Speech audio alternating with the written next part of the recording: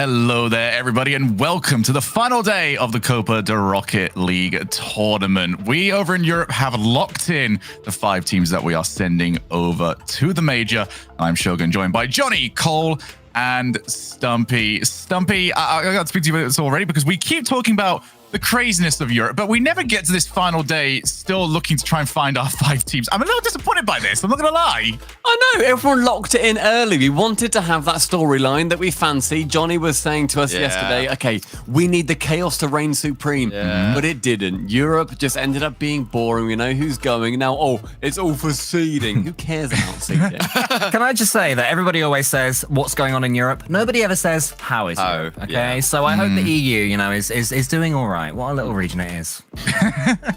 Well, we'll get to see how everyone did yesterday because we're going to take a look through some of yesterday's best action. It was all up to the teams to step up to the plate. There were some teams that we were expecting to play well, and they did. There were other teams, though, that had big question marks against them. They managed to come through. But one of the teams that has stepped up this season has been Queso. They took on K-Corp yesterday, and it was tough, but they managed to get through it, Johnny.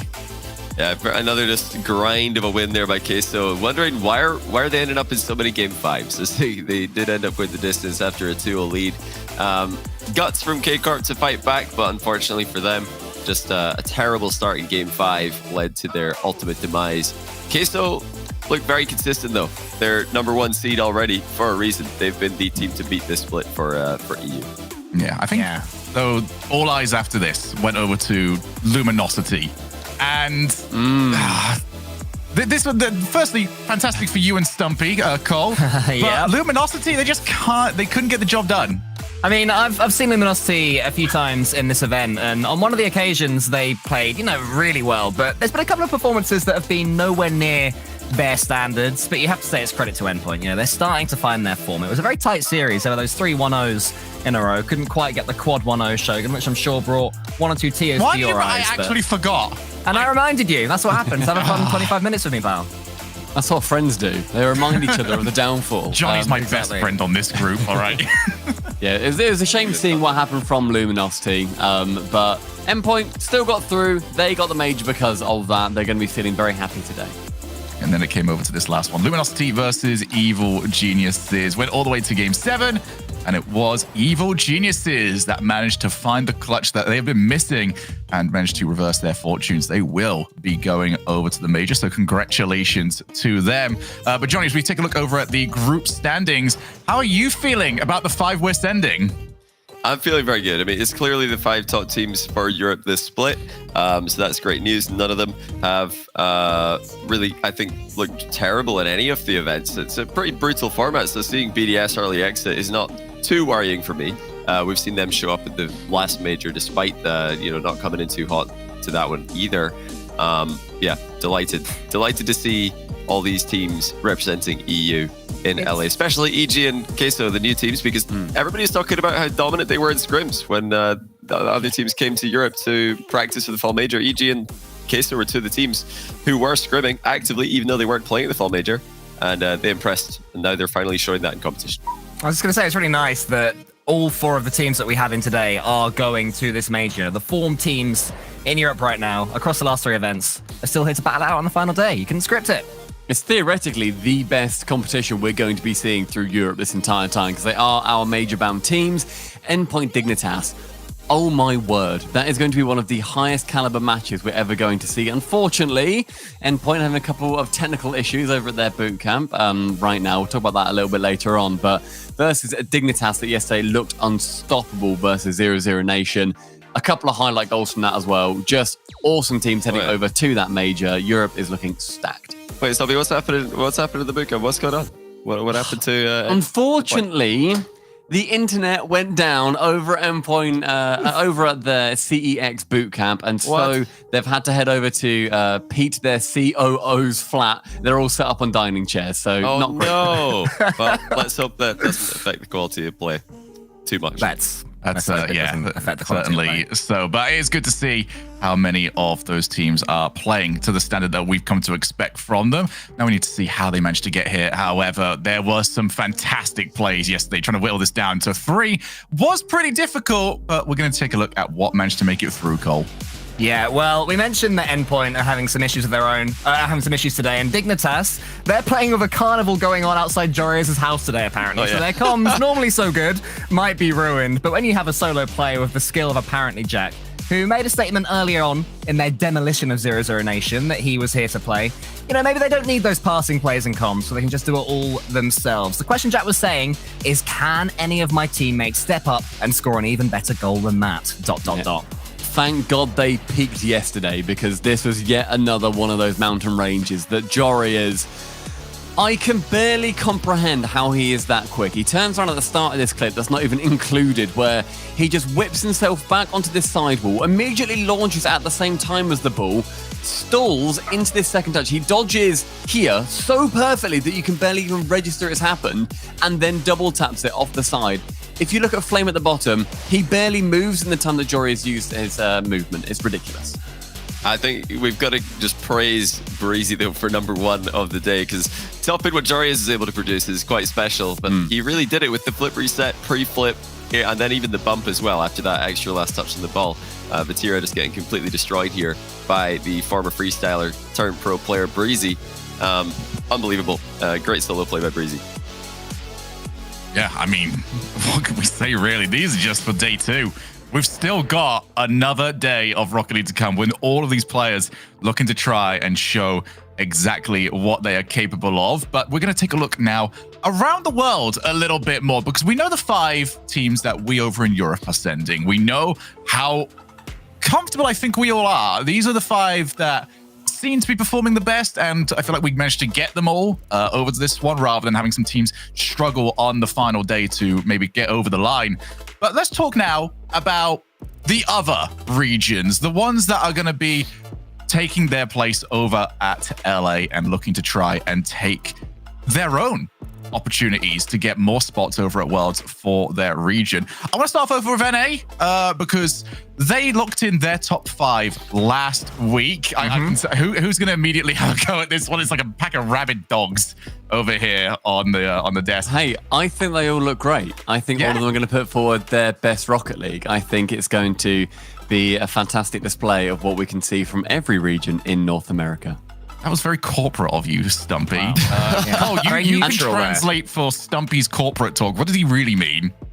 They're all rubbish. EU good, NA bad. There you go. That's what Stumpy was saying. Whoa. I disagree. No, I actually have really enjoyed watching North America this split. You got the top 3. You got NRG, G2, and FaZe. We all expected them. And then that sort of battle last split that we had between Space Station Gaming and Complexity. Well, Complexity weren't quite on the conversation this time, but it was version 1, who seemed to have come, pretty much out of nowhere. And they are such an entertaining team to watch. I mean, Stumpy, if I could just sell this region to you for a second. We come from the Endpoint background. If you remember the Virtuoso days of Endpoint, where you're looking at them thinking, why have they done that? Why have they got that demo or that bump? That is version 1 today. And I know it's a bit of a lazy comparison because they like to go for demos, but my goodness, they are entertaining. And if they can, shock a couple of teams on the day at the major, then maybe version 1 will be turning some heads. I mean, one thing that I really do like seeing as well, though, is that at the start of this, at the start of these events, we all pretty much said, okay, we're going to get the same top 4 teams go to every single major from North America, and we're not going to see much change.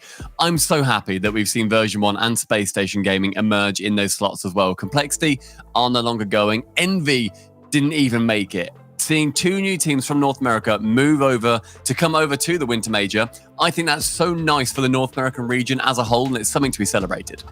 Well, let's talk about some of the other regions as well. Start off with OCE, shall we? OCE, they've been a little bit over the place as of late. I feel like they definitely peaked years and years ago, and we've been struggling to really see them a challenge in recent years where they set the standard so high. The Chiefs set the standard so high. Why are we so mean right now? What happened? It's not harsh because this is a region that had a top 3 team at one point in the world, and it hasn't been there. Well, it's top 4, but almost top almost, 3. Yeah. Almost. Yeah, they did good. They only, I mean, I think I don't want to take anything away from OCE, but I don't think that at the event where they did place top 4, they were a top 4 team. The double elimination format, of course, sometimes eliminates teams earlier on the other side of the bracket, where Chiefs just had a bit of a lighter side. That being said, they did beat NRG at that event, so you got to give praise to them. But I'm impressed with the depth of OCE now compared to back then. Back then it was just Chiefs, and now, you know, with RLCS Season X, there were 3 teams who were fighting at the top. Well, mainly Ground Zero, but then 2 others right beneath them. One of them disappeared. It was pretty much just Renegades and Ground Zero. Now there's a whole bunch of other teams in OCE who are actually fighting for those spots. One of them's taken a spot, of course, from Ground Zero. So really, really cool to see. No Ground Zero at all. Yeah, we've got Banana Head on LAN, Scrub on LAN, not the well, we've got I hate that we've got another Scrub coming over. I love it. It's brilliant. Scrub versus Scrub, a whole thing that everyone's going to be talking about. But one thing that I really like, again, talking about the North American point of new teams coming over, I didn't expect any teams other than Renegades and Ground Zero Gaming to be coming from OCE, especially not this early on. I thought maybe spring we'll see it change up a little bit. For it to be the second major we're seeing and there's already a new team coming over, I love it. We're seeing depth develop in these regions now that we can have this international competition. A new org as well. Well, not a new org, but a new org in OCE, the Kansas City Pioneers. They're like, yeah, Kansas. I think that's in Australia. It's flat and sandy like Australia. That's good enough. Yeah, why not? Right, looking over to South America as well. We've only got 1 team of the 2 that have qualified for the major yet, so be sure to check that out. That'll be running literally the moment we are finished over here. They might even get started. I think they get started whilst we're going over here. So you have the open monitors. Make sure you're checking out South America as well. Team Secret have already booked their spot, which means either Era Eternity or Furia will not be going, which is... yeah, a bit of a surprise. Team Secret taking it over. Both of them. APAC still yet to send their team. They've locked in their top 4 over there. They'll play a tournament to decide who is going to get that spot to go to the major. And for Mina, Johnny, guess which team? You get one guess, everyone out there. Guess which team's going. Yeah, they've not only qualified for the major, but they've also qualified for the wildcard tournament at Worlds, which they can still one up on. They might still make main event if they do well enough for the rest of the year, including the major in LA. But yeah, Sandrock Gaming going to LA. They're already top 2 guaranteed for the entire season in the Middle East, which of course does guarantee Worlds wildcard. And I'm pretty sure as well. But... No, let me entertain you then, because I'm pretty sure it's been confirmed that Khaled will be there as well, Johnny. I'm sure you know more than I do on Twitter, right? I was well. I was. The only verification I have of this is I was streaming the other day, and TRK, Khaled and Ahmed's teammate, of course, was in my chat, and he said the Khaled's going. So I've got that to go on. But I mean, I don't give it any official announcement. We'll see. Maybe he's just leading us on. We're all going to be disappointed again, but we're waiting for that announcement. News fest. What do you want, Stumpy? Do you want confusion? Do you want consistency? I want new teams for every single region to be going. Sandrock Gaming, stop being so good. My word. Right. No, let me tell you why it's actually really interesting that Sandrock Gaming are dominating MENA. It's because they finished top 8 in the fall major. That means that at the moment, they're in one of the auto-qualified spots for Worlds. They need, of course, to match that in the LA major and the last major of the year. But if they could do that, there's going to be 3 Middle East teams. 1, of course, Sandrock would be auto-qualified. And then 2 in the wildcard. Right now, Sandrock are one of those wildcard teams. They're trying to improve on that. They're trying not only to improve their own standing to auto-qualify for Worlds, the final stage, but they're also trying to bring 2 other teams from the region with them. So that's why I think it's pretty interesting that they're the only team who keep on dominating. Benefits the region for now. Right, well, let's take a look at the overall European points right now, because these are the teams that are heading over to this tournament. But we also need to start considering, now we've gone to over the halfway point of the season, who's going to go over to Worlds, Johnny? Top 7 seems to be where we're standing at the moment, but how are you feeling about the chances and how teams are going to get over to Worlds? So yeah, just like I said about Sandrock already locking in that wild card, Europe will have 3 teams in that wildcard tournament. Now, which 3 depends on how many teams from Europe auto-qualify to the main event. Right now, that would be 4, because 4 teams placed top 8 in the Swedish major. So if you're a Vitality fan, well, good news is they're still clinging on to that top 7. Semper didn't make it to the major this time around, but they're still way ahead thanks to their deep finish in the fall major. And as long as they can get a good enough spring split, they're going to get to that wildcard tournament, even though they maybe won't be able to make that last major of the year. It's a bigger, at the moment at least, group of teams going from Europe and also America. America right now would be sending 6 teams, which is of course more than the 5 that goes to majors. So it's not just about getting that top 5, 6th, 7th, even 8th. There's a chance that 8th place could go to Worlds Wildcard as well if Europe really dominates in LA. Right, so those are the teams that are still looking to capitalize on this split. But for some teams, the split is already over. They're looking towards the off-season. Guys, from these teams, there's a lot of them, so we're going to have to really narrow this down. Which team, if anyone wants to just speak up on this, I will. you think has got the most important off-season coming up? The most important off-season coming up for me is Misfits, a team that have had everything in their own hand going into the final event twice now in a row, and on both times have massively disappointed. You guys know this is a team that, I think in our very first EU pre-show at the start of this season, I was saying, keep an eye on these guys. Cash is absolutely brilliant with his team next to him. They're going to be insane. And it's now become a thing that they do so well throughout the split. And then when it really matters, when crunch time occurs, they drop the ball massively. So, yeah, I wouldn't be too upset if they mix. It makes me sad to say, because when they play well, Stumpy, they're so good. More than anyone else. Oh, poor Jorby. I'm laughing at Jorby. You're mean today. All right, to be fair, we're all kind of mean after what I said about OCE. You said that OCE could hardly hit the ball or something. I turned off. No. I said mine was also mine was tough love. All right, I want them to get back to the top 4. Okay, they're nowhere near where they should be. And the Misfits, you can very much say the same thing. This is a team that has had great performances, and the moment you just sort of look over the shoulder and just go, hey, there's a bit of pressure on, they go, oh, I don't want to be here anymore. Yeah. Oh, no. They should not lose to Cooks' minions twice on a day where they have to get as far as possible to bank points. It's like... True. It's not a good time for them, and another team that it doesn't look good for was, unfortunately, a top 4 team at the major, Semper. They just failed all 3 times. They got out of groups. They did literally the bare minimum, and then by not getting first in any of them either, to not even get into the top 6, and then lost in the first regional, the second, and then finally the third. They just could not get going after that Friday, and Saturday was their downfall. It's really disappointing. We all, were thinking, there's that whole thing of, Car says never pick Semper to do well in any event. And we're like, you know what? Fair enough. Maybe we'll pick you. Maybe start doing well. We cursed them. And then we started to, and then, we cursed them. It just didn't work out. And Semper, they need to regain everybody's trust yet again, because they looked really, really poor compared to what they have been. A team that beat Dignitas on that I thought was going to win that major, and they beat them. They look so poor so far, and they need to regain in spring because I want to see them do well at Worlds. All right, I have a question, by the way, for the entire desk. I feel like if we were to talk to Vitality, it's out of obligation. Do we want to talk about Vitality, or do we want to go with that meme from like Toy Story? It's like, I don't want to play with you anymore. We talk about Vitality again when they are there, and they haven't been. Nobody really... hands up, actually. Did any of you guys expect Vitality to make the Winter Major? Right, then let's move on. I think everyone was shocked they made it to the last one, to be honest. Yeah, let's move on. I don't think I did. Easy, All no right. problem. All right, well, let's move on to the next segment, shall we? Because there's an impersonator somewhere around us. Somebody has got terrible opinions, and we don't like that around here, okay? We have nothing but brilliant opinions. Stumpy's opinions about Carmine, Gilda going to the next major. All right, I've already moved it. It's the next major. They're going to go to Worlds, actually, if you ask me. Oh my God. And then you've got Johnny and Gregan always arguing about EU and NA. Cole's managed to keep himself somewhat clean, but who knows whether or not that's going to maintain over here, because we are going to put up 3 different opinions from one of our desk talent. It could be any of the 4 of us. So you at home as well can try and predict who it is. It's going to be in order of least controversial to maybe most controversial by the 3rd. So, production, can we get the first opinion of this heinous impersonator?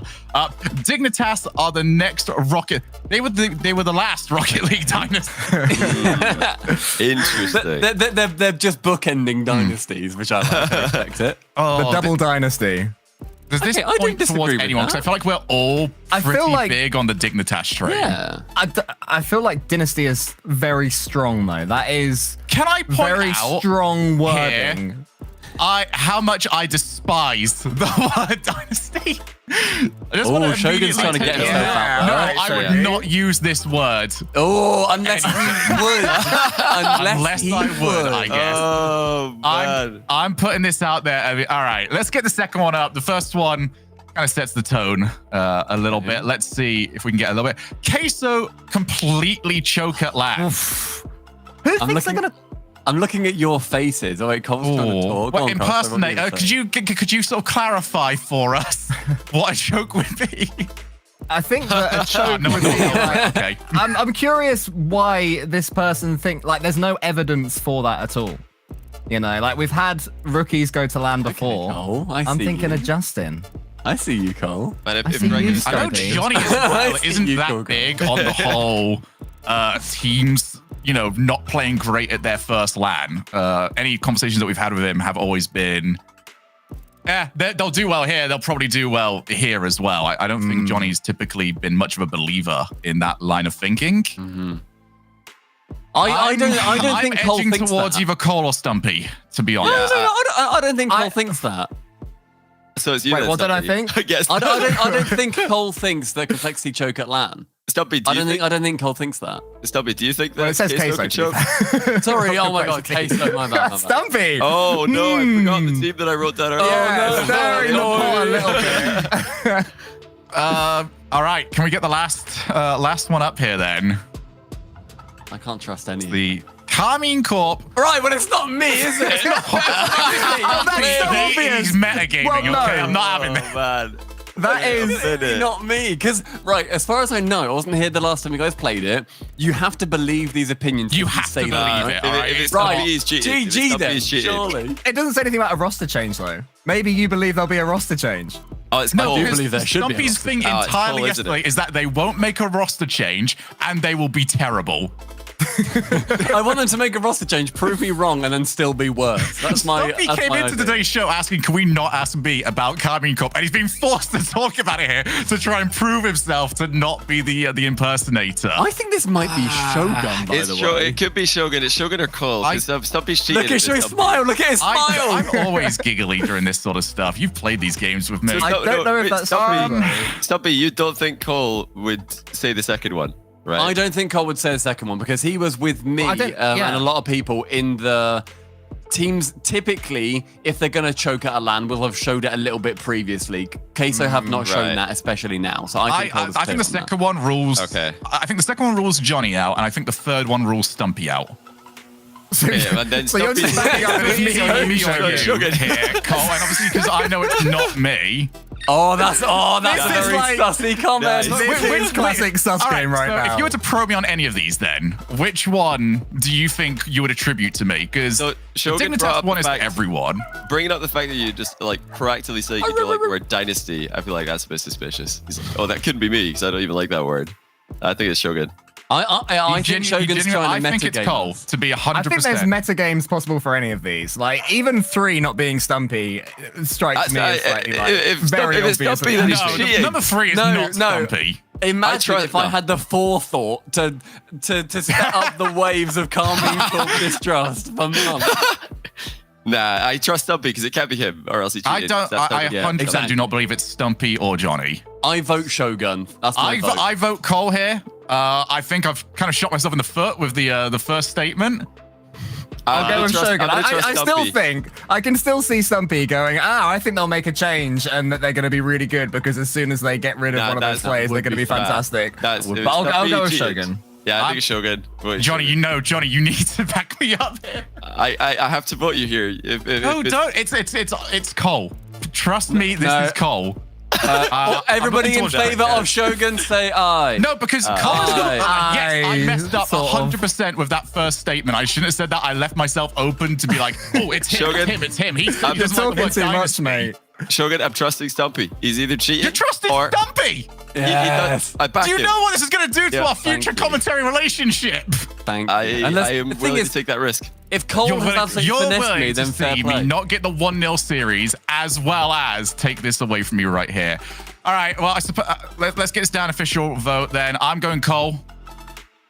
Shogun. Shogun. Shogun. Can the impersonator reveal themselves, please? Go on, Shogun. Hey, you can't, because it was me. Oh, Stumpy, Hey. come on, man. How do you think No! this could be Wait, Cole? Cole, do you think the queso choke at LAN. Yes, I do. I think that they very well might. I mean, they're like 15, 16 years old in foreign lands. They've got the American crowd screaming at them. Nah, you know, don't believe No that. offense, You but do are not you believe that. stupid? Why am You I don't stupid to believe say that. that? Ridiculous. Nah. Why is that? Why is that possibly ridiculous? You know, they've Opinions. They've come in to this regional, right? To this split, and they win the first one, and suddenly, they win the first one, and suddenly everyone's like, wow, these guys, they're really scary. It's difficult going up against Queso. As soon as they're up against, foreign teams, they won't respect them. They won't fear them. That's how you beat Everybody these teams. said that about You know what? I don't BDS. respect any of you at this point, okay? Everybody has said that about many teams, many times. I Endpoint, cannot they believe didn't you play all well. fell for the whole, he lost said a face. one thing, let's push it over. I'm livid. I mainly trusted Stumpy. Stumpy was like, definitely not Cole because at number 2. I'm like, all right. I was He knows convinced. Cole. I thought he had a brain. My bad. Okay, well, Right, we're when they losers, fail, but you guys in our will see. First match of the day, we need to find ourselves a winner. Here is the schedule that we have got. Starting off with Endpoint against Dignitas. Endpoint seem to have settled down over at their new training ground for this. And the lower bracket, we've got Team Queso against EG with 2 matches still be decided, and whoever goes through to that grand final in the upper bracket must be beat twice. So potential there for 5 best of 7s. Lots of Rocket League coming your way. But to start us off, it's Endpoint taking on their big rivals. 2 of the teams that have been the most consistent over in Europe as they take on Dignitas. This is a match that mostly is being played for long-term seeding, but also a lot of momentum, Cole, as we go into the major. Yeah, I mean, we saw how Endpoint massively choked under the pressure of the last major, just like Queso will as well. So, if they can beat Dignitas here, it'll give them just a little bit of confidence going into it that maybe they will perform with their French superstar, who is their carry. Maybe they will perform this time at the major. Oh, my goodness. We need to not do that segment anymore. It ruins us for the whole rest No, of the I want to do that on a desk at LAN because that Yeah? will get Yeah, so true. physical. Just staring at each other's We're going to faces. have you like, standing the entire time, just staring down at Dazarin. I think that'd be brilliant. All right, let's get opinions from you at home. We know our opinions are bad, but who do you think is going to go through? Hashtag end. If you believe Endpoint are going to move through to that grand final, or hashtag dig. You think the newly crowned Dignitas dynasty, according to Cole, is going to continue to pick up pace. We're going to get our predictions over here at the desk, starting off with Stumpy. Who are you going for? Oh my word. I truly don't know. Both of these teams, they managed to 4-0 their previous opponents. They looked incredible, but 2 of the top plays that we saw were from Dignitas, and they were from a team that I considered to be the eventual best team in Europe, a team that I thought previously are going to do so much more, and this is really another step on that journey. Dignitas, do they win? Yeah, I think Dignitas win, but I'm just going to put it down to the fact that right now they're playing at Pete, their COO's house. So, Dignitas are a future dynasty, but every dynasty starts with a loss. Dignitas right here, they will be defeated twice in a row, and they will learn from it, then win the next 2 I love how the majors dynasty and is worlds. just getting started. Also, Endpoint, because they're at home where there's no pressure, Seiko's going to carry, so it's going to be Endpoint. No, they're not at their home. They're at Pete's home. the spiritual home of Endpoint. Awesome. Not Johnny! Cole. I'm going to go with Stumpy again, although he misled me earlier. I think Dignitas have got this. They beat Endpoint in Regional 1 to knock them out in 4th place. I think they're going to beat them today to send them into that lower final. I don't believe I can ever follow you two with anything for the time being. So I'm going to go with Cole over on this. Endpoint, I've got it. I'm going to put a separate prediction in, which is if they take a timeout and, just stand up and stretch off, they're probably going to knock the power out at one point. So it might even require a bit of an extended break for whenever that ends up happening. But we shall see. Let's find out what you at home think as well. 24! That's Only too for much. Endpoint. That's very harsh. That's very harsh. Great odds on Endpoint right now. Like, I'm predicting Dig to win, but I would Yeah. look at those odds for the channel points. I'd definitely be going for that, but let's get ourselves into our first match of the day. Endpoint taking on Dignitas, best of 7, with both these teams in red hot form. Bringing you all of the action is Stacks and Dazarin.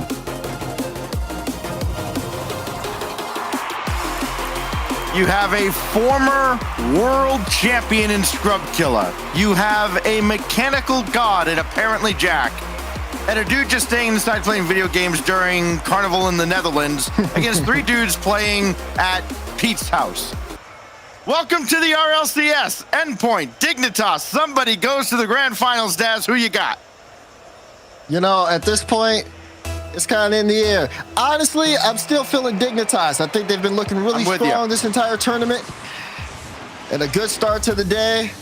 This one is the one for them. I mean, this team is just so incredible to watch, but they got to get through an Endpoint team that's been firing on all cylinders. Even playing online, still some adversity for teams to overcome to reach the grand finals of the Copa del Rocket League, as Relating Wave will throw one central for Metanoris. Scrub Killer trying to avoid him. And now Metza got that boost steal, dishes off to Seiko, and what a save by Scrub Killer. Right place, right time, and apparently Jack will send this at least out towards midfield. Metza bringing one right back in. Scrub Killer's got to climb up the back wall. They don't have a lot of boost to work with as a team, but Dignitas does clear the zone. Scrub to Jorius, little wide, and Relating Wave will start the counter back the other way. Well, I like that stop from Jack. Sees 2 members of Endpoint moving upfield. Says, okay, I'll wait a bit, then I'll jump up, making a good challenge in midfield. Dignitas have been on top of the ball pretty well, and it has been this, really controlled back and forth pace. Where Dignitas, though, they have kind of let that possession overall in the start here as they're looking for their first goal. Endpoint's defense being stretched as you see Metanoris gets a save and then immediately bumped out the way. Seiko trying to read this. That's a tough ball to read, and he made it look easy, as he so often does. The human highlight reel really showed up yesterday. Get his team to a guaranteed top 3 spot. They secured their spot in the major. Relating Wave, banked one off the ceiling for Seiko. Double on the way, right down the middle. Oh, beautiful work here from Seiko. He's a dangerous man, and you see why. Getting up so quick to beat out 2 defenders. See you later as he scores a beautiful double for Endpoint. Right through the heart of the Dignitas goal. And if you wondered, hey, were they going to be kind of out of their element playing in a different venue? No. Endpoint has not missed a beat. They've been all over Dignitas. Here's Metanoris trying to force one through, and he'll score. Same spot in the net. Oh, man. This is really starting to control the pace here, Stacks. Look at this catch from Metza. Jorius goes up for the early challenge, and Metza knows, beautiful reaction. He knows that Jorius has to get that turn on the car, so he just plays it right past him. Great shot placement. 2 very quick goals out of Endpoint. Dignitas, their heads collectively have to be spinning right now. Seiko's going to have a free ball, but Jorius got there just in the nick of time to cut him out. Now it's Metanoris around Scrub Killer. Through apparently Jack, and Jorius is still right there. Here he goes. Trying to get Dignitas going. That's going to be a little high. Follow-up is deflected away by Seiko. Dig have been controlling that midfield really well. You see Jack looking for that late play, but it's those aggressive challenges from Relating Wave, those counterattacks, been working out really well for Endpoint. They've been able to get on top of the ball, and when they move upfield, you see how scary it is for the Dignitas defense. They're jumping and stretching. This time, they're able to make the stop. They still got a lot of time left on the clock as they try to look for one, but Jack can't get the follow-up touch. Aided greatly yesterday by a series in which they outscored 0-0 Nation 17-6.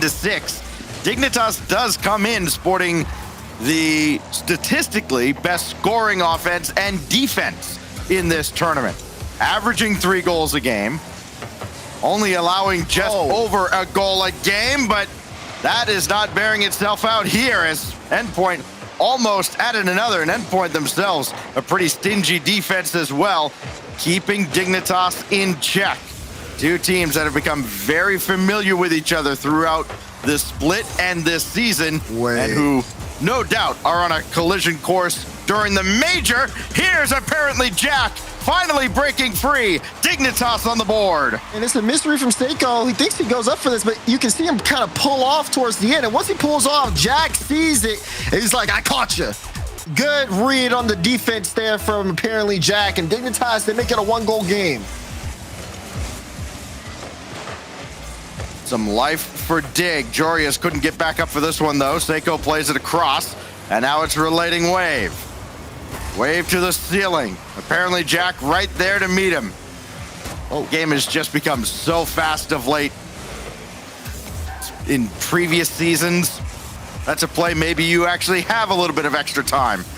Not now, not with the way these guys play. Relating wave up ahead towards Seiko, who What is going actually on is in that locked firewall? up with apparently Jack high up below. I've never seen a Rule 1 up there. Yeah, they'll be there for a little bit. they're not letting that one go. Meanwhile, we got an interesting 2v2 Wave and Metza. As Wave looking for a chance there. Oh, almost scores it. Metza with the follow-up, and he'll actually get it. And Endpoint will regain their 2-goal lead off this play. Sure, whatever. There was a goal. Apparently Jack and Seiko ended up down on the ground when all was said and done. After all of that. Respect. 3-1 to Endpoint. So they win the 2v2 portion of our show. I would just wonder, will any of them actually engage in a 1v1? Probably not. I think that would be a losing proposition for Endpoint. Here's Relating Wave. Oh, sent away by apparently Jack. That hits Jorius, and Metanoris rather will send this across. There's apparently Jack. Metanoris tried to clear this, and it went right to the oncoming Scrub Killer. Perfect read, better pass. Yeah, you see Wave just kind of struggling there to, really set up on defense, and perfect pass out from Scrub. Just a 1-2 play. That's going to be Jack's second, Dig's second as well. Trying to look for a last second play. 15 seconds, Jorius on the ball. And he almost got a demo on Metza. Scrub trying to get it out to Jack, and Jack's going to have to make some work happen here. Yeah, Metza had to do a little extra work to get out of that predicament he was in inside the net. And now Dignitas has to go the length of the field with no time on the clock and no momentum whatsoever. Seiko just waits and waits and spikes the ball down to the ground. And Endpoint wins kind of a back and forth affair, but their strong start propels them to a Game 1 dub. Yeah, I like Endpoint's approach. Even though Dignitas, I'd say they had a decent amount of possession early on, and the way they were controlling the ball moving upfield, it looked like they could set up, some really strong offense. That being said, they weren't able to hold on to the ball on a lot of their offensive strides.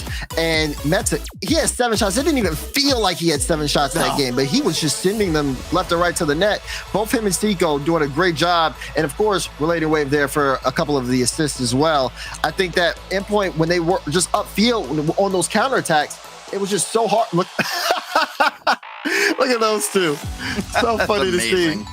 But it was definitely tough for Endpoint to kind of, well, for Dignitas, I should say, to handle Endpoint on those counterattack plays, and they just kind of got caught out there a little bit.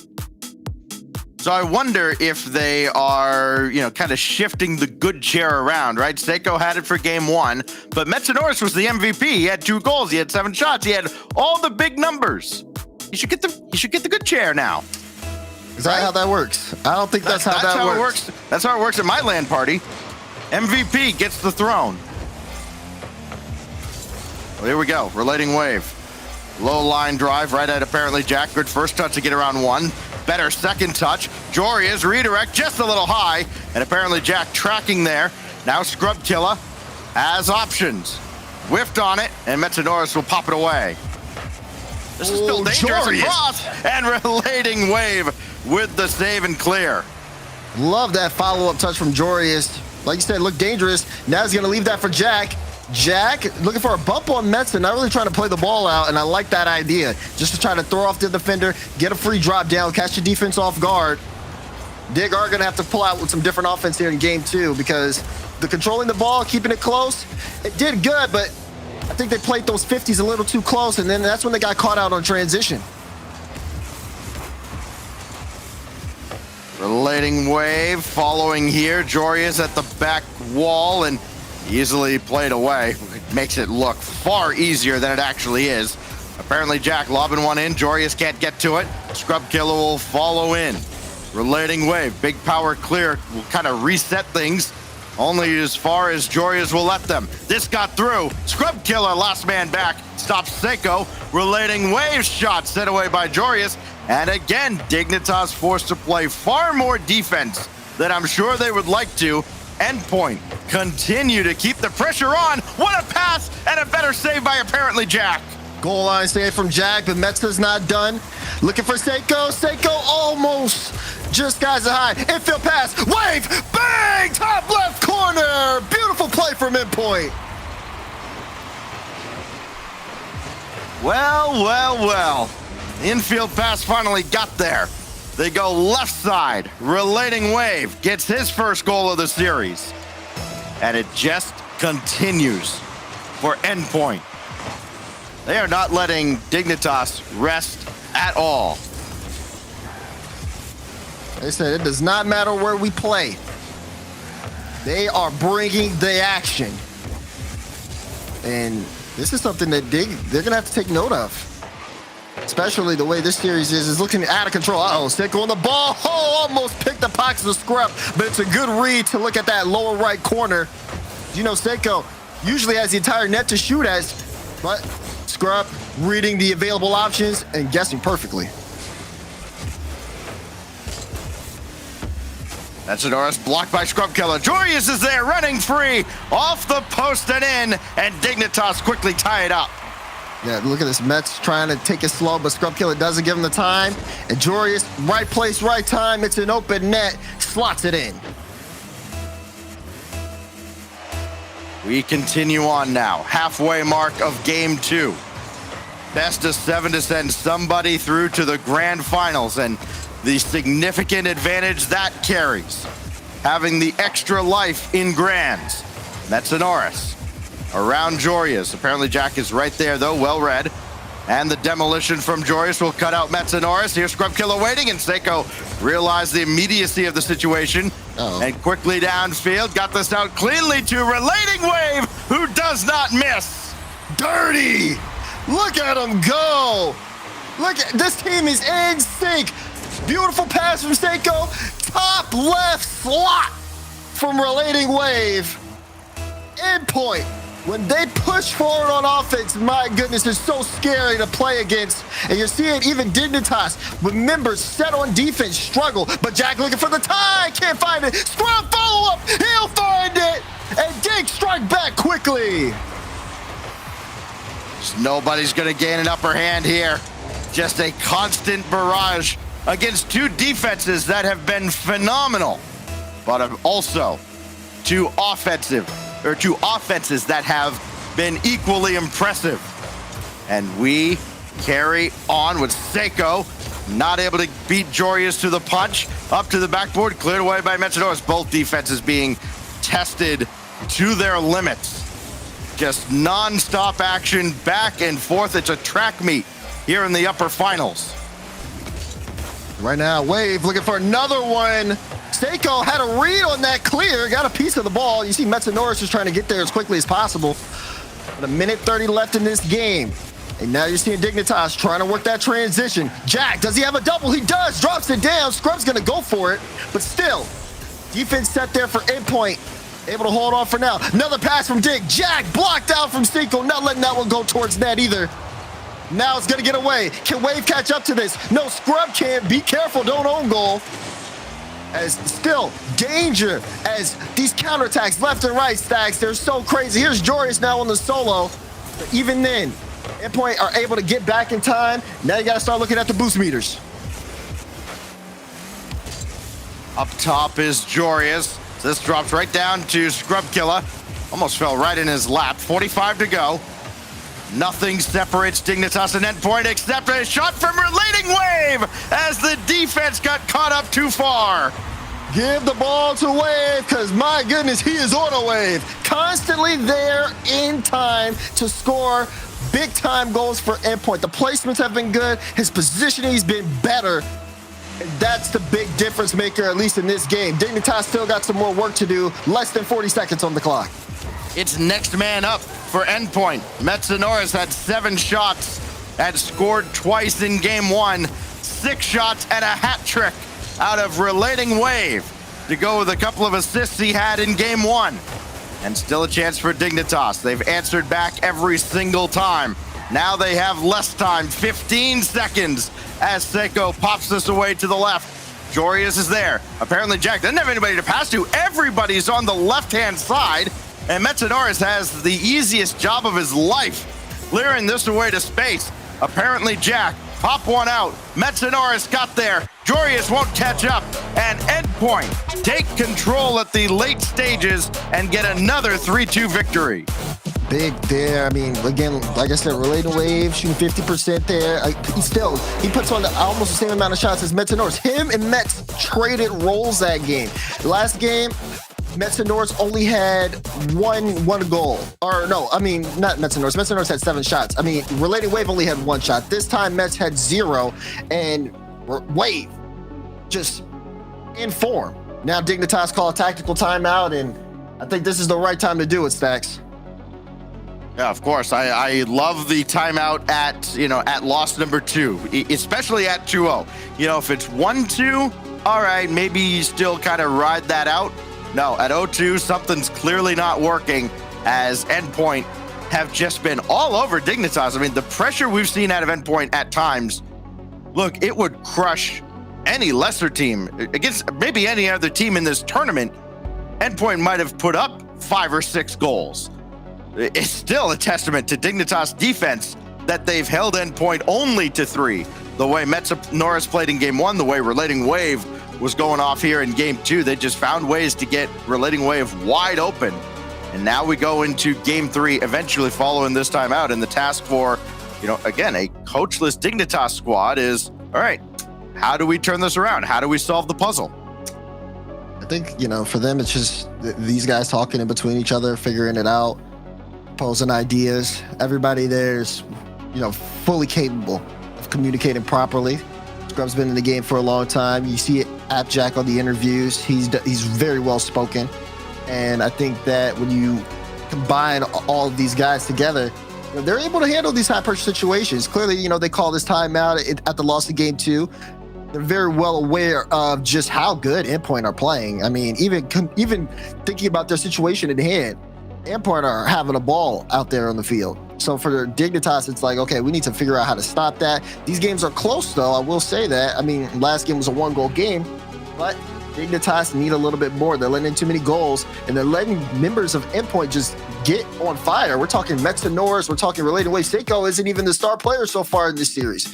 And that's saying something here, because Dignitas, they got to stop this whole Endpoint roster, and they're struggling to do that. Well, we'll see if Seiko has his time in the sun now. As Metanoris, MVP game 1, Relating Wave got it game 2. Here we go. Seiko's turn, and that is a terrifying prospect for Dignitas coming out of the timeout. Actually, the real reason they called the timeout, Daz? They were just hoping Endpoint would get up and stretch, and as I believe Shogun had alluded to in the pre-show, maybe accidentally unplug something in their new environment. Didn't happen. They're back and ready to go. And Endpoint will still be able to hold on to their timeout as well, in case Dignitas turn things around. As Metanoris, you see that air dribble looking for the top left corner of the net, trying to open things up on a hot note. Dignitas defense still struggling to get this ball out. Seiko right out where apparently Jack is waiting. Scrub Killer's going to get the boost steal from underneath Metanoris. Could not hit Seiko, though. So Seiko can clear this away, but he didn't get the second touch. It's good enough to get around Jorius, though. Scrub Killer's right there to cut out any further effort from Endpoint. Here goes Metanoris against apparently Jack. Almost a neutral 50-50. Jack did a good job staying with it. Metsa has options. Seiko right there trying to screen Scrub Killer away. Little bank off the ceiling is set away by apparently Jack. Metsa could have got there first, but Jack held his ground. That's a big demo too on Jorius that will significantly hinder Dignitas on this trip. It's really Metsa going for it in the first place. He had already went for an initial challenge. He immediately jumps at the ball, and you see the result of it. A 3v1 downfield where last back for Endpoint does make a great stop, but just putting them in that situation. Endpoint with a lot of trust in each other. Now they're looking for a goal. Wave will get there, but it'll bounce off the post, both posts, and no goal. Dignitas move upfield.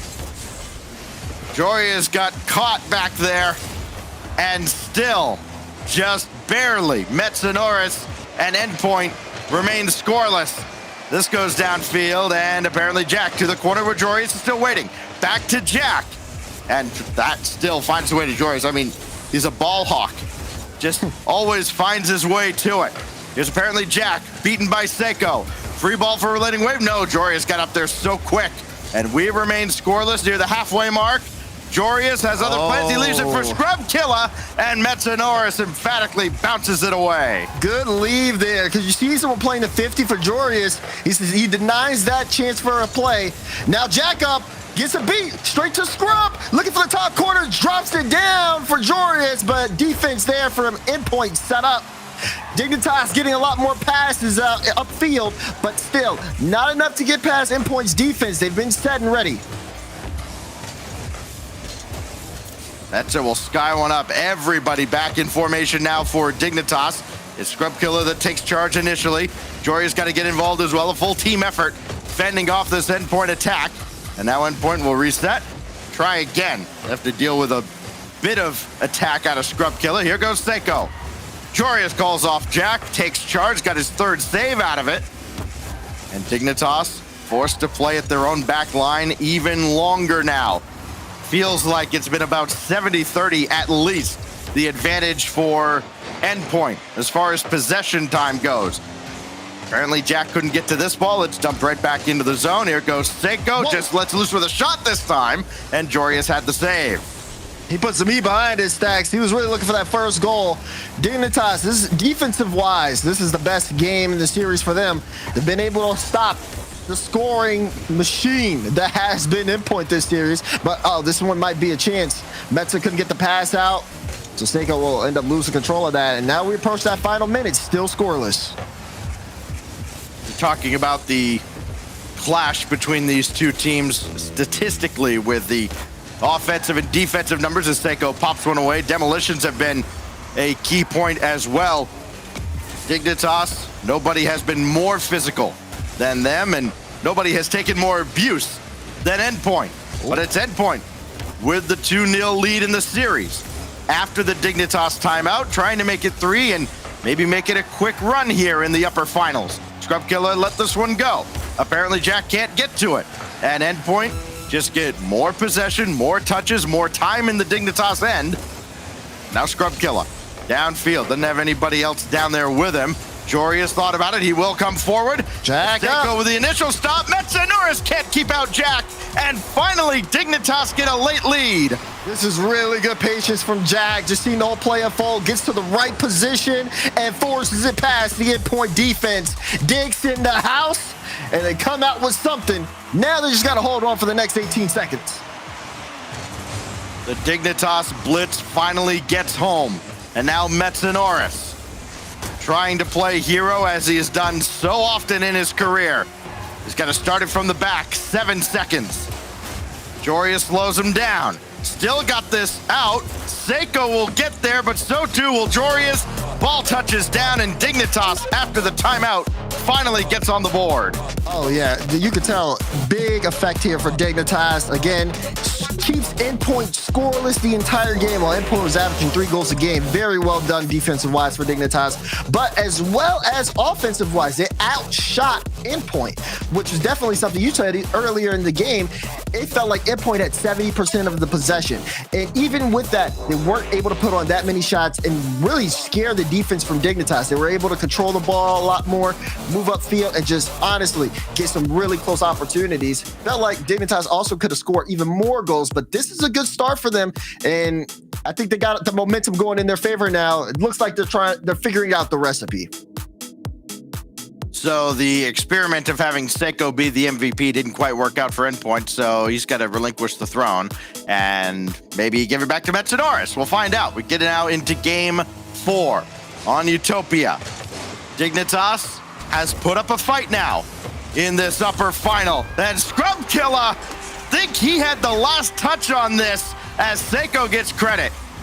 Let's see it. No, it looks like Seiko got another touch right there. Oh yeah, he got underneath him. Got a little piece of it. Scrub needed to get that challenge, but really quickly, first 4 seconds, endpoint strike. Not a good sign at all, but we've seen Dignitas answer just about every single time endpoint have scored since game 2. Relating wave, quickly downfield. And then quickly right back once it came. This will drop down for Scrub Killer. He's got Jorius in behind him. Pinch didn't quite get where he wanted. Now Jorius over to apparently Jack. Scrub Killer trying to get a piece of Metanoris, who makes 2 incredible saves. Oh my goodness. This is thrown back in front, and Seiko just hit it where they ain't. Gets out of danger.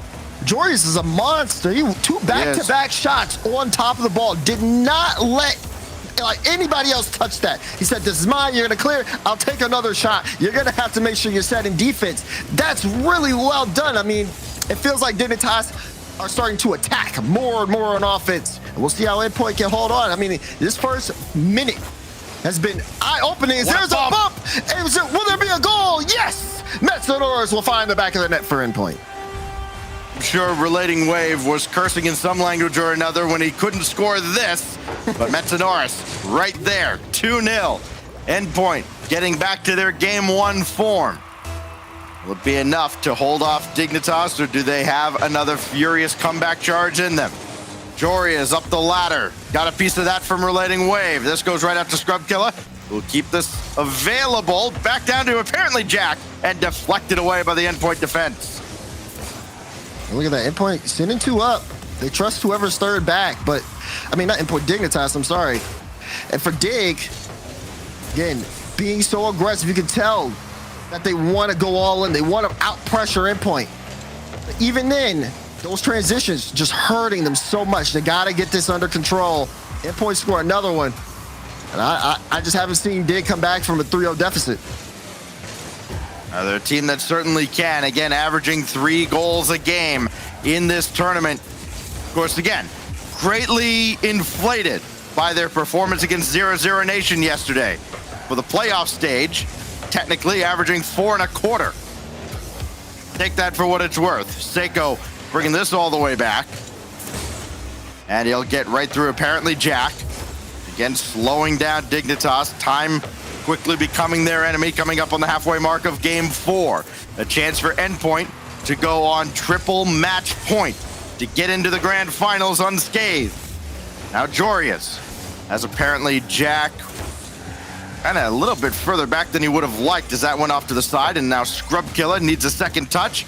He's got it quickly downfield to avoid Seiko, but Relating Wave is right there. Endpoint always in the right position, it seems, in this game.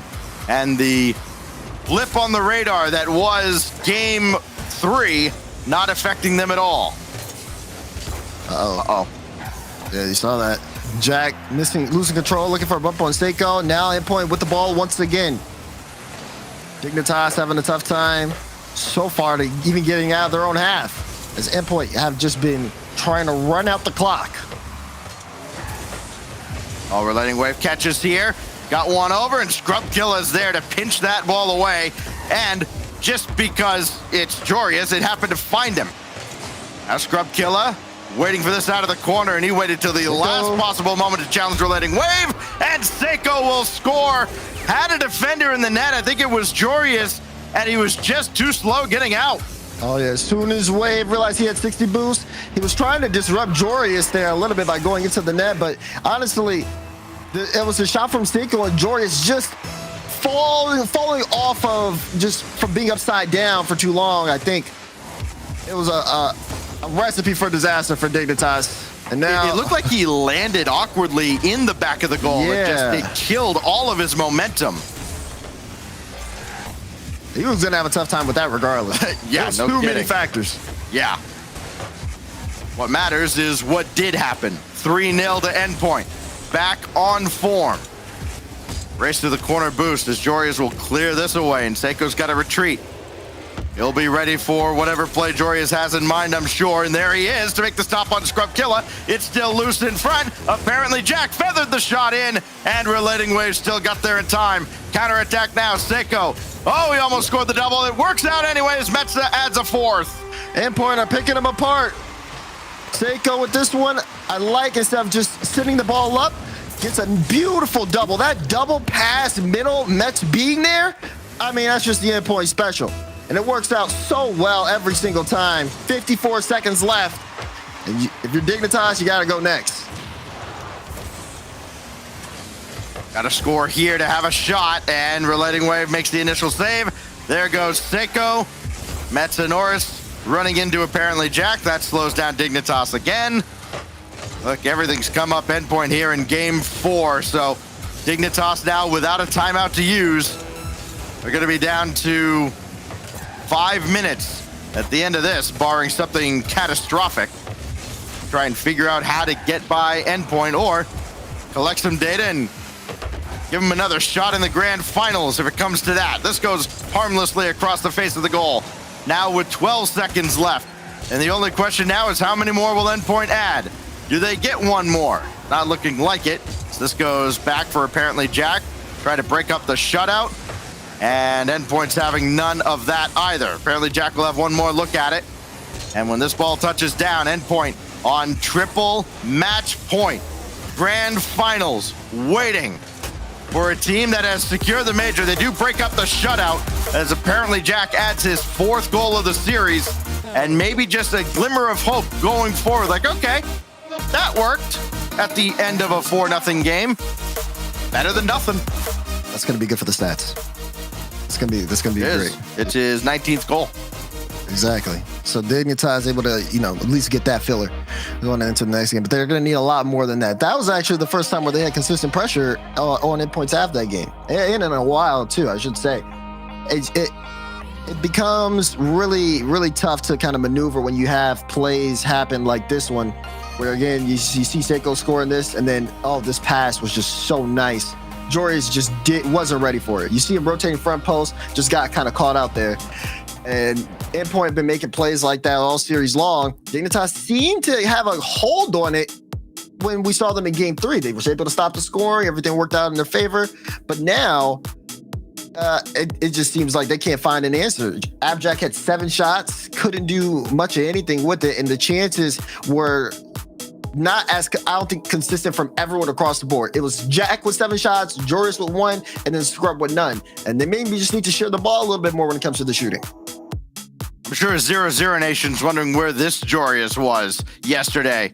Only 1 goal with a couple of assists, where Joris went off for 12 in the series against 0-0 Nation. It's just a little bit different right now, as Seiko will play one out. Scrub Killer's right there. Do or die now in the upper bracket for Dignitas on Wasteland. Joris slows this down, but kind of made things a little difficult for Scrub Killer. Dropped one down for Metsanoris. And now Joris will play this around. He's got options to the right, but Seiko, make sure he never got the pass off. Apparently Jack's shot sent away by the combination of Seiko and Metza. And Relating Waves saw apparently Jack coming on, and he had to stop that ball right where it was, perfectly done. And he doesn't play into Dignitas' plans. Apparently Jack forced back. We'll see if Endpoint can get on the board early, as they have so often in this series. What do you do when a team you're playing against is in a brand new environment and just playing the best that they've been playing? It feels like sometimes you just can't have an answer. No, you don't have an answer no matter what you do. Maybe the demos aren't an answer. Scrub looking for a shot. Jory's follow-up, but you saw the bounce just a little too high. Dignitas want this goal. Jack trying to get past Wave. Scrub up early. Does he have the read? He does. Dignitas able to get the first goal. Dignitas giving Endpoint a dose of their own medicine, shot after shot. We saw it as well in the previous game. Dignitas had plenty of opportunities.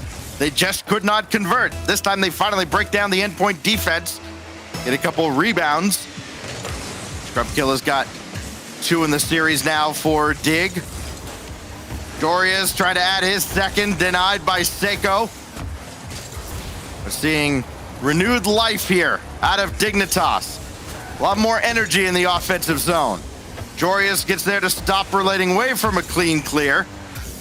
And apparently Jack dumps one right back in, but Seiko, cool, calm, and collected, just makes everything look so easy. Whoa, what a read from Jack. That ball, it was like a laser as fast as it was moving. Able to stop that before it got too out of control. But speaking of control, look at that pass! There's no way! Metsana Seiko, he pre-jumped that! Starting to feel like you could put a dime anywhere on the field and Metsanoris could hit it with a pass. It's incredible. Got Seiko right on the nose. He had to go up and get it, sure.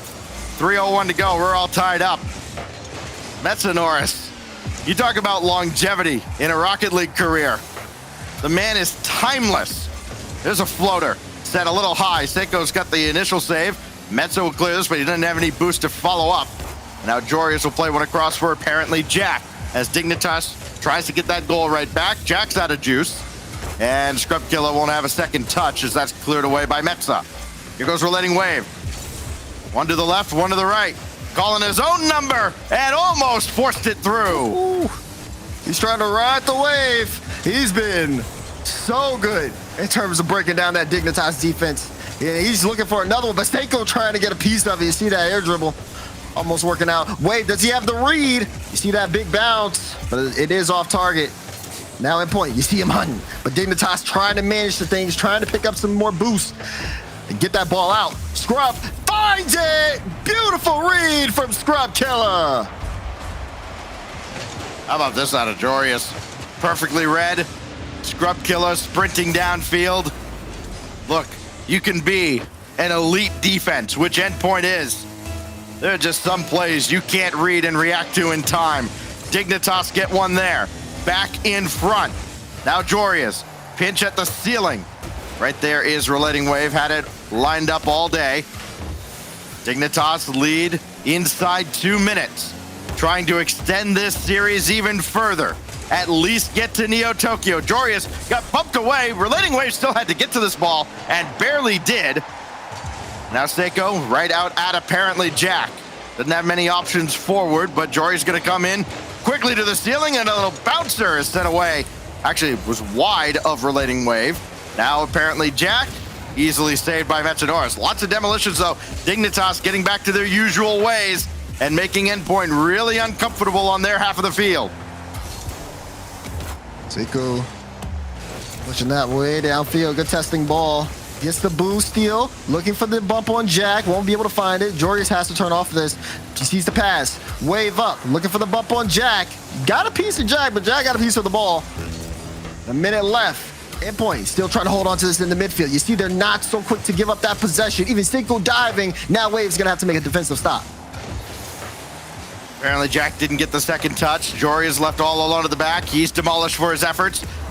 By Seiko, Relating Wave ties the game with a banger under the bar. Look at the wave! Goes up, off the ceiling, gets the second touch. You should have jumped up way earlier. Beautiful placement right under the crossbar. Wave tying up the game. Calm down, Lucas. 4 goals, 4 assists. And another game-tying goal for Endpoint, but not for long. Apparently, Jack answers right back. Dig or not done. Like that from Jorius, gets the mid boost. Beautiful setup for Jack, and it's a wide open net. I tell you what, a lot of players who had the kind of day that Jorius had yesterday would not be willing to make the passes that he has made. He has been phenomenal. As the table setter here, he's got 4 assists. While Jack leads the way with the 5 goals. Big demo on Jack, but Jorius is right there. That support role working just fine. 18 seconds now. Dignitas again with a late lead. Trying to prolong this to a 6th game. Apparently Jack across to the center. Jorius is there. It looked like he just baited Seiko in. Problem is that's a powerful clear, and Seiko was there for it. And this will just go to the ground. Relating Wave couldn't get to it on the side wall. Dignitas stays alive. Another 1-goal game, this time going their way. And we march on to Tokyo. This is really good out from Dignitas. I mean, Scrub able to find it shooting-wise, like we said. Didn't have shots in the last game. Shot 2 for 2 in this one. And then, of course, you know, facilitating on defense. You said it yourself, Jorius, very selfless so far in this game and in this series. Again, getting those 2 assists, just going for that extra pass has worked out. And it's not as if, you know, Endpoint had a bad game. The passing was great from them, and the shooting was spectacular as well. You saw the solo play from Relating Wave. You saw Mets and Seiko connect, but they couldn't get those opportunities as often, and that's just showing you Dignitas is leveling up in the speed. All right. This highly entertaining series brought to you by our sponsors, Bob's Ramen. Here we go. Game 6, Neo Tokyo. Champions Field waiting, perhaps. We will see. The first 90 seconds of these games, Daz, have been oh so important. Yeah. Endpoint, when they get out to a big early lead, they expand on it oh so quickly. Dignitas have a tough time keeping up with that. But when Dignitas weathers that storm and they get the first strikes, even Endpoint struggles playing from behind. They've at least made it interesting at times. But Dignitas have found a way to prolong their life in the upper bracket. Still match point though for Endpoint. Scrub Killer, that was well played, but not on target. That's deflected up high, and Seiko's got the easy pass right out to Metsanoris. No boost in the tank. That's a good win out of Dig. That's a big bump as well. Seiko with the save on Jorius. Follow up from Scrub Killer. Just a little high, and a break for Endpoint. Oh, man, that was a really good chance for Scrub. You might want that chance back again. Good stops on Seiko. You look at Endpoint now, you had said it earlier, on triple match point. And when does that frustration start to set in? They're coming out the gates a little bit slow. You talk about that first 90 seconds. We haven't seen really too much Endpoint offense. They got an early shot on, but that's been it. We've seen plenty of Dig, though. That shot deflected away. They're second. Now Jorius, just another launch downfield. Dump and chase, but somebody else is doing the chasing. It was apparently Jack this time. He's got to rush back, though. Seiko's shot just barely beats Scrub Killer, and Seiko adds his 5th goal of the series. Oh, it's just, again, all about placement, that light touch straight down into that right side, and Scrub can stretch for it, but no chance he's getting that save. There's that first goal for Endpoint. Let's see if that's enough for him. No longer France's best-kept secret. Everybody knows Seiko's name by now. He's trying to haunt Dignitas. Scrub Killer couldn't go up and chase this one down, so now Relating Wave. He'll sky one up. Jorius is all over this, though. And there's just kind of a congregation of Dignitas right in the center of the field. Now Jorius lobbed one across, and Relating Wave is right there. But he did not get the boost. Scrub Killer did take that away. Apparently Jack, great pass out to Jorius, but he had Metsanoris chasing him, and that disrupted his flow. This is still good management of the ball here for Dignitas. They've been able to manage boost while moving upfield. Looking for a chance there. Scrub, no! Meant to read it. Now it's a race. Jorius gets there. Will need a follow-up touch. I don't think Jack has the boost. There's a 50 straight down. The play does end up going out, but man, that was so close. Endpoint. They could have had a big lead with that transition. That was a harrowing challenge that the Dignitas defense rose to the occasion of, but only barely. Endpoint trying to pour it on now. Seiko, double, drop it down, and cleared away by Jorius. Good read for Jorius. Now he's struggling to maintain possession. It's still a 1-goal game, but you can see Endpoint, once they got that movement upfield, Dignitas can't really get too much control of the ball. Jorius just barely getting that block out, buying some time for Abjack. Oh, Scrub Killer. Not quite what he was looking for, but it was good enough to beat one.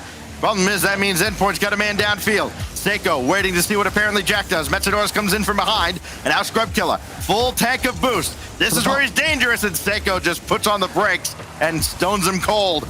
Now it's apparently Jack, stuffed by Relating Wave. Quickly downfield, Scrub Killer just with the reflex save, and that cuts out Endpoint's 2nd goal. Imagine if they get a 2-goal lead at this point, it might be curtains for Dignitas in the series. Yeah, I mean, you've been saying it just in time, all the time. Whenever Endpoint upfield, Dignitas are just in time. It takes that one moment, and almost you see Jorius with a shot chance, but this one's going to go the other way. Is someone back? I don't think so. Jack can't make the save, and Relating Wave might have closed it out there. Yeah, you can see apparently Jack on his horse trying to get back and just could not get there. A team that had made its living being just in time, doing just enough to keep Endpoint within arm's reach. Just slipped up one time, and when you're playing with those margins for error, the slightest slip up could be fatal. This is a good drop down, but Scrub Killer could not get forward enough. Dignitas trying to get creative now in the final minute of their existence in the upper bracket. This is popped high and wide, and at least keeps Dignitas alive here with 40 seconds left. Though Jorius kind of got caught awkwardly on the near post. Scrubkill has got to get this one cleared, but he also has to somewhat stay close. Got to get the read on Seiko. He does. Apparently, Jack, high out of the corner and cleared away by Relating Wave. Everything Dignitas tries, Endpoint has an answer for as we dip down inside 20 seconds. Apparently, Jack went for the flip reset and Metsanoris gave him no time to work with. One more big clear from Metza, with Relating Wave actually hitting Jorius into that challenge, and maybe a break for Dig. Seiko clears away, though, and that's got to do it. With 5 seconds left, needed to score there, they will not. And Endpoint, it doesn't matter where they are, they're still better than Dig today as they go to the grand finals. Great stuff for Midpoint. Like, the team is in sync. They look better than ever, even with the uncomfortable situation that they're in. Pathways connecting. Dignitas not able to get upfield or really put on consistent opportunities. Every time it seemed like there was, okay, this is the play for Dig. No. Someone always had the right challenge. Abjack couldn't get comfortable. They wouldn't let him do flip resets. It just felt like they had them read in this particular series here, Stacks. And I mean, it's going to be really interesting to see how Endpoint finish out the day. But to say, I feel like Dignitas, they're just getting warmed up. Wasn't necessarily the best series for them overall, but it wasn't a poor one. I mean, they ended up forcing that game 6, and they had some really impressive strides. I just think Endpoint's defense just had their number.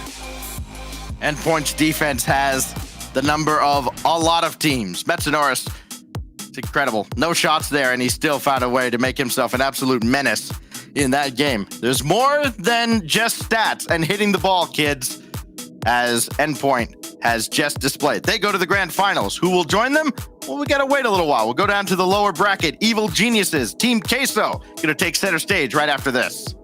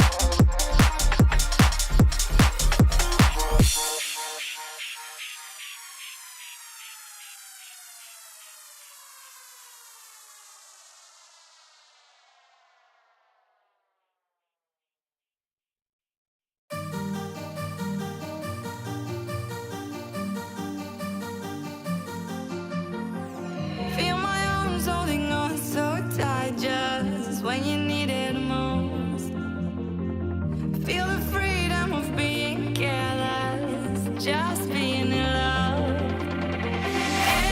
Everything will be alright. Through the darkness, through the night, no fear anymore.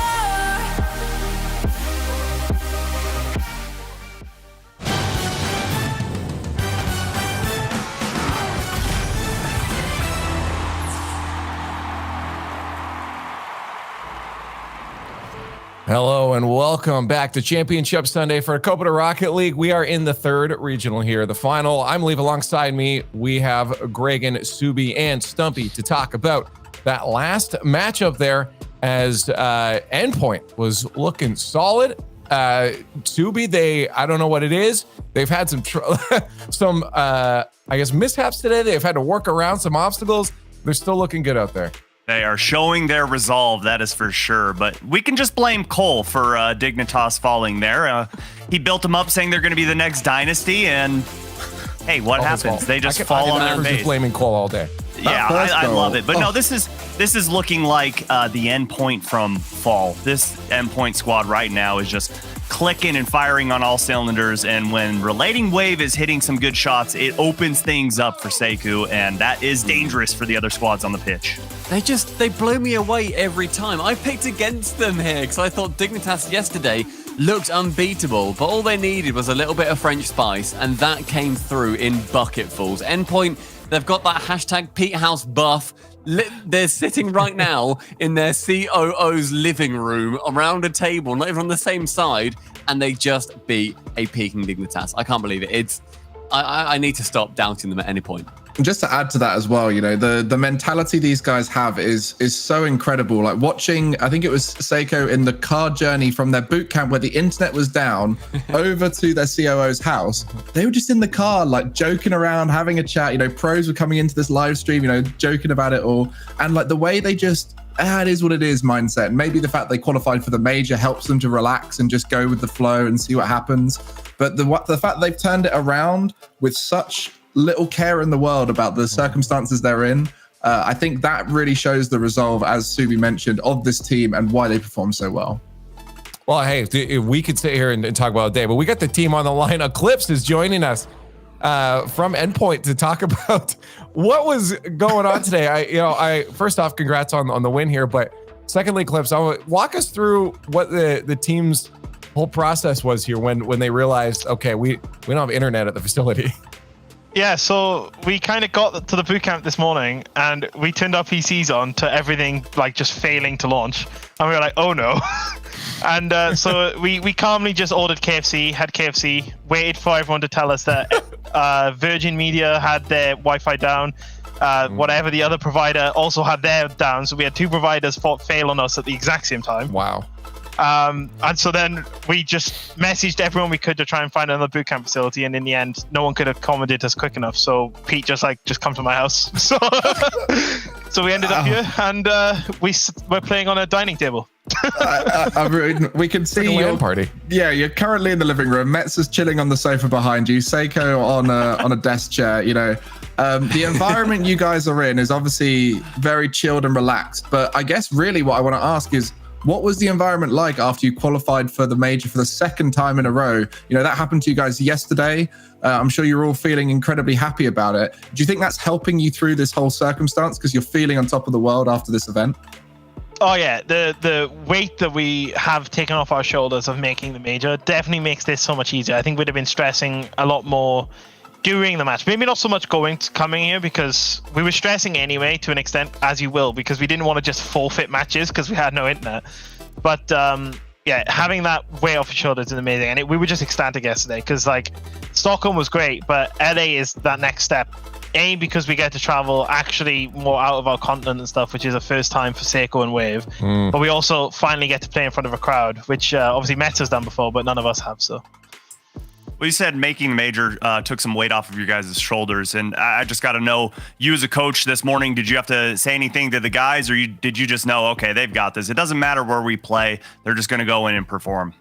I mean, I feel like I don't have to say much in general, to be honest. It's only when we've had like a particularly bad loss, like the Williams Resolve match on Friday, etc., that I really have to give that motivation to them. It's normally we're quite good at just doing that anyway.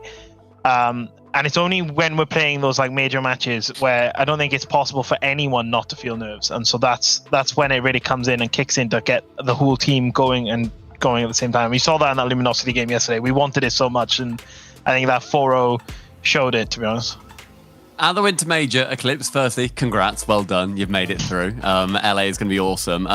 It's the first time we're going to be having a crowd back to watch live Rocket League, and for you and the guys, it's going to be the first time in at least a very long time that you will be under the influence of having that crowd cheering at you and shouting and chanting your names. Have you guys done anything special in preparation to prepare for that new pressure? Yeah, we turned the internet off at our boot camp. No. So yeah, we haven't done anything in particular to deal with the crowds, but like we're all fairly massive fans of sports and stuff. So we already know the feeling of being in a crowd and hearing that. So it's just gonna be getting used to it on the first day, going in and just being prepared to accept that we're not a part of the crowd making the noise this time. We're the ones getting the noise made for.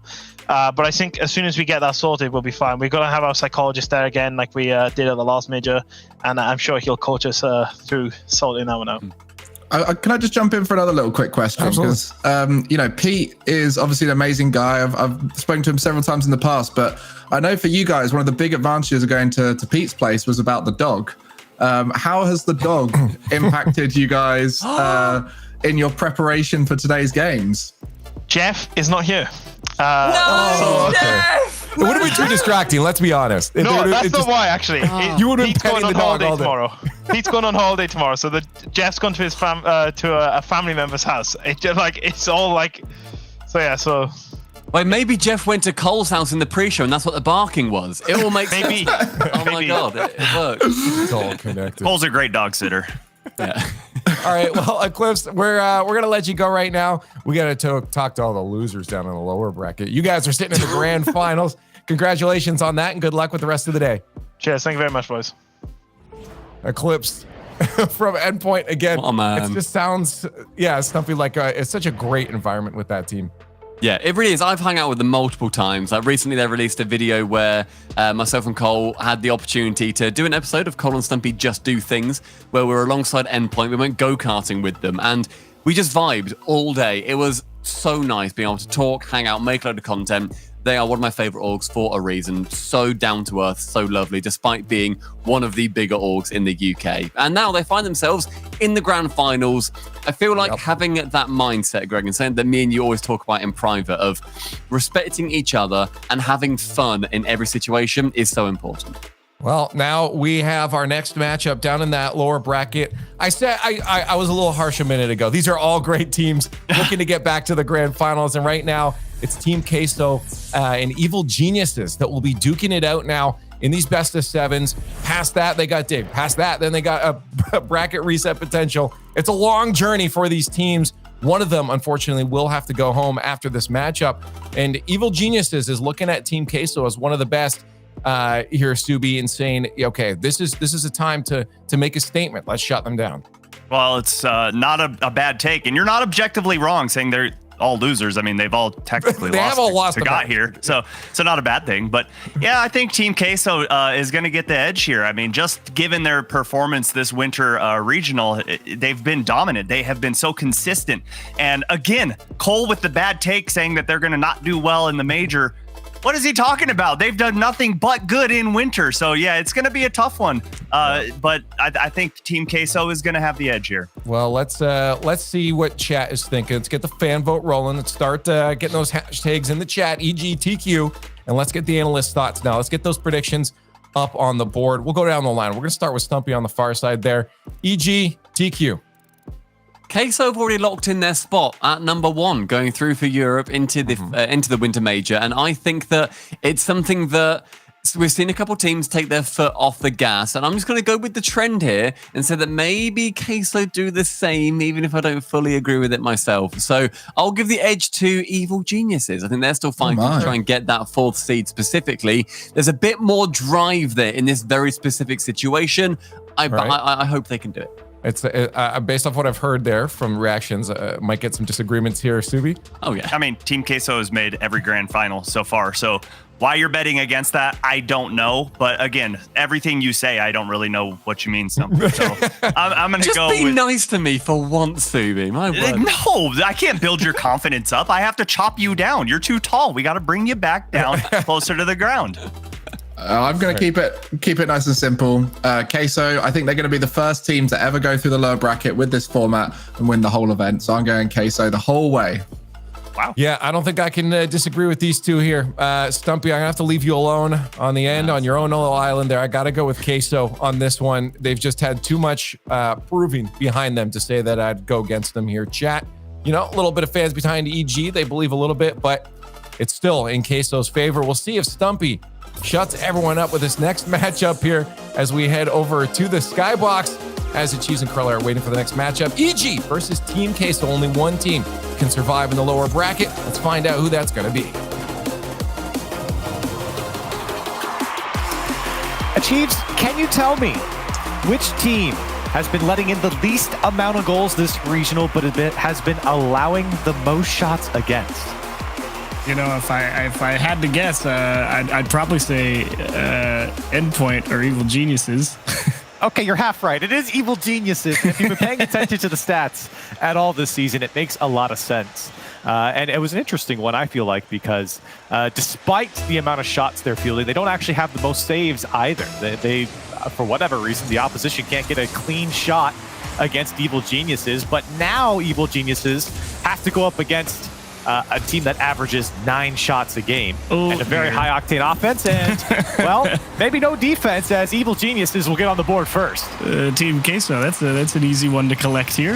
Just a weird miss there from Joyo. Tough, but not the way you want to start out, but it's a long series, so you can kind of brush that one off.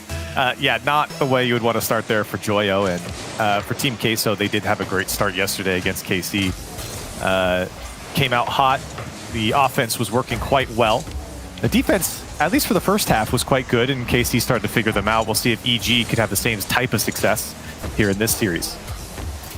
Ooh, I'm surprised that one found its way in. I mean, the defender here, it's Ivan as he's on the back line, and I think he kind of just gave up on that one, thinking it was going to go off the crossbar and bounce back into the middle, so he was focused on recovery and ends up taking a skip into the net. So I guess Queso going to get it right back, and I don't know what to think of this for 30 seconds. It's been kind of bonkers. A little shocking to see Rise be able to climb in there like that, but still, both teams now able to find an interesting one on the board, and at least are back to equal across where the board. we should have been, to be honest.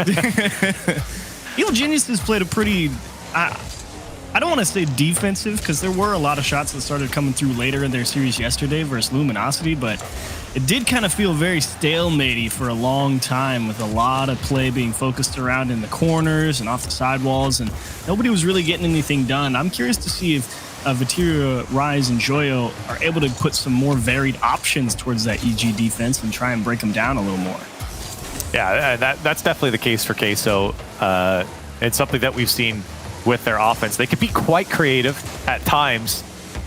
I've really liked the work from Vatira. He's really been a star, I think, this entire season so far in RLCS 21-22, and has really helped this Queso, as I think it is a team effort, but Vatira in many games has stood out. Certainly. Definitely the mechanical wizard that can really break anybody down at any point, as even now he's really sizing up Ivan, who's also earned his fair share of fans, I would say, for a different approach, but definitely one that both players you'd be forgiven for kind of going, who are these guys? And then they come out here and really show everyone what they're made of. Yeah. And that certainly is the case for both sides, I think, especially for Evil Geniuses, who had a fantastic offseason, and I think they got a lot more believers, especially with this run, once again, putting together a high-quality lower bracket run. Wow. I mean, Rizix yesterday, he's such a brilliant support player for everything that his team was setting up, and it seems he's brought that back today. He's reading the game incredibly well, understanding when he needs to step in and help a teammate that's about to go for a challenge. He could be a problem for Team Queso to get through. Rise. wanting more there, but shut down by the defense of EG. Now they put one on target. Joyo has to jump after it, and he does make the save. Here's Rise. Good little breezy into that one towards the net, and not that dangerous, but they get a couple defenders to go. Rizex trying to play this one out for EG Team Queso, trying to keep that offense going. But here they come on the counterattack. Evil Geniuses. Rizex, that one will be just wide of the net and cleared away by Vatira with no boost. Right back into the hands of Catalysm, and finally Rise able to clear it out. Great half flip as well from Rizex to go support Ivan in case he got bumped off that ball. A really dead gridlock after that first 30 seconds where both teams kind of allowing things they shouldn't allow. Nobody's really been able to get a strong hold, I would say. I mean, it's not like there's been, ooh, that's a nice pass into the middle, you know what I mean? And really having to stretch to make some defensive plays. No one really going for risks or particularly demo heavy to open up gaps in the defense. It's really been the classic feeler game one as everyone misses. And I guess Rizex is going to just collect for free. Hey, if you're going to get it, if you're going to give him space like that, he'll certainly take it. Vatira just not enough boost to chase after it there. Or no, he did actually. He had plenty. He had plenty of boost. Go for it. You probably have a better idea than I do. I think he was assuming that there was going to be a challenge earlier, and that's why he came after it quicker, and that was not the case. Yeah, because I was thinking maybe he was thinking, oh, Rizex is too far away. He's just going to give me the ball. And I thought maybe he wanted to go on a dribble. Either way, though, both options proved to be incorrect. Oh, now Vatira. Oh my, everyone's left the ball. Two have to go here as Rizex does come out with the clear. Queso, I think shocked that that one was still in play for as long as it was. And could not crash the net. And now they found themselves down by a goal. And all three goals have been a little strange for both sides. But with 50 seconds left, Queso trying to make the difference here. Oh, great defense there from Catalysm. Understanding he's trying to go for that touch off the ceiling. Joyo trying to, again, push it up for a teammate, but some boost steals as well for Queso. Big bump from Ivan to stop the pressure from building. And it's one of those worst bumps where you just fly and float in the air, and you're in this position where you have to use the boost to get back to the wall. Vatira didn't want to, so he just floated back to the ground. He could not get back into the play. Still Queso putting on the pressure, or at least holding some possession here. Rise having to go back to his corner. It'll be one more attempt here for Queso if they can even get possession of it. Vatira has got Rise to his right, but can't get through Ivan. Catalysm, a good touch to keep this one away, make it difficult for Queso. Rise also denied by Rizex, and now it's just desperation for Queso. Vatira's got no boost, and Evil Geniuses will come out on top in game one. I want to know where Rizex ended up on the score. Is that third place? No, that's second, right? So, yeah. I was just curious because I really felt Rizex absolutely dialed in that game. Right place, right time, whenever they really needed him. And really an excellent game overall from Rizex, but three very strange goals. I really don't know if I want to give too much credit one way or the other for either team after game one, but what you can say is that Rizex definitely kept out some more dangerous opportunities, and Evil Geniuses on defense able to stand up a little taller. So awkward game one, but you'll take it any way you get it. Watching the replay, geez, I think you're right. I think Vatira, I think he thought he had some space there, and so he was just trying to get to the ball, and then was shocked that the defender challenged there. But I'm gonna go. For Queso and Evil Geniuses, I felt like you were making a good point about what the offense is really looking like between both teams, and I felt like in that game in particular, just a lot of solo plays where everyone's just like, all right, we're gonna watch it go. We're not gonna overcommit on this one. It was a very safe solo play where no one's overcommitting or chasing after anything. It's just like, okay, go for it. If it works out, it works out. We're gonna be back here. We'll take care of anything if you lose the ball. Big shift, though, at the start of game two. Evil Geniuses, 3 players on the blue half, definitely trying to get physical. That's dished out into the middle, and Rizex overdoes it and tries to get Joyo out of the way. Definitely a great early push from Evil Geniuses. Big change of pace for him as well. And Ivan able to work a challenge through. Rise, awkward position. Vatira as well, really struggling to get a handle on some of these touches as Rise again able to dodge a demo, and Evil Geniuses really unwilling to relent any space if they can help it. And there's a lot of quality shots coming out from Evil Geniuses there that stretched out the defense. And to Queso's credit, they did a good job of making the saves. Even with Evil Genius players in their faces, still Rise was able to make 2 very crucial saves. And now Evil Genius is trying to ramp up another attack here, trying to work through the Queso corner. Not going to happen. As And Queso watching Rizex deal with this one. And Queso still coming out with the ball. That's a demo. Net's open for the moment. Ivan's got to get back. That one floating in front of the net. And of course, Joyo's going to crash the net for Team Queso. You felt good as soon as you see Ivan overcommit there in the corner and realize he's the one who's got to come up with a play there, courtesy of Rise. No opportunity for you. Catalysm thinking his team was going to have the ball. He had to rotate all the way back from the midfield line. Just didn't have the time to get there. Great recognition from Team Queso to jump on it. Yeah, the demo and then the bump from Rise on Ivan as he tried to make up for the lost player. Removing those players from the situation, whether it's a demo or a bump, so strong for your defense, or for your offense, excuse me, and devastation for a defense. Yeah, it can be both, I suppose. As Ivan here, he's trying to put on a bit of offense. That one's going to go high. It's Catalysm. Well, he gave it right back to Vatira. We'll say thank you very much. He'll move down the field. Rise now. He's got two in the corner here. Not a lot of boost to work with. Joyo still keeping this dangerous. Vatira's up. And he's got not a lot of boost to work with, unfortunately. He kind of had to control that. He was kind of thinking maybe I can go for a pass, but both of his teammates were both rotating back. No one was really ready to come through and go for a second chance. Is definitely the better play to kind of just hang on to that one. If you end up scoring it, cool, but that was not the name of the game right there. It was buy time. His first touch a little too far away for the amount of boost he had to really make any solo play happen either. As now Queso having to play this one for the back wall. Another demo now. Joyo on Rizex. Rise, no boost. Still making it work. We saw him do this yesterday against KC. Even with no boost, he'll act like he has some, and he'll win a couple challenges. Ooh, okay. With the bump. Okay. Good play. I like it. There's a lot of misdirection from Team Queso's offense. I mean, a lot of little fake challenges when the ball's stuck on the ground. People coming in from behind a guy that's dribbling the ball, send the man forward and get the bumps going. I mean, it's a lot to handle if you're on defense. Certainly. Queso, I think that has been another demo now for Joyo. That's really been their bread and butter here in this season. It's that misdirection, and you're seeing right now a lot of physical game coming out from them. The demos, the bumps have really opened up the space. Joyo wants it all himself. Catalysm will deny Rizex to follow up, but still coming out to Vatira. He's got Rise to his right. Vatira going to call his own number, and he gets under one, but still the defense very packed in their box from Evil Geniuses. Still having to field this. Catalysm lets that one skate by. Rise. Flip reset, gets over one. Vatira with the shot. It goes off Ivan. Did he own goal? No, Catalysm saves it. Ivan somehow gets the read and makes the save.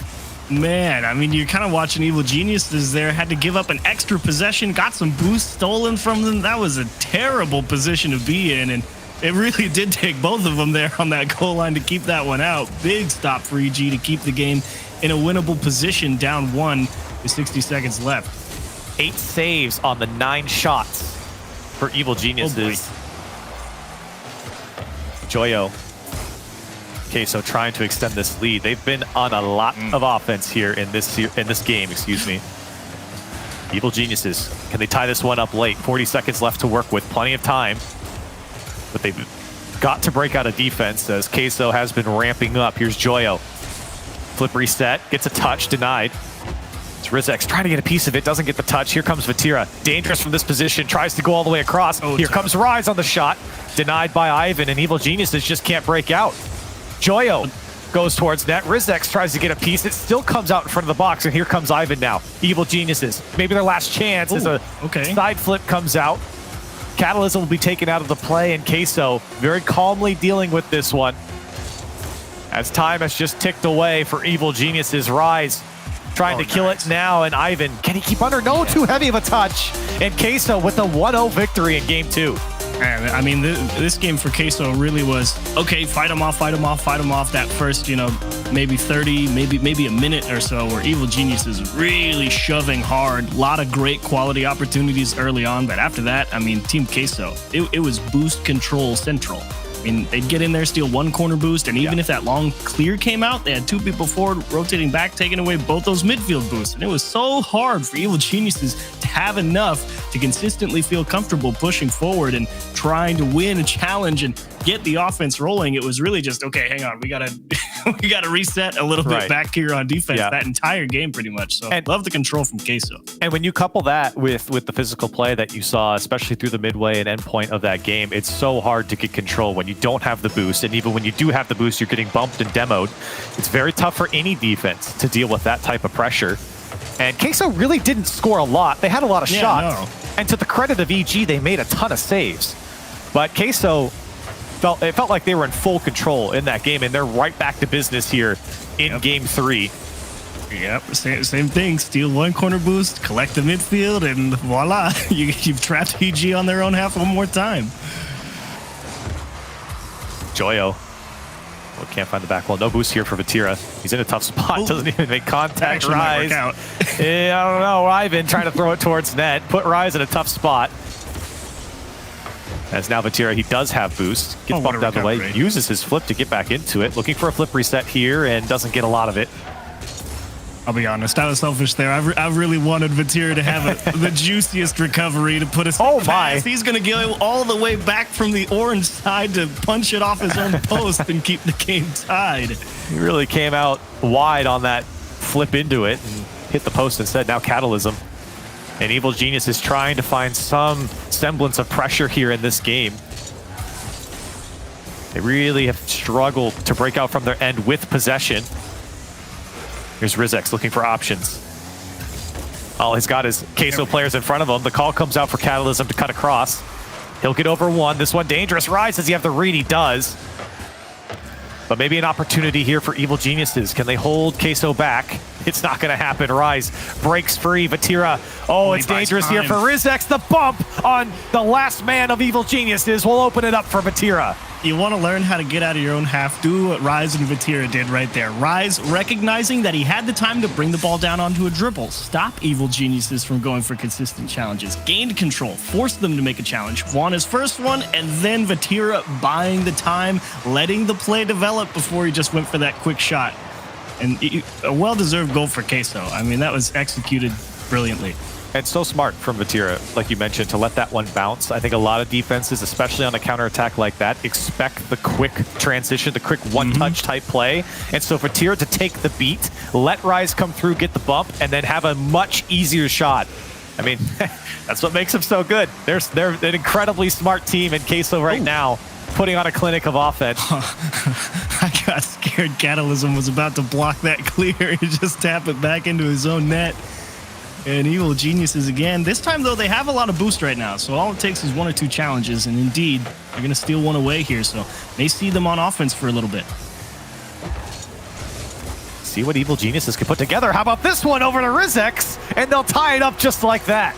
Real nice execution here. Rizex again getting aggressive, contesting right in front of the box, and a tough play to handle. I mean, Catalysm put that ball in the perfect spot. Everybody kind of following that initial push all the way out to the opposite end, and so quick back into the middle, no one in position for it. It was a little strange from Queso. Rise and Vatira both kind of chased it into the corner. Rise left the goal, and that's what opened up the space. That neither of them got a good touch or touch at all on the ball coming out from the corner. Now Queso trying to make amends. Joyo. How many times have we seen a Queso player just air dribble directly at the defense of Evil Geniuses? As they are trying to field this one downfield. It's not going to happen with Joyo so quick to the air. And the flip reset. And it's going to go through. The last man can't make the play. And Queso back in the lead. That's too hot to handle if you're Rizex. You see Joyo there. That's a strong flip reset. I mean, Ivan, what are you going to do? And Rizex so focused on Vatira's line. Yeah. I mean, he's never thinking I got to go all the way across and get it. I'm going to be honest. If I'm the last man there, I'm surprised that Joyo gets the flip reset off the ceiling back to himself and then gets that much power. Here he comes again. Really got the midair scoop on it for sure. That just popped right off his car, didn't it? It was perfectly executed by Joyo. Nice. Now Queso sitting in one goal lead once again. Okay. This time it's a miss. Now Rizex, he puts it directly in the middle. Rise makes the save. Evil Geniuses. Chances have come at a premium, and that was a golden opportunity. They're going to have to ramp back up. A minute and a half left to work with. Actually got another one here. Rizex. Oh, great takeaway. Good block there by Joyo and Rise. Once again, good flip resets in the midfield for Team Queso. getting that extra little oomph on that ball. And now Vatira, not a lot of boost to work with as his team awaits what EG does with it, and it's nothing. Placement to the right side won't go through as Catalysm will take his shot at the Team Queso defense as he takes it to the corner. Inspired attempt. I think they wanted some type of wacky midair pinch, and then they both just realized it wasn't going to happen. And again, he saved it. What? Went out? Are you kidding? I thought for sure that was just going to coast in. Oh, wow. Ivan the Magician. That's the second time now. He saved it on the brink of the goal line. He never gave up on the play, and that just goes back to the Queso players not getting power behind the shot. They thought they could let that one roll in. Still, Evil Geniuses down by 1, maybe 2. Vatira didn't make great contact. This could be it, though, for Evil Geniuses. The pass over to Ivan, looking for 2. Ivan doesn't connect. Everyone committed from EG, and the play breaks down with 15 seconds left to play. You saw Rizix get so close right there on that transition, I think expecting either a straight pass, and now it's Ivan off the wall. Joyo needs to take it away. Catalysm forced to jump at it. Oh, so close for Evil Geniuses. What more do you got? One last opportunity here. Ivan looking for the back wall. Vatira can't immediately kill it. Ivan, no boost. Evil Geniuses. Okay. Looking for this one again. A pinch is necessary. Rizix gets it. Straight again, no boost. That's a smart play from Rise. Baited everyone in with a touch and then let it drop down. Team Queso in the lead in the series. Oh, so close if you're EG. Again, struggling to find their way out. Not quite as much as game 2, I would say, but still in general, kind of having to work their way and put in a lot of extra effort to break out. But when they did, they were able to get down on the other side, put together some great chances. And I really feel like, you know, EG, with a little better placement, you probably end up here 2-2 into overtime. But yeah, it's really the problem of shot creation for them. Because, like, yeah, they're doing okay to fight off a lot of tough attempts from Queso. But, I mean, getting back on that other side when you've got so few opportunities, you can't just drive the ball into the corner and hope you're going to work your way out somewhere. And I hope as Evil Geniuses takes this time out, they think about a lot of what's happening on defense, because I think a lot of times their offense actually looks quite good. I've been impressed with Evil Geniuses in the offensive side of things. I think they just get broken down, a little panicky on defense a lot of times. And like you've been mentioning, I think you're spot on, Achieves. The starvation of boost on the Evil Geniuses side. Tough, man. It's been so hard for them to break out with any semblance of control, of any boost, anything, because Team Queso just sweeps up everything on the EG side. That really is the eternal give and take of Rocket League is, yeah, you're going to have to give up the ball to make sure that you can take your own boost on your half, because you can't afford to get those taken as well. And so it really does come down to when you're playing just that long punt game, okay, we need a second to breathe right here. That first challenge is critical. It needs to go at least in fairly neutral position. And the problem with that is Team Queso have been so aggressive with their follow-ups, playing so close. And it's tough to outpace them to that first challenge wherever it may go. And yeah, what do you do if you're Evil Geniuses? And I mean, big thing is I always try and rely on it is change of pace of play, but that's easier said than done when everyone's sitting up in the air flip resetting everything and you can't just bring the ball down. Right. I mean, that's no easy feat. By the way, I do like Evil Geniuses taking a timeout here. I think we've seen too many times teams wait till it's like really bad, and that wasn't the worst game in the world. In fact, both losses have not been horrible games from EG. In fact, I think they've just been pretty par games. Two Queso's games just straight of edged the them out. thing. Yeah, and it's just like, okay, we've lost both. Like, but I can appreciate a team recognizing, hey, you know what? We're not getting anything going in our favor right now. Let's take a timeout. Let's regroup before it's just a disaster. The mental's down in the gutter, right? You're in the mud thinking about how poorly you've played. I don't think EG thought about that at all. It's like, hey, we've had a couple tough games. They've been very, very close. We can beat these guys. Let's figure it out. And I like that. It's definitely not impossible here for Evil Geniuses to come away with a win. It's just a matter of how do you stop all these Joyo flip resets as he continues to go for more. And Vatira is getting tricky on the midfield as well. And a nice early start again for Queso here in game 4. But definitely a little extra space to work with here. And this is really critical with Catalysm pushing here into the corner. You can't have exactly that happen. You can't say, okay, we've got the ball on an air dribble, let's kind of stick it here and fight for the ball on the blue half, but no, you instantly lose it all the way back into the orange, and now it's chaos. And one of the strongest things about EG's game so far has been the defense, at least when you look at the efficiency of saves. They've saved 80% of the shots that come towards their net so far. That's an incredible stat when you consider that Queso's putting up 9, 10, 11 shots in each of these games. EG, they're standing tall, they're bending, they're breaking sometimes, but really not crumbling. And that's important for a defense to keep your game, especially when you're struggling on offense, to keep you in this series. They are definitely trying their best to make sure they get a hold of some of these midfield boosts as well. Stop Team Queso from having such an advantage in that department. As Joyo, that's a quality touch, and Rizek's aiming for that bottom right corner, a little off the mark. This is good for Evil Geniuses. It's over on the blue half. They're on an air dribble. It's very predictable where the ball is going to go. You got to find a way to string some challenges together. Oh, Rizek's with a challenge that turned into a shot, and Vatira will make the save. 2 minutes come and gone very quickly here, as this one will skate across the middle of the field on the EG side. Rise with a quality challenge, looking for more. Ivan, he'll get punched out of the way. Vatira now over one, and that's all he's going to get. As again, EG very packed inside of their box. You've got to go through all of them if you're going to score. I gotta love the poise on the goal line. I mean, with how quick some of these plays are developing on these air dribbles, Ivan again just sticks one off the wall out into the corner. I mean, it's been hard work down there on the goal line for Evil Geniuses, and like you said, they are doing a real nice job. Yep, 5 saves now, make it 6 for Ivan. That's his 4th individually. I count that as 5. Yeah. Evil Geniuses doing a good job weathering the storm, but you got to show some offense here. Maybe an opportunity. Rizek's going for the bump on Joyo, as Vatira will just very blankly throw it out to the sideline. He'll come right back to him, though. And he'll air dribble. Again, Queso with the air dribbles all the way across the field.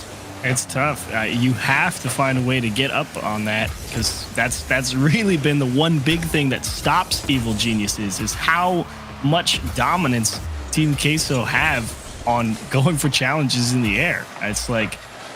It's just relieving so much pressure and not allowing Evil Geniuses any time to really get set up in the midfield, because it's instantly back on he's through the first guy. Now we have to rotate back so we can play defense again, and it's just been so frustrating to deal with. It forces you to challenge, and if they don't, well, a Queso player's just going to take it up over your head. Cool, we take those.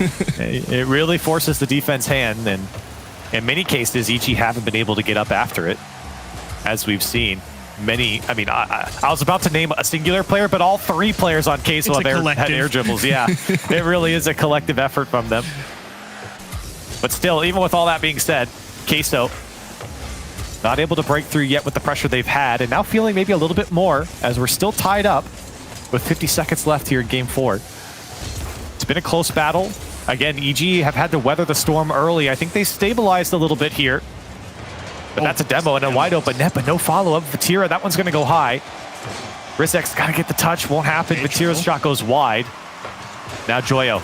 Guess what he's going to do? He's going to take it to the sky, and he's going to put it away. Man. Joyo with 30 seconds left, and he puts it home for Queso. It's exactly what I was talking about. The support from Joyo. He's so tight to that first challenge. I mean, he's reading the game so well, and yeah, his teammate skips it off Catalysm's nose, and Joyo says, cool, air dribble, and I'm just going to put the entirety of the mass of my car behind the middle of the ball, and he's able to drill it through 2 defenders. Yeah, and I mean, to be fair, again, EG really had the space closed down for the most part. It was just that little hole in the corner that Joyo found, and he pushed it home. Now EG, they've got to put something together. They've only had 3 shots this game to the 9 of Team Queso. Maybe one here for Catalysm. Has space and boost to work with. Vatira on the challenge. Will deny the effort. And EG now, desperate for one. They got the last man that jumped. Ivan, can he keep it up? Ivan almost puts it away, but Vatira is able to save it. Still a chance here for Catalysm. EG wants some drama here in Game 4, and they just might get it. Catalysm with no boost. He can't go, and he won't be able to keep it up. Man, what a save from Queso. I mean, I don't know if this is true, but I would laugh if that was their one save. the 0-second takeaway from Ivan, almost equalizing it up. Okay, they had 4, but still, so close. I mean, that's 3 games in a row. It's basically been, okay, marginal improvement from game 2 to game 3. Okay, marginal improvement from game 3 to game 4. Okay, marginal improvement going into game 5, but you're still coming up with 3 straight losses, and it's just, it really is getting crushed on the challenges for me. Queso 100% winning that. I mean, I don't know what else you're supposed to do here, because it really does feel like the mechanics really throwing Evil Geniuses for a loop. They just don't quite have the ability to stall out the Queso push enough to regain some footing. Yeah, I think you're right. And it's kind of one of those things, too, when you watch Queso play. We've mentioned the air dribble so much now, but it just feels like you got to get someone there faster, because there's just been too much space afforded to Queso to charge at your net. And a lot of times, EG, they're handcuffed. They can't. They don't have the boost, or they're not in a position to, or they're getting bumped. And so that's a lot of credit going over to Queso. They're doing a good job of just making life tough for EG in this series. It has been a clinical offense. It's kind of been, there's 2 types of offense in Rocket League. There's the slow, steady, Python constriction, put them in a headlock, stop them from doing anything. And that's what you're getting right here. The other kind is when one person is absolutely crushing everything and they can do no wrong. And this has certainly not been that. It's really been Evil Geniuses is like, we're going to try our best to just struggle and squirm free. And it's just, no, they just wrap tighter at that point. And you're seeing, again, Queso chasing after them. And that's a good challenge coming up from Ivan. Then maybe not getting the ball, but just preventing the man on the ball from staying with it. Joyo, the first one up. The speed from Queso is on display, and now a demo. Vatira will pull it out to Joyo. The shot's going to go high. Maybe he's going to get 2. He's going to put it home. Queso's there. Rizek's rotating back in from the midfield line like, oh, great, my teammate just got demoed. Oh, great, Catalysm didn't buy me any time. Great, it's off my backboard, and I'm not in time. All right, cool. Like, that's everything you were talking about, Corelli. And we're seeing, just phenomenal play from Joyo behind the ball here today against Evil Geniuses. He's had some ups and downs in this series, but a couple times now in a few of these regionals, we've been pointing him out. And he's looked phenomenal here against Evil Geniuses. He had the one mistake. He started off the series with the one mistake. That was it. That's the only criticism I have of Joyo right now. After that, he's been absolute money. Oh, man. Evil Geniuses. All right. Got to find a way back here. Again, same situation, though, as the last game. It's not like none of these games have been winnable. They've all been 1-goal games. Yep.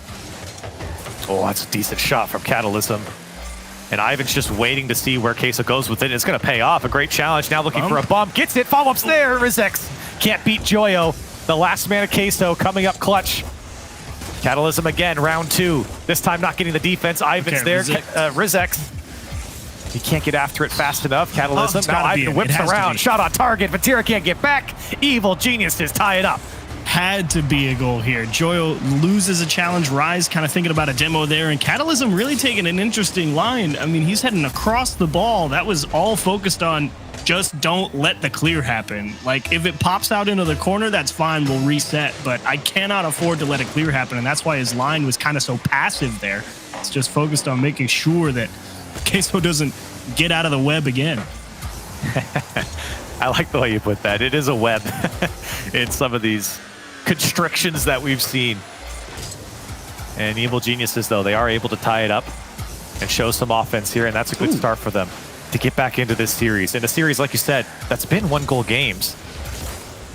They have not been blown out in score, at the very least. Now Vatira, he's trying to add to the Queso tally. Rizex gets a demo on Joyo, and Ivan will run into Rise. Open space now for Rizex. Takes it to the sky, has to dunk Joyo. Oh, he does! He's just stronger as he gives EG the lead. Hello, Rizex. Welcome to the party.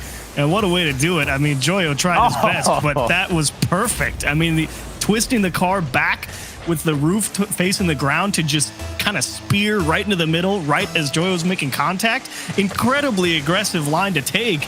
Yeah. but it puts all the momentum on a singular point that was directly opposite of Joyo's clear, and that just stuck it right through him. Great challenge. An amazing challenge there from Rizix, and one that was very prone to pinching out as well when you kind of angle your car like that. That one can pinch out very poorly for you, but he hit that so square against Joyo. Now Evil Genius is threatening once again. They want to make it a 2-goal game. Rizix, I think he wanted the bump there with Ivan on Vatira, and that would have been an open net. Didn't come through. Now Joyo, he's got no boost, but he's certainly still a threat. Pass over to Vatira, he'll let it go. Couldn't chase after it quite yet. Now he'll go as Evil Geniuses. They got a minute and a half to hang on to extend this series. Ivan working it in the corner still for EG. Catalysm weighing his options. He'll try and go over. Ooh. Vatira here for Queso on defense. At the moment, it's working, but EG, they're slowly clamping down on Queso, giving him a taste of their own medicine. Here's Ivan, again trying to go over. Vatira will just not let anything over his head. Queso get out. Vatira on the shot. Now a follow-up is needed. Joyo can't hold on to it. Maybe a chance here for EG to counter, but Queso quickly get back after it. They're going to steal all that boost there. That double commit, definitely not good for EG. That's a great float. And Ivan, that was big brain defense right there. Understanding that's where the next play's headed. It's not the net. It's to make it an easy shot. And that was a great rotation back. And for how direct Queso can be with the air dribbles, sometimes they are indirect coming out of the corners. As this time, Rise, well, he went just straight for the crossbar. And now a chance for Catalysm. How about a 2-goal lead? He can't find the net. Ivan, can he drop it down? He will. It's 3-1 EG. Just a matter of how strong does Ivan hit it here. The defender has to make a gas. Catalysm up over Joyo, who's been so good in general. Actually, no, Rise and Ivan indeed connecting with that ball at the same time. Just ended up, Ivan got the last touch, able to keep it in the posts as well. 3 goals for Evil Geniuses. What a way back. And I think this game is an example of where a lot of the series that we've seen in this regional in particular, and I think just the general play style of EG have gone. They put up a lot of shots. They do a good job to keep the opposition on defense. Now you're seeing 11 shots for EG to the 5 of Team Queso. A complete flip of the script as Joyo wants a double tap, and it's well read by Ivan. And Evil Geniuses are going to get one back in their best game yet, Achieves. They have looked phenomenal here after the timeout. Confirmed, Rocket League is very easy game. Win your challenges and you win.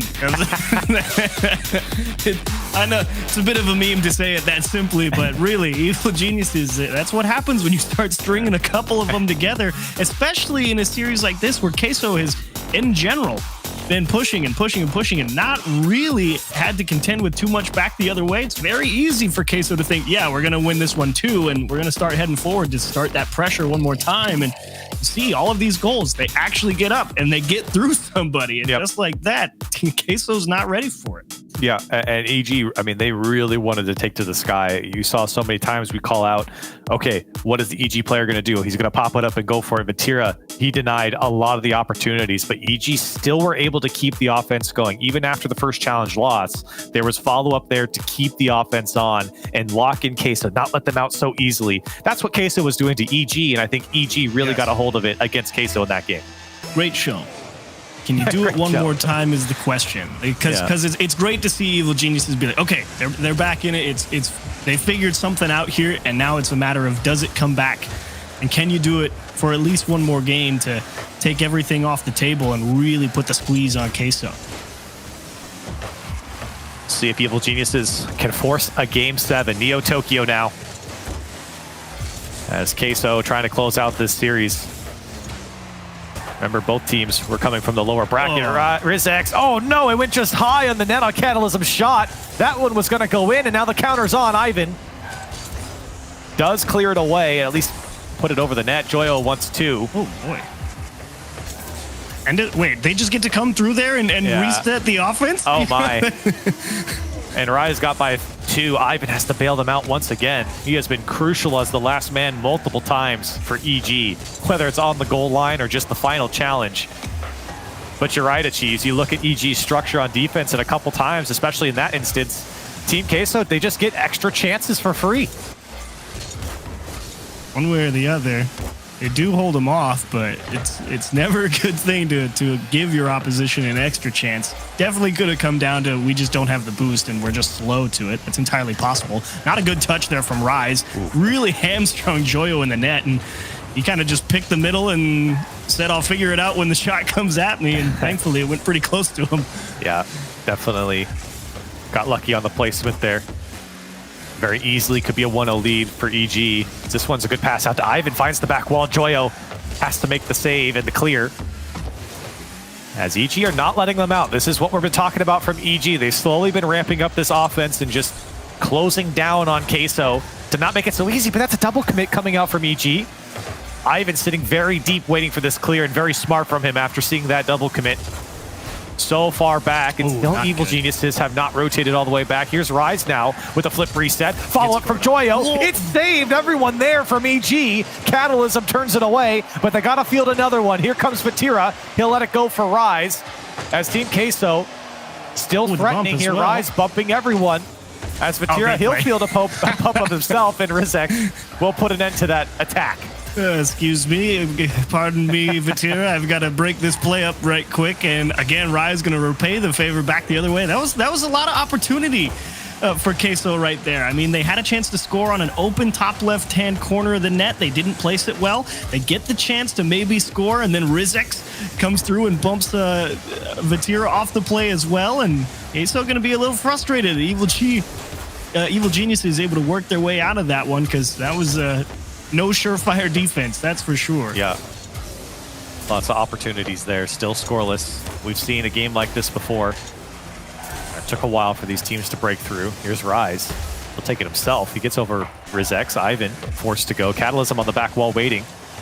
And he doesn't have boost as he relies on Ivan. And he does a good job. A couple of demos come out as well. Rizek, nasty kick. He's got no help, but no one's able to get the challenge from Team Queso. Another miss from Rise, looking for one more follow-up. It'll be Catalysm again to the back wall. This time Joyo's ready, and he does get the touch in the clear. And another dunk for him as he breaks out for Team Queso. That's the one that you can't afford to go back the other way. 1v1 with Vatira. Rizek to Catalysm, and Catalysm, he is playing danger close support. He's able to just be in time to beat the defense back. Vatira, not a bad line to be honest, but again, Rizek's managing to manipulate a challenge just enough. I think Queso shocked that they had to be back on defense. They thought Joyo did such a great job of breaking out, but that ball rolled right out in front of Rizek and says, oh, okay, I'll just turn on this and take it towards net. Why not? And I think caught the defense out just a little bit there from Queso, and those opportunities are the ones that you have to take advantage of. EG 1 for 1 here. As they put another shot on target. Catalysm, what was that? Well, this is one that you're thinking, yeah, you can hit it, but the chances you absolutely nail it, slim to none. Wow. Rise is wishing that he would have banked a little bit more on that opportunity. That was not easy, and a gorgeous shot from Rise. A beauty. And Rise just a little too close to that near post. I think he didn't realize how sharp of an angle Catalysm had hit it. Yeah. As Rizek has a flip reset, a 2-goal lead now for Evil Geniuses, trying to force Game 7.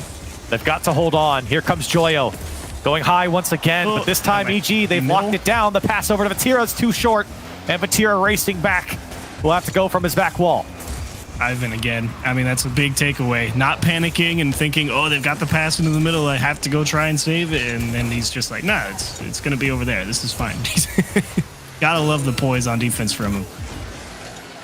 30 seconds left.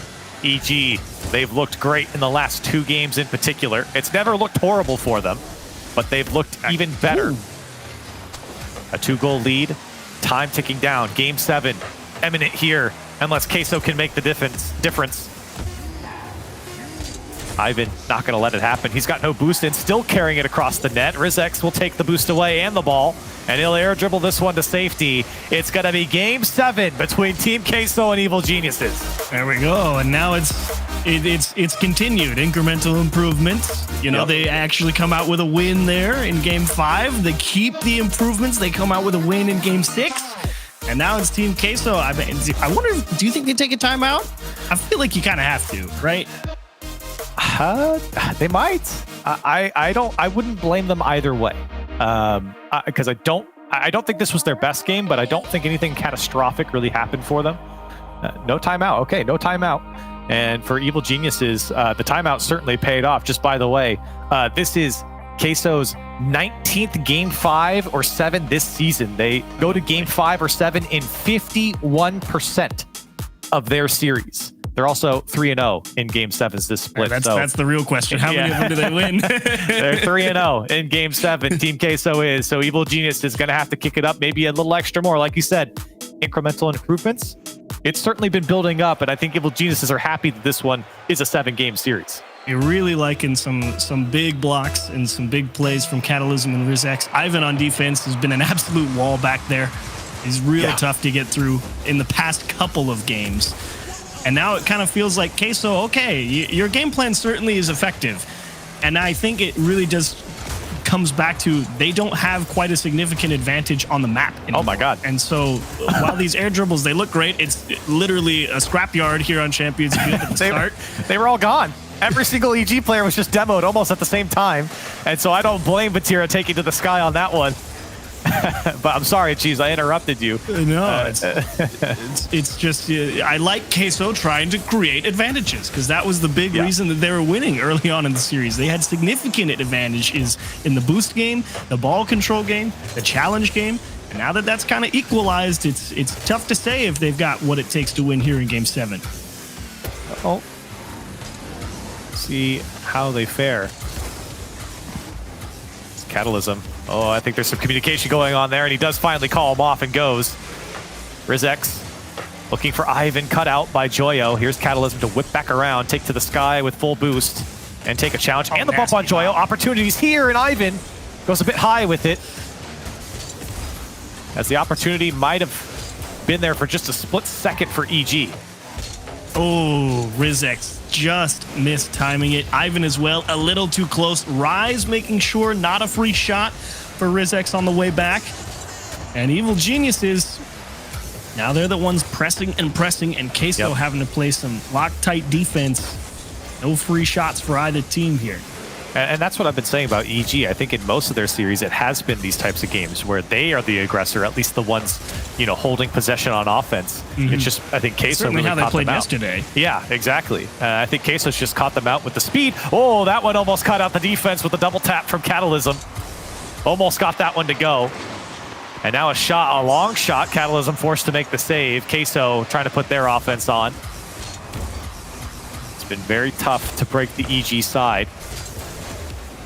Part of the reason why it's been one goal game. That's a great bump on RizX, but he recovers nicely to at least still slow down the play a little bit. Catalysm will not let Team Queso move down the field for free. Another good touch. Ivan has to go, and he does well to keep this one in for EG. Okay, free ball. Vatira, good idea to force a challenge here, and he manages it nicely, but a lot of extra time for Evil Geniuses to get set. But at the same time, Queso definitely in a more favorable position. They're going to break down all the way, the whole length of the pitch. Surprise, surprise, it's in my net, as Daz would say. That one was bait for Ivan. It's such a juicy shot you see coming. It's a missed touch off the back wall. Surely we have to go, but unfortunately, it came right down to Rise. And Ivan, the last man, just didn't see it fast enough and left the net open. And now RizX trying to quickly get one back. Ivan and EG, they've got to fight here in Game 7.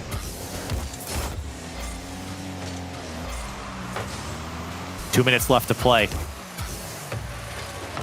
Ivan will touch it to his own corner. Joyo wants to bring it down. A good demo on Vatira will slow things down on the Queso side. Rise, 50 boost to work with. Will fake under one, still keeping it awkward for the defense. Catalysm forced to use his boost. And will get down the field. Got 2 to go, though. Oh, RizX, man, it's a challenge machine right now. Unfortunately, not able to keep possession for his team, as this is no easy save. Ivan, thankfully, the first one there to it, so not contested. But you're joking. Oh my. No, go in the net. Come on, he deserves that. Almost able to put it away, and Queso might have gotten away with one, and the pre-flip from RizX will get back to it in time. Queso almost doubling their lead.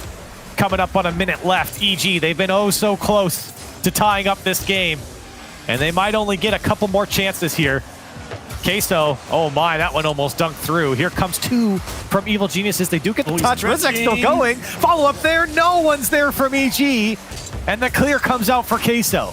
Rizek's wanting that double tap off the wall, just a few boosts short. They get a big bump, though, on Queso at the midfield, so big gap for Ivan to kind of work with there, and he is going to almost squeeze it around Joyo, but unfortunately, again, that clean win on the challenge is what really would have sealed possession for him. They were able to work it back the other way. Rizek, can you beat the defense? Not in time, 1 step short. Catalysm still has opportunity. Had a flip. Ivan now looking for options. That touch got away from him, and now Rise quickly on the counter. Can he put it up and over? No, he fakes him, and now has to go through Catalysm. A great save. Now back the other way. Rizex can't hold on to it. As Vatira, he's got boost to work with and cannot get the flip reset to go. But there's 10 seconds left, and Ivan with a monster clear over to Catalysm. This is it for Evil Geniuses. Do they have one more opportunity? It comes out to the middle of the field. Joyo's going to clear it down the middle. As Evil Geniuses are fighting from their own side. That's a decent clear again. Here comes Rizek, shut down. Catalysm? By Queso. Catalysm has to keep it up as well.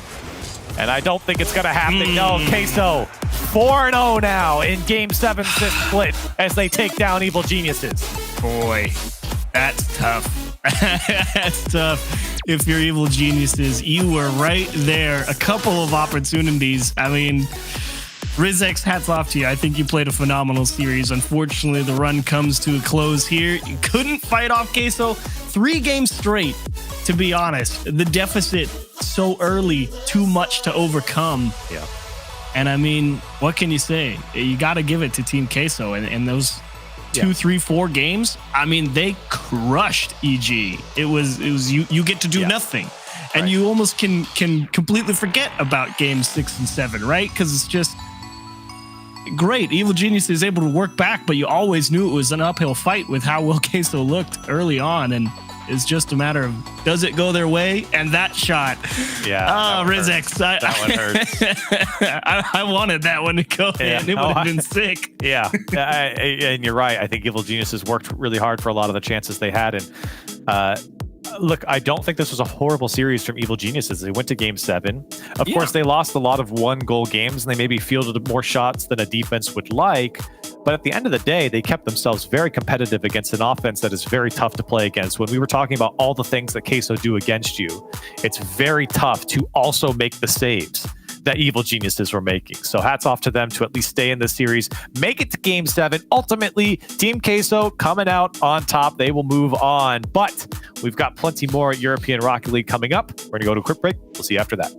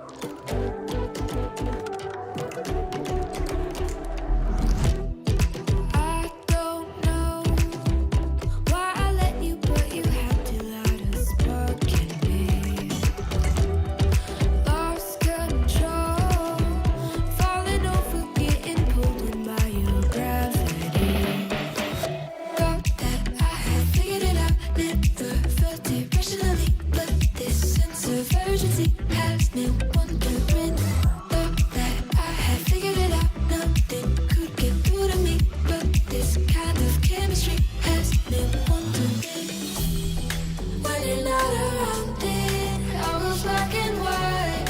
How come I'm not seeing in color? Lost without you, I can't make it through the night. How come I'm not seeing in color? How come I'm not seeing in color?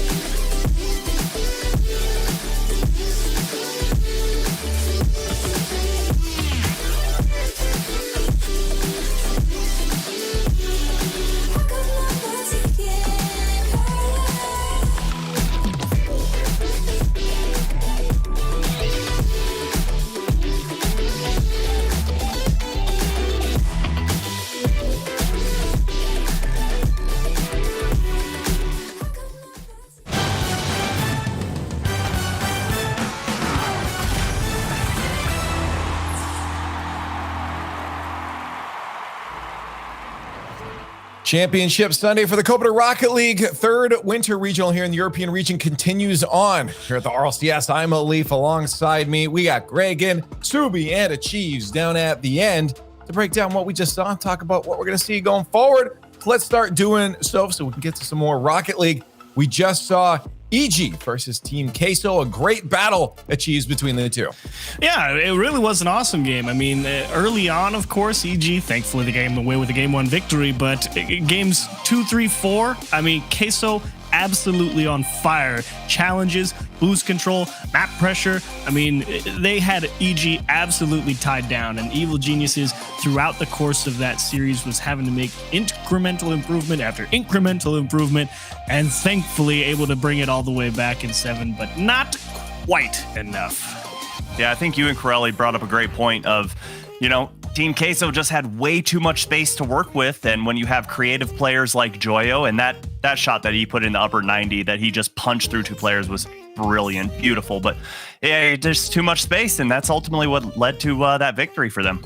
Yeah, I mean, it's not the best Queso we've seen. We've seen them play at a much scarier level. And I don't know if that's part of the relaxed nature of this tournament with it not being for qualification, but I really need to see them step up another gear if they want to be able to take on the likes of Dignitas and Endpoint, because I feel like none of the goals they were scoring was so much from their usual kind of out of this world mechanical ability. It was a lot simpler for them.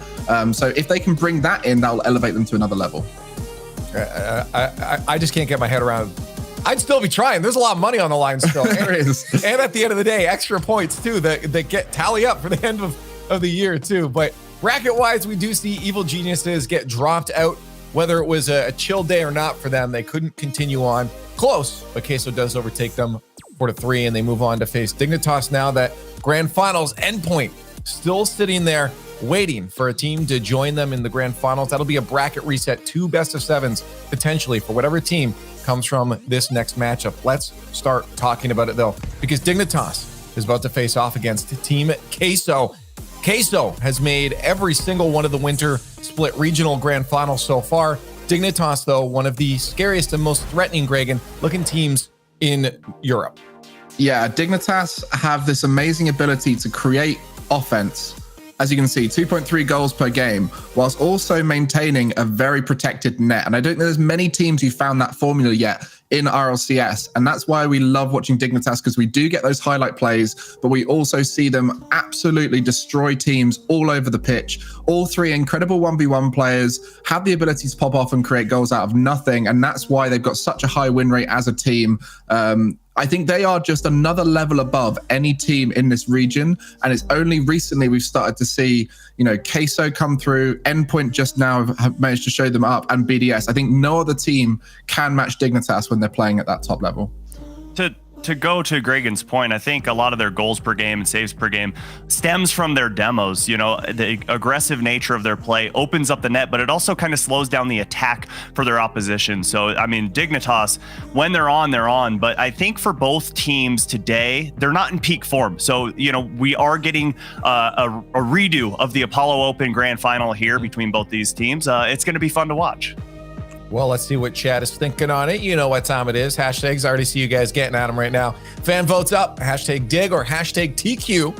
Start spamming away. We know you guys like to do that. We'll tally them up and see what you guys think after the analysts get their thoughts out on the board. Now, I'm going to start this one off because I'm not even swayable in this pick at this point. I have been just enjoying so much what I've been seeing from the cheese decal team, not the cheese team, the cheese decal team in Dignitas, because they, I don't know, they've been so fun to watch, especially Jorius. All three players, though. Scrub's been stepping it up huge since the beginning of joining this team, and Jack has just been an all-around great support. I'm loving this team. I think they disrupt the status quo of a Queso in the grand finals, and I think we see Dignitas make that run there. So I'm taking dig on this one, Gregan. I mean, I'm ready to enjoy some cheesy gameplay. I am very much. Did you come prepared? Oh, he's in the Gibbs role. Yeah. I've got my cheese ready, and you can personify this into two things. You can either see this as Queso themselves or the decals of Dignitas, and I think either way we're going to have an amazing final. Dignitas and Queso probably the best two hopes to take down this endpoint, but I think it's going to be Queso who are going to take it, and I love cheese. So I'm kind of concerned that is kind of blending with the green screen. Is that green? Is that green cheese? Nope. That we just can't see. Okay, Subi, what do you got? He's got more. You're trying to make him talk with his mouth full. That's just rude. And I've got to. I've got to agree with you, Leaf, that the cheese decal looks good, but when your name is cheese, it tastes so good. Okay. Oh no! Oh no! Chief, don't tell me you're in on this. Man. Yeah, I think actually the most condemning thing was what Subi said. Neither team really in top form, but I think Dignitas. I think the offense clicking a little better because Queso getting locked down by Evil Geniuses in the past couple of games at the end of that series, not a good look. And Dignitas, I think, can do the same thing. So I'm Team Digi over here. All right. The more mature cheese, Dignitas. Cheese people in the middle. You're stinky cheese. That was yummy. So yeah, good. Okay, good chat. They got their heads on right. Chat got their heads on right. Let's get into this game and find out who's right. I just can't believe they actually just ate cheese. A grand final spot sits waiting for one of these two teams, with Queso making the other two winter regionals. Dig will try to break that streak right here and right now. Despite that desk, you should all prepare yourselves to witness Europe's top flight Rocket League teams face off. Not for seeding this time, as everybody is locked in nice and snugly, but for points alongside cold, hard cash. I am Stumpy, joined by Cole, and Queso versus Dignitas is a matchup that typically impresses everyone. Yeah, it is, and it was Queso that stopped Dignitas winning that first regional, beating them in the final, and they were just a team that we thought, are they really good enough to win regionals? Yes, they absolutely were on that day, the very first one. Will they be again today? We'll have to find out, because Dignitas, Stumpy, wow. They have been in some form. Despite that loss to Endpoint earlier, they have been sublime in this tournament. They looked brilliant against 0-0 Nation. It was 6-1, 4-1, 4-2, and then 3-2. They outshot them, I think it was 17-4. To 6 rather. It was an unbelievable team that we saw come up against them. And yet Endpoint, despite hanging out in their COO's living room, they ended up getting beaten, being sent to lowers to face off against Queso yet again. These two teams seem to have a penchant for facing off against each other. Who's going to be taking the advantage this time, though? Vatira from the country of cheese starts them off good. Yeah, well, good start there for Team Queso. Look at the speed from Vatira. Even the unextraordinary goals that he gets come off the back of extraordinary mechanics, just putting himself in that right place. The speed of recovery to make it 1-0 to Team Queso. I think Queso here are going to feel more confident, seeing as today, firstly, they've shrugged off the attempt at a near reverse sweep from Evil Geniuses, where there was the comeback certainly on. Queso were able to push that one away. And Dignitas, they've come from the uppers, where they have suffered a pretty big loss versus Endpoint to be here in the first place. So I think the morale certainly on the side of Queso here, but we'll see how that does end up falling, whether the mentality is going to be enough to separate these two teams. With Vatira going up to the backboard, Joria's completely grounded. It wasn't an issue, though, as Vatira ends up missing. I think we're going to have a slow, expansive game of Rocket League right here, with both these teams just desperate to go for the solo plays. They are feeling it, especially Dignitas. You know, the wins that they've had, we've had some absolutely stunning goals. Queso, a little bit more grindy so far, but it's good that we're seeing from Queso that they do have that in their locker to still win games when things aren't quite working mechanically. That does work for Rise mechanically, and it's 2-0 already. Vatira moving alongside this ball. Rise rather, that was Vatira, managing to get one flip reset and then using it again to then dunk Jack on the block meant that it was a tap-in for Joyo. Brilliant teamwork there from the 2 English players on that Queso roster. A team that I always forget has 2 English players. Was that a cheese pun block? No, it was just the word block. Like cheese. 3-0. That is an angle that you don't see very often at all. Having the midfield send it from Rise to Vatira on the backboard, he just slices it down the middle. Old school redirects right there from Vatira, except in the past, and putting it away, the triple threat right now for Team Queso. What a start from them, you know? I mean, I was saying that they weren't playing that hot, but what fun do they have right now in this first game? Do you remember how good Dignitas looking against 00 Nation were, where we had ultimately, coming into today, 2 highlight plays from that team? And it was only Breeze that managed to knock them off that top spot. That's the Dignitas that we come to love and respect and know what they can do. Apparently, Jante going for a fabled air dribble bump isn't going to come off this time. But that's the kind of Dignitas that I want to be seeing again. They did not put it up against Endpoint. Well, that's a good pass from Rise to the ceiling. Apparently, Jack is going to try and keep himself behind it, and Dignitas have to get into it, but they can turn defense into attack so quickly. Jorius with that such early shot. Apparently, Jack steaming in, but good defending there from Team Queso. They've held out 1 or 2 waves of Dignitas attack. They always keep coming, but then Scrub Killer and apparently Jack and Jorius, rarely getting in each other's way. So things yet to work quite for Dignitas so far. Very physical in that back right corner as well. Rise going for 2 flip resets. We said in the green room that Rise does just go for those flip resets to waste a little bit of time. It's perfect for that. And also just to confuse the opponents, to make them always doubt what he's got, make him respect the angles that he's able to go for. Vatira trying to sneak in a goal there as well, as Rise kind of half shoots, half goes for the pass. With Jack trying to reach it off the backboard from Jorius, he's not able to. It flies high again for Rise onto the double. Gets that wonderful angle, but Jorius able to settle it away. Great fake out with the pass too, and it goes near post. That is mind games.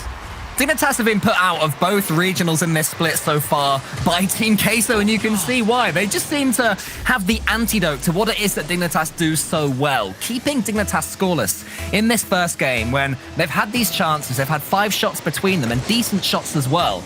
Shows that Queso, they can defend when they have to, and they just have this ability to shock Dignitas.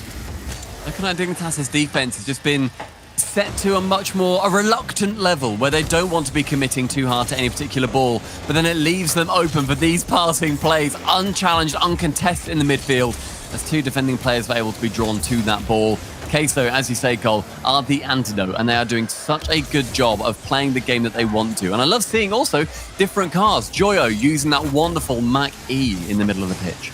You know, always fun to see a new vehicle approach the pitch, as apparently Jack takes out Vatira, but can Joyo avenge his teammate with another goal? Yes, he can. He sets up Rise. Everything is working for them. And it was Joyo on the musty from that right wall, gets underneath it so nicely, onto the double tap as well. Scrub just lackadaisically waiting on the backboard, not wanting to go for the offensive play, and that just opens it up completely for Team Queso. They are assailing that net over and over again. I can't imagine that Dignitas have gone 5-0, 6-0 down too many times throughout this split. Queso running riot.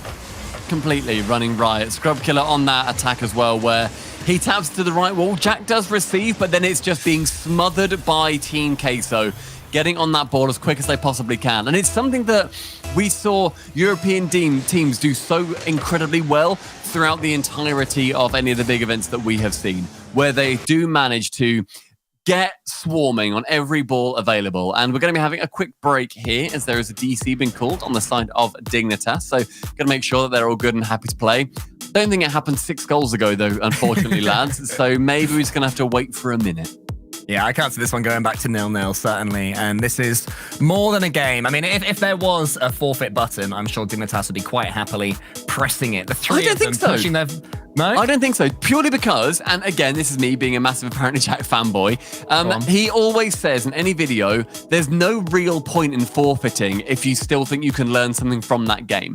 That's exactly what Dignitas are going to have to do from this point, where they're going to need to make sure that they are able to learn what Queso are doing going forward in this series. Well, there have been a couple of issues on the players' end of things. We're seeing if they're happy to go back in. Hopefully it won't take too long to get us back into this one. And apparently Jack has just confirmed, good sportsmanship, that the goal was not affected. So we will be going back in. Not that it matters too much for the sake of this game, but, still... I feel like it's wishful thinking if he goes, yeah, I couldn't have saved it. And it's like, Jack, you're the other side anyway. And also, there's 5 others to contest. Maybe just leave that one alone. And he did. Yeah. So it's Team Queso quite handily taking this game where there's a minute left. There's 6 goals to get. Apparently, the previous most allowed goals by Dignitas was 5, coming from Team Queso. They are just the team that can send so many past that usually stringent goal line. They are just absolutely the Dignitas bogey team right now. They don't seem to have too many answers for them with a 4-2 loss to them, and then a 4-1 loss, and then a 4-2 loss for them. And now this record-breaking goals conceded by Dignitas in the first game, which, you can laugh it off. But it does just change your game plan a little bit, where no doubt they would have watched those replays back and figured out what Team Queso were doing that affected them so much. They come into this matchup, they concede 6 goals in record time, and you're thinking, okay, the game plan's out the window, let's improvise from here. I mean, historically, the matchup between these two teams, Jory's wonderful shot, but even better save from Vatira, it has actually been even. It's been 3 apiece, but the first 3 out of that 6 were won by Dignitas, the last one being in 4, and then the most recent 3 being to benefit Team Queso, where they have won in winter twice and then over in winter 2 as well. So lots happening. It's just been Queso, though, although one has come in, not quite enough. Vatira just went for a little spinner-rooney to make that save. So, maybe I'm wishful thinking here, but perhaps going for the Brazil setup, ? I'm sure people in chat right now are hoping that there can be one more blue goal in the next 25 seconds. This could be it. Vatira has a pass. He goes to shoot instead. There's the redirect from Joyo. Brazil is on the menu. I am instantly looking at our statistician to say, when was the last time Dignitas got Braziled, if ever? Like this version of Dignitas, or even just Jack and Doria's.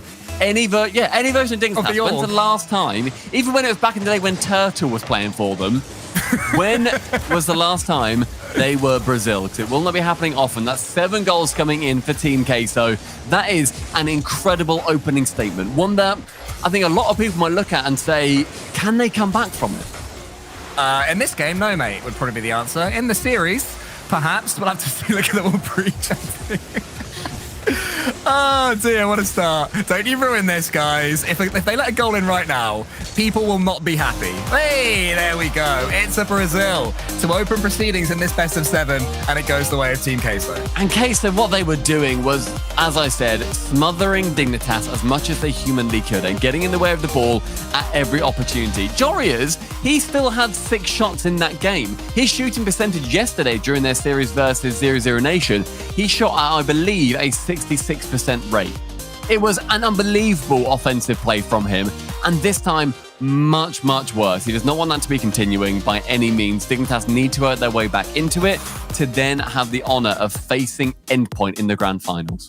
Team Queso intrigue me because you look at them attack and they seem like one of those teams that are, constantly on the front foot, and they're going to chuck everything forward, which normally can be really effective when you're on offense. But when you need to come back, that's when things can go wrong. You leave one man back, or you leave even an open goal, right? Queso are not doing that against Dignitas at all. They're chucking all 3 men forward, but their rotations are so well timed, despite their aggression, that they seem to have 3 men back more often than not when Dignitas are coming forward. So when apparently Jack or Jory is normally go for one of these solo plays, sure, they might beat the first man, but there's 2 still back that can then make that block. So the balance that Team Queso have is so impressive, and Dignitas have got to try and figure it out in the next few games. It's something that we see so wonderfully done by a lot of European teams, where they do seem to have that, as I've described historically, the conveyor belt of teeth, where you just know that it's attack after attack after attack that is going to be flying in. And yet you're right, Cole, the defense is still there. Really impressive so far from Team Queso, but game 2, I'm sure, will be very different indeed. We won't see A 6-goal swing right here, but we might see an early lead for Dignitas as Jarius shoots again. You'll see that 2 men were behind the ball on that goal line, just packing it, making sure that it's so difficult for Dignitas to score. Yeah, they'll come again. Jarius towards Scrub Killer. Good passing plays now from Dignitas, trying to work that angle a little bit more just to isolate one of the Queso players. The top team in Europe is taking it to number 2 as Joyo secures a gorgeous double tap. You have all this pressure from Dignitas, and then another musty flick. Right. What? Queso were ridiculous. I said they were grinding it out in their earlier win. Now the freedom they're playing with, I did not ever think I'd see Dignitas look worse than their opponents mechanically. Just considering that he's gone for 1 and Jory is now attempting a musty of his own, this may well become a mechanical masterclass that we look at for the ages, where this is the highest rated lobby we have seen from these players. But there's still a lot of time left and a lot of wonder goals for Dignitas to score.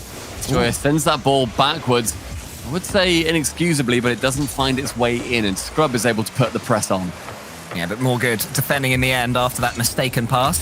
And Vatira can come forward. What's he got in his locker? He wants to go for another crazy play, but it's blocked in the air. That's what Dignitas are realizing. They have to charge these players down a little bit more quickly, letting them have their way, letting them have these solo plays way too close to their own goal line. And Vatira is toying with them. He's putting it on target as well. Scrub Killer saves it. Rice is coming in, tries to get it past them, but Jarius desperately sees things away. Tell you what, though, we've seen a couple of times now, especially with Rise going for his previous reverse into the 100 boost strat and then actually working out. We have seen that the fact that they can slow down, reverse, take their time, and then go for the shot, Dignitas just aren't pushing. They are giving them acres of space, and you cannot do that. Yeah, Queso, after surprising Dignitas of how quick they were playing, they're now actively slowing things down as well with that little Vatira slowdown that we saw. An example of that. So Dignitas, they're thinking, okay, our opponents, they're outpacing us, but at least we have the read and the download on that. Then Queso brilliantly mixed that up and just, continue to show this adaptability that they have. But Dignitas, they can adapt too, and they have had a lot more forays forward in this second game. You wouldn't back against them getting this equalizer fairly soon. Yeah, not at all. It's been a good push from Dignitas. Jack now going for an air dribble over 1 and 2. The pinch is high. Chance Joris to shoot. No, don't hate the idea, because Jack was going for the bump on Vatira. That was a really good chance for him to get it. Vatira, who went for another musty flick, by the way. Clearly, he's just downloaded a musty pack. And it's like, oh, so that's how you do it. And then he comes onto the competitive scene and busts out 15 in a row because he's brilliant. Rise clears it long. Is anybody on the end of it? Joya's trying to catch up, but apparently Jack is actually bypassed. To the corner it goes then towards Scrub Killer, who sets up Jorias. And Dignitas look good in this regard. They are finding these passes about 2/3 of the way down the pitch, but it's that final shot that's being closed down so well by Team Queso. I'm impressed with the mechanics of the counterattacks that Dignitas are putting forward, where they are able to go 1, 2, 3, and suddenly they're attacking literally 2 seconds after being on the defensive. But those blocks coming in, they are shutting down Dig, and I do think a goal will come eventually out of them, but maybe more varied attacks need to be tried. Jack able to pass it to Jorias. Does get saved at the goal line by Joyo. Now chance for Scrub to get that ball central with Vatira actually missing that touch as he thought Scrub was going to get it as well. Lets the ball get to 80 seconds remaining in this game, and still the 1-0 lead for Queso. Everything at 50-50 at the moment as well. Dignitas, they've been so used in this tournament to being able to beat their opponents cleanly to the ball, and now all these pretty little touches, these redirects that they've been so pleased to make throughout, they're just being matched. You know, they're being met, and the 50-50 isn't always falling to them. I want to see a little bit more. I want to see a little bit more from the player in front of the ball for Dignitas. Be a bit braver to go for those bumps and demos, and just see if you can break them up. That entire play started with Joyo faking out the defender yet again, slowing the play down, chucking a handful of pocket sand in his face, and just making sure that he does not know where that ball is coming from. The fact that they can change up play so frequently is absolutely running riot in Dignitas' minds. This one's wrapping around. 35 seconds left as Dignitas try to barge through and make an entrance towards the Team Queso goal. Only 1 goal for them in both games, Dignitas, and none in this one. So things starting to look a little bit desperate for them, but apparently Jack has control, wants to flick it past them, instead goes for a little air dribble. Vatira had read it with Joe behind him, he could take the risk. And then look how much time they have to get it away. 15 seconds left, Queso still holding strong. 10 seconds remaining as Vatira goes to the double tap off that right wall to send the ball further down. Only 5 now. Scrub doing a fake around, gets the boost, and instead Rise is able to challenge him again. Apparently Jack takes it to the air where this ball needs to remain with Joreuz up for one on the double. Vatira, he is so aware of where the threat has come from, can get it round, and Team Queso securing game number 2. It was a really good 1-0 there from Team Queso after they just blitzed Dignitas at the start of the first game. That one they had to work for it a lot more and show their discipline. They are I mean, obviously the goals that they've been scoring have been beautiful, right? Musty flicks all over. The musty double tap that Joyo got in that game to be the one goal that snuck through is unreal. But their defense has just been so I mean, look at this. Look at that. Filthy. But their defense has been so good, Stumpy. I mean, realistically as well, looking at Dig in this game, there were some misplays on the defense, but they were not looking dreadful. They had an incredible goal go past them, and Scrub, when I said that they were allowing a lot of space for Vatira to shoot, he did still manage to save it. There was a bump that came in, but it's fine. It was still a good save. We can also confirm that the previous game is the first time that Dignitas as an organization have ever ended an RLCS game being Braziled. It may well have happened in previous games where they got to 7-1, but then the closest was 7-2 back in Season 7 with none of these players on the roster, but they have never finished an RLCS game at a Brazil. Team Queso setting records. I feel like somewhere Turtle is desperately searching through Liquipedia results going, bro, I'm sure that we got Braziled once or twice. But no, Turtle, you never did. Anyway, game 3 starts with Joreuz's goal. From the past to the present, this may well be the future of the game, where Joyo unfortunately whiffs, leaving Joreuz able to shoot, and Dignitas opening with a lead. Yeah, their first one of this series. A much-needed one. 9 seconds in, just to settle any Dignitas nerves. I believe they conceded the first 2 games to Endpoint as well, so it's been a slow start in both series for them today. Not their best one at the office. But we know they can fix it. We know they've got the brains as well as the brawn to think what's going wrong. But when you're up against Rise, he's got the mechanics to get past you, no matter how good your mindset is. Beaten away for now. Vatira attempts it. Joreuz closing down really quickly. And apparently, Jack, that is a lovely touch. Joyo did read it, but that just changed the pace so quickly for Dig, who seemed to be starting to make the conversation happen a bit more. Jack is also intelligently chasing a lot of players down on the blue side of the pitch where he can knock them out the way and open up the shooting avenues for his teammates. Joreuz with the flip reset has just managed to get it past the halfway line until Rise has a say, and now Vatira hunting for his own bumps. I want to see a little bit more from Scrub Killer right now. We've seen it in the past for Dignitas where if Joreuz and apparently Jack, their solo plays aren't quite coming off. They're being read, they're being closed down. Ooh, whatever's happening. That one snuck over Scrub though. It's 1-1. I don't think he anticipated that shot coming in. I'll look from his perspective where Joyo gets a failed flip reset, and then yet Rise just pinches it off Jack and it shoots out the net. Scrub is about 1 car length too far forward, but very excusably so. He was moving to the corner where the ball would go 99 times out of 100. Not Scrub's fault, just a brilliant challenge from Rise to send it in. Joyo could make it 2-1 here with a good dunk. It's a block on it. Vatira is flying in, fearless right now from Team K. So look at the speed of Rise, going across the pitch. From one side of it, the width to the next. Comes on point for them, but it's still 1-1. Good pass there from Joreuz was apparently Jack, who tries to get it to the near post, but Joyo gets himself in the way, and even the bumps for Dignitas aren't working. No matter what they're trying, Queso are finding a way to squeeze their way out, keeping it at 1-1, and they're starting to take control here. Rise, what a touch! But Joreuz gets there before any Queso attackers. So much off-ball play happened for Rise to get the opportunity where he goes down the wall, holds his flip, and then saves it to go over the top. Brilliant stuff as Joreuz is now forced into a defensive position. Queso now trying to have to work around this Dignitas defense, where previously they got a wonder goal and it was lovely, and that was what won it for them. They need to get at least one more to win this game and set Dignitas on that reverse sweep train. What I was saying earlier was when Joreuz and apparently Jack, their mechanics aren't quite working, that is when Scrub can become the focal point of their attack and be maybe not quite as mechanical, but certainly have good shooting and striking, but he's still pinned back on defense. He's blocked that one. Apparently Jack gets his way. Dribbles it away. He's got no boost though, but still the 50-50 has played well. But he's left all alone. Apparently Jack playing the wrecking ball, but it falls for nothing for his teammates. His teammates were sitting a little bit too far back when they wanted to have that ball fall a bit nicer to them, where they weren't necessarily in position. So Jack, yeah, you're right, left out in no man's land for him. But Jory is now at the backside, can send it high above Rise. I like that. Can challenge versus Vatira. Yeah, cutting out one player in the midfield and getting it above them is something that I think Dignitas have not been doing so far, because they're just being getting pre-jumped. Chance, though, for this counter-attack from Queso to fill up into a goal. A couple of bumps, but teamwork defense keeps this equal. Scrub Killer now to the ceiling. Apparently Jack is in front of him. He tries to get the angle to find him. Apparently Jack fakes it. Rise can't get a touch. Jorius is arriving. He has so much goal to aim for, but Rise is covering so much more. More good saving from Team Queso as that Dignitas pressure just hints at exploding.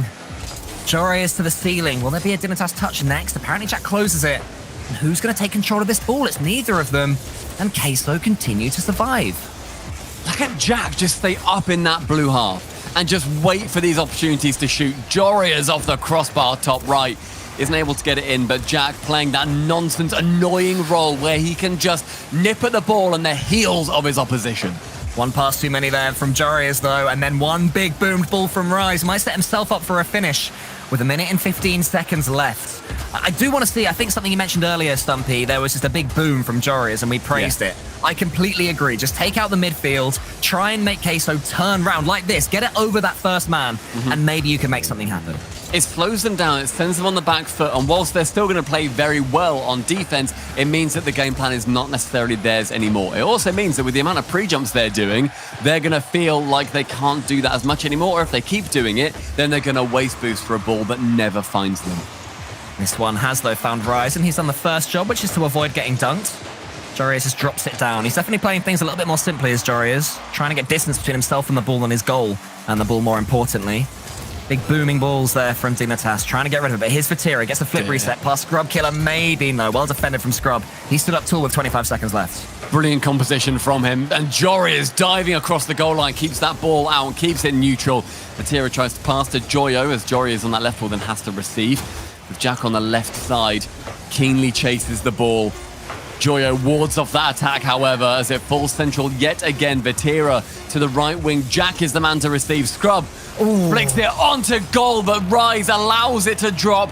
Overtime in the third. It was a lovely idea at the end there. I think they were trying to hit, apparently, Jack. Maybe that would be like a forced redirect. But it didn't happen, and Dignitas have been getting closer and closer in general throughout these games. It's Queso that finished that one better, though. One more goal, and this series starts to look beyond reach for Dignitas. 3-0 down, not playing too well. Joe can make it happen. It's a good shot. It's a good enough shot, and it is 3-0 for Team Queso. Vatira's horrible positioning here, if you're a Dignitas defender, means that he just can't go. He blocks out Jorius. He means that Scrub is suddenly middle of the net when he needs to go to the left. But Vatira plants his big Queso-shaped flag there and says, not today. Yeah, the creativity again from Team Queso. Dignitas, they just cannot deal with them on the day. And that was more of that grindy sort of victory. I mean, their top scorer in that game was Vatira, no goals. The only Queso player on the team not to have scored. And he got the most points, just showing how involved he was in everything. That's really tough for Dignitas, Stumpy. I believe they still have their timeout. Surely they've got to take it now. Well, considering their early lead as well, mentality-wise, it's really hard to deal with. And also being, Jorius thinking, I'm in a fine position here, I can save this ball away. And then you get bumped by an invisible Vatira is a really scary position to be in. And they do it. And Dignitas do not take their tactical timeout. We head straight into game number 4, thinking they can will their way through instead. The mentality of Dignitas is next to nothing. Oh, sorry, next to no one, rather. It's literally the opposite of what I said. It is one of the best in the game, where they are able to think through these situations and figure out what it is they need to do. This, however, is crunch time on Utopia. Surely they can't go out to the same team in 3 different tournaments in a row, each of which everybody was saying, wow, Dignitas, they're the team in form. Then they come up against... It's just... They can't let that happen. But they have so much work to do to Dignitas to make sure that doesn't happen. Apparently Jack getting some dribbling time on the ball would be a good start. Jorius tries to just dodge that one in, but closed down so quickly again. And then look, he's already redirecting it. This might be Rise. Oh, so close. Joyo might finish it. He does get the goal, but I'm just disappointed at what could have been. Look at that link up from Vatira. If Rise got his nose on that, he had 0 boost and couldn't make it, but everyone on Dignitas thought the exact same thing. They were only looking at Rise and seeing where his path was taking him, and Joyo is able to take advantage of the distracted defense. An opening goal for Queso gives them the lead. Dignitas still in this fourth game, but not the start they wanted. It might be even worse. Vatira's flip reset just dribbles its way past the post. And Dignitas are left looking stagnant in defense. They're not moving quickly enough. They can't get any momentum on their plays. Here's some, though. Joreuz to the backboard. He follows it. Nothing's working. It's not going in. Here comes apparently Jack. He must score. And Dignitas equalize quickly. I've got to say, I'm worried that Joreuz didn't think this, in all honesty. Maybe aiming deliberately for the sidewalk because he knew the block was coming in, which, again, I would not doubt whatsoever. And Jack is there to read that post bounce, too. Always talking about how important those post bounces are in competitive Rocket League. And he is now the benefactor of one of them. Joreuz on the kickoff. Yeah, that demo play coming in as well, straight from the kickoff. Yeah, really good kickoff there from Dignitas. They're still trying what they can demos. more. Yeah. This is what we want to see. Yes, Dignitas, get yourselves involved. Make this one a series. Nobody wants it to be 4-0, and we know how much entertainment we can mine between these two teams. Well, I say nobody. 3 players who want to. Tira, and their Joyo entire fan base. Yeah, well, you know, those guys. But everyone apart from them wants to see a Dignitas game right here. But that one hits the post. Opportunity for Team Queso on the other side of things to cement their #1 spot. They're there already in points, but maybe the belief is still yet to come from the rest of Europe. Great drop down for Scrub to no one, though, but Joreuz, he actually was there. A touch later than I anticipated. I think the same for Team Queso. Dignitas push, though, was looking very confident. Vatira leaving that ball, didn't think that he could go for it, didn't want to waste the boost with just a dream. I respect the idea. Joy up for the air dribble challenges Joreuz on that backboard as well. Vatira going central. Rise can fake. He just using Dignitas in the palm of his hand like Play-Doh.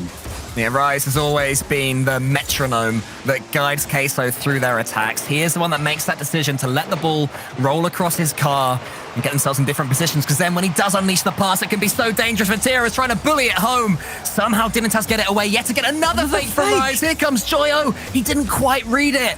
But Rise, yeah, he has got Dignitas' defense dangling on a string. A lot of players in this game wear their hearts on their sleeves, where you think what they do on the pitch is exactly what they wanted to do, and they don't try and trick anybody else. Rise seems to have a box under his bed full of fake sleeves, where you think that's the one that he's going to do, and no, he just pulls it over your eyes, and you have no idea what to expect. He is a maestro with misdirection. Constantly pulling out cards out of his sleeves that he wears his hearts on that are trapped under his bed is our boy Rise. Okay, so keep on trying. Here's Rise again, another little fake past Joreuz. Only Joreuz, you know, what damage can he do? What he can do is try and set up apparently Jack, but I think there was a side flip right there for apparently Jack. Now it's Queso that take to the skies. Vatira, can he get this last little prod that he needs? Yeah. Yes, he can. 2-1 Queso. Yet more leads developing for Queso, where Vatira uses a huge amount of boost and still gets the flip reset to go under Scrub and into the goal. It took 2 defenders to not even shut him down. I didn't even realize that was a flip reset. I thought it was just a classic dunk until the replay. There you go, a classic dunk like that one that he just got on Scrub Killer and going for the redirect. A minute and 40 seconds. Dignitas still trying to get involved. Rise to the side right here. Here we go. Joyo. He goes to the backboard himself. Team Queso, Stumpy, they are just playing so well right now. They're doing everything they need to, and Dignitas are attempting to shut them down in any avenue they possibly can. Rise, though, sending it central. Vatira to jump across that goal line. 80 seconds remaining. Stands between Queso and the grand finals. Oh, Joyo, another brilliant touch, but Scrub Killer desperately gets it away.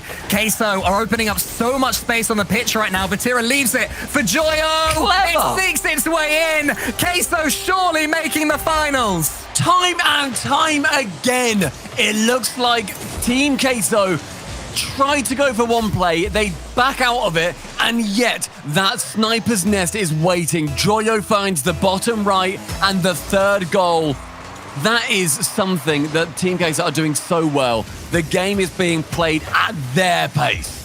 Gregan and Subi, for all the cheese they were eating on the desk, I don't think they believed this would be a 4-0, a sweep against the might of Dignitas. But with 50 seconds away from that happening, Joreuz tries to tee up his teammate, but look at the pace from Rise and the recovery as well. Chasing it down the wing, actually getting a touch on it in that corner. Scrub Killer barges his way through, desperate to get this next touch, but it's only Vatira that it falls to. Apparently Jack tries now. Nothing is happening for Dignitas. Maybe that's it. Maybe it's an own goal. Something going their way, but no, still not quite. The fluidity of Team Queso to flow around this pitch so energetically is the difference between these two teams. With 20 seconds left, Dignitas need to break that fluidity, and they need the ice to do so. Instead, Dignitas and Jack move back to their own half. 10 seconds remain. 2 goals is too far to come back from, and Team Queso will be your grand finalists. Unless, Stumpy Goblin, you went for it, mate, but we've still got 3 seconds left thanks to this one. God damn it. Team Dignitas never stop pushing, and Jack, receiving the pass from Jorias, gives it up for a single goal and a single chance. We saw the Spanish kickoff earlier, the big demo coming in after the fact. Will it be the case again? No, it's a huge kickoff from Rise, who leans back in celebration. Oh, not quite yet. My turn now to preempt the victory. Scrubkiller tries to find Jorius. The pass is good. Apparently Jack can connect with this one. Apparently Jack just to the side. The ball remains up though. Scrubkiller underneath it. He just sends it high. How much boost do they have in the reserves? What can Dignitas do?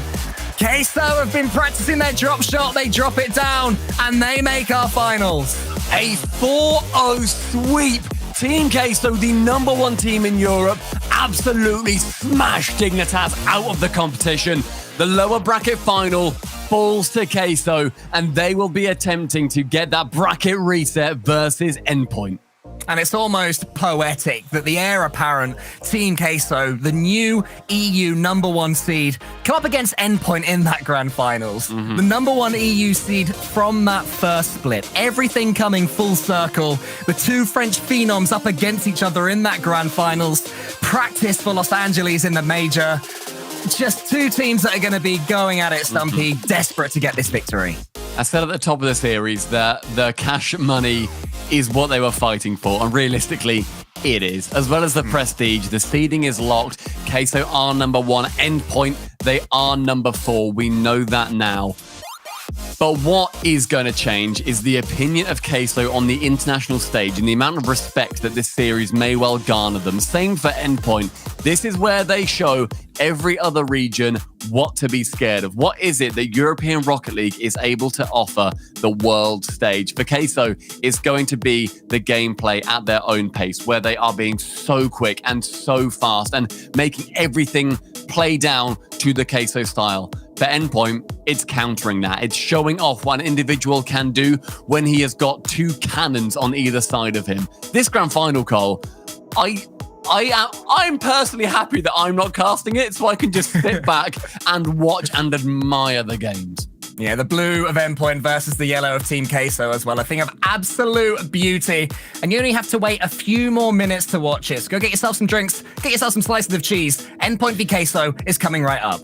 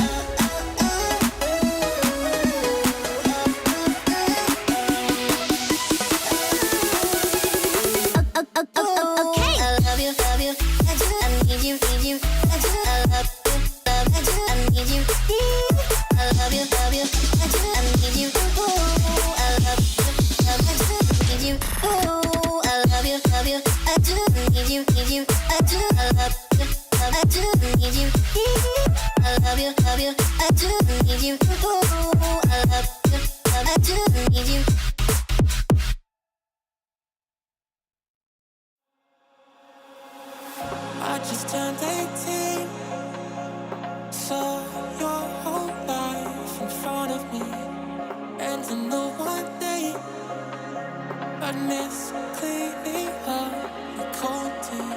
Now I'm sitting there singing broken heart, helplessly I'm praying, blaming God. Ooh, she told me don't worry, we've been apart before. No, as my of heaven, we'll be waiting for you once more.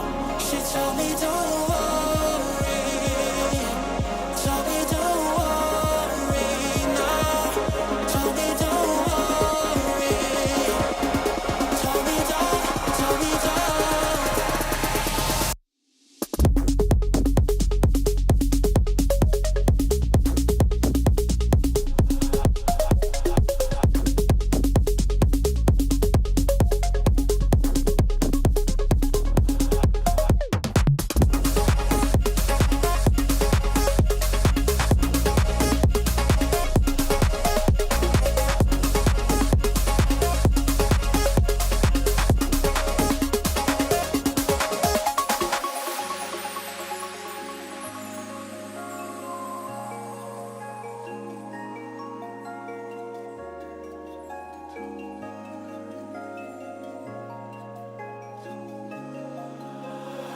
She said we soon made 3 doctors and friends and family.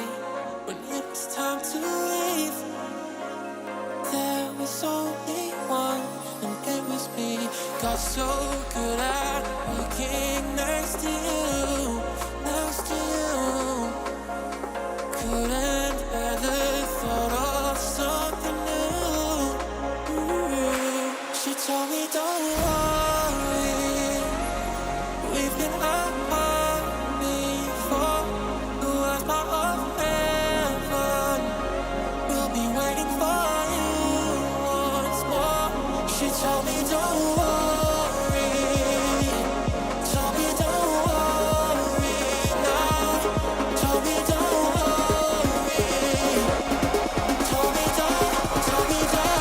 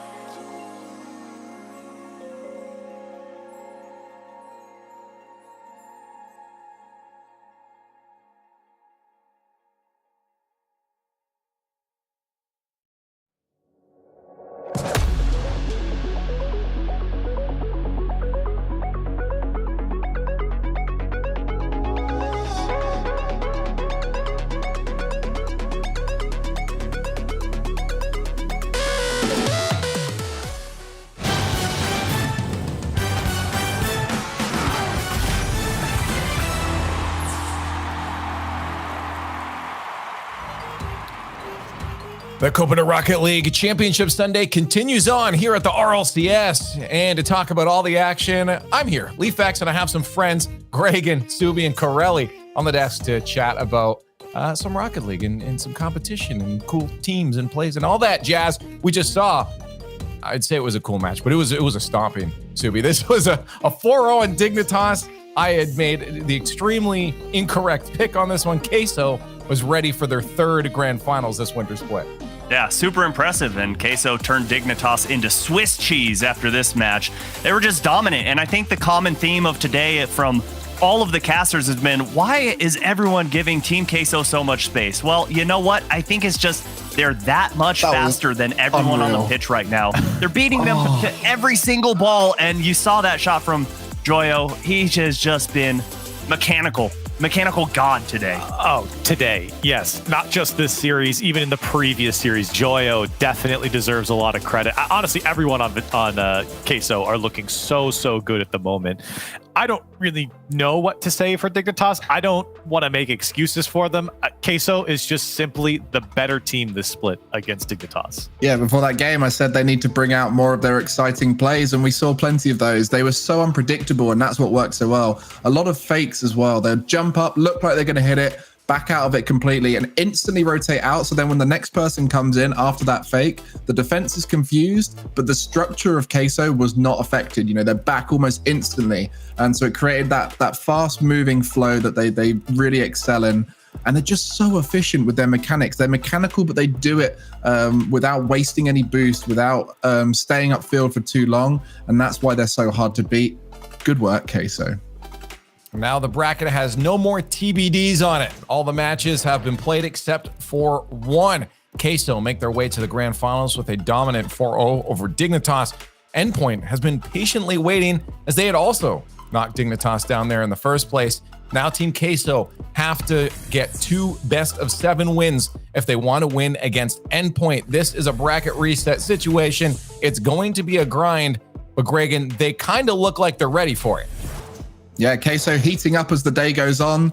I think that first series, they won it, but it wasn't looking full force Queso, and now they've warmed up fully against Dignitas. We do have to start questioning their energy levels. It's a long old journey through the lower bracket yesterday. They've just won 2 series, and they're going into what is the final where they have to bracket reset if they want to win it all, where Endpoint are sitting comfortably there, knowing they've got an extra life. All they got to do is get 1 win out of 2 series, and they take the final.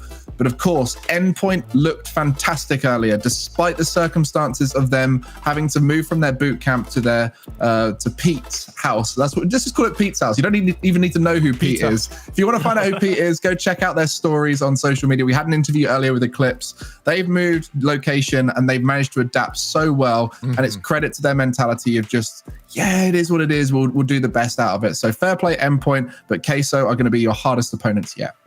It's the good old days of the lands at your buddy's house. That's the land buff they got right now. Don't worry about boot camp. Just head into a tiny living room, sit on couches. That's where it's really at. But Endpoint, yeah, they're probably looking at Queso though, saying, ooh, they're looking good too. This is not going to be an easy match, even though they're in a good mindset and they're having fun. It's still going to be a tough battle. And Chad, I'm curious what you think. Fan vote. Let's roll it. Let's get those up there right now. Hashtags in the chat, END or TQ. Let us know who you think's going to take this one. Team Queso needs to get a bracket reset. They have to win 2 best-of-7s.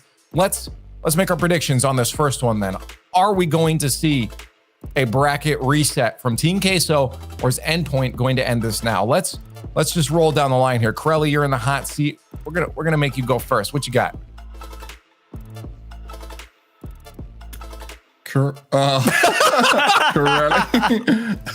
Now, I'm just going to quickly ask you, do you also have fake cheese like Subi? Is that the rubbery? It's the singles, yeah. Yeah, it is. But I'm going with Queso. I have to. So I do just have to ask, in America, do you have good cheese, or is it all rubbery and all? Oh yeah, but I wanted to get one that was closer to Queso. I have some other types of cheese. But See, Corelli knows what I'm talking about. Yeah, exactly. There we go. We got it. It's going for aesthetics over taste. You know, exactly. The viewers can't taste this, but you know, Corelli, my cheese is gone through the ringer. It looks like it's about to fall apart. Oh my god! So I don't know if I can really go with that. So I think for this match, the big cheese is coming out, baby. We're going with Team Queso. They are taking it down, and we're getting a bracket reset. Is that like a smoked gouda? No, this is a big old piece of Parmesan Reggiano. Yeah. Parmesan, okay. Yeah, I was gonna say that looks like a hard cheese. You'd want, finely grated onto your lovely that's meal. Probably expensive. He's bringing it. That is the big cheese. That's some big boy cheese. Yeah, I mean, my cheese is still in the fridge as it should be. I can't believe you guys would bring cheese out on broadcast. Why would you do such a thing? No, I'm still just sitting here comfortably enjoying the aftertaste of the mature cheddar I ate before that last series.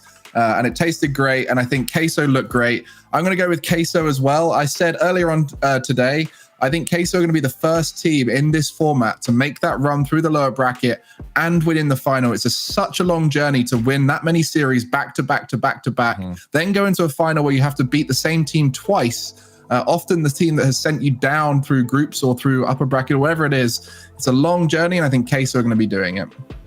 They've done it so far. It's been quite the journey for them, all the way from the furthest down spot they could have been in this bracket to the grand finals here. It is resilience that they've shown, and I was hot on Dig before, and you know, if they made it through, I would have picked them, but they're not here right now, so I got to go with the team that took them down. I ate all my good cheese. This is all I have left. What? You guys are not making yourselves look good here. With the I ate all the good stuff. I got pepper jack. Does that work? I got pepper jack. I got Munster. I brought enough cheese for everyone. What do you want? Shout out to Vatira as well. He scored an absolute banger of a goal and then just started munching on cheese in the middle of that last game. I'm not even. Well, and it looked like he pulled out the American too. So, yeah, he did. So he's on our side. I'm just saying, Greg, and you don't have cheese to show, so I think this is a bad look for you, realistically. Look, I can go get some Everyone cheese. else has cheese. I was tempted to get grated cheese and start sprinkling it down above me, but my grated cheese, I don't want to open it yet. Make it rain cheese, baby. It seems to be that Queso is the favorites here. We'll discuss them a little more, but I want to see what chat is talking about. We're still getting the players ready. I'm surprised. I mean, Endpoint did look good. Endpoint did look very good. And they do have the advantage of only one best of 7 too, right? But at the same time, did you just watch Team Queso? Did you not just see how they were playing? Yeah, but it's so easy to get that recency bias. I mean, you've got to think back to Endpoint, and they have been on this dominant run, and they're in that they've stayed in the upper bracket, so they ultimately have the upper hand in this one. So I mean, it's easy to discount them because Team Queso won 4-0 over Dig, but I mean, it's still Endpoint. They're still good. And you know, Sekou is still playing insane. And realistically, this matchup has happened, but it happened in the fall split where Queso did beat Endpoint twice. So, you know, we haven't seen this matchup here in this split, in a split where Queso's been very dominant making these finals. So, I don't know. For me, it's tough to vote against Queso for what we've seen today. They look so strong. Yeah. It is flip. It's flip. Here's the thing. We need balance. We all went Queso. So, you know what, chat? I'm good with you guys going with Endpoint. Either way, I think it's going to be really fun. For Endpoint, though, Greg, and we talked about it.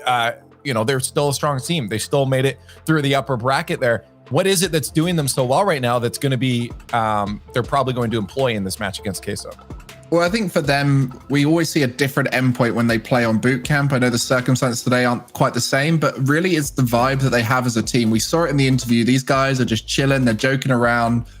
We saw a live stream on Seiko's phone on Twitter earlier in the car journey over to move from boot camp to Pete's house. And they're literally just joking around in the car. And I think that's something that the veteranship of Metz and Norris came in and brought to that team. You know, they have a good vibe. Eclipse as a coach creates that vibe. Endpoint as an org, all of the players create that fun vibe for them. So when they go out onto the pitch, they play at the level they can reach. Whereas what we see from a lot of other teams is they struggle to reach the levels they show in scrims.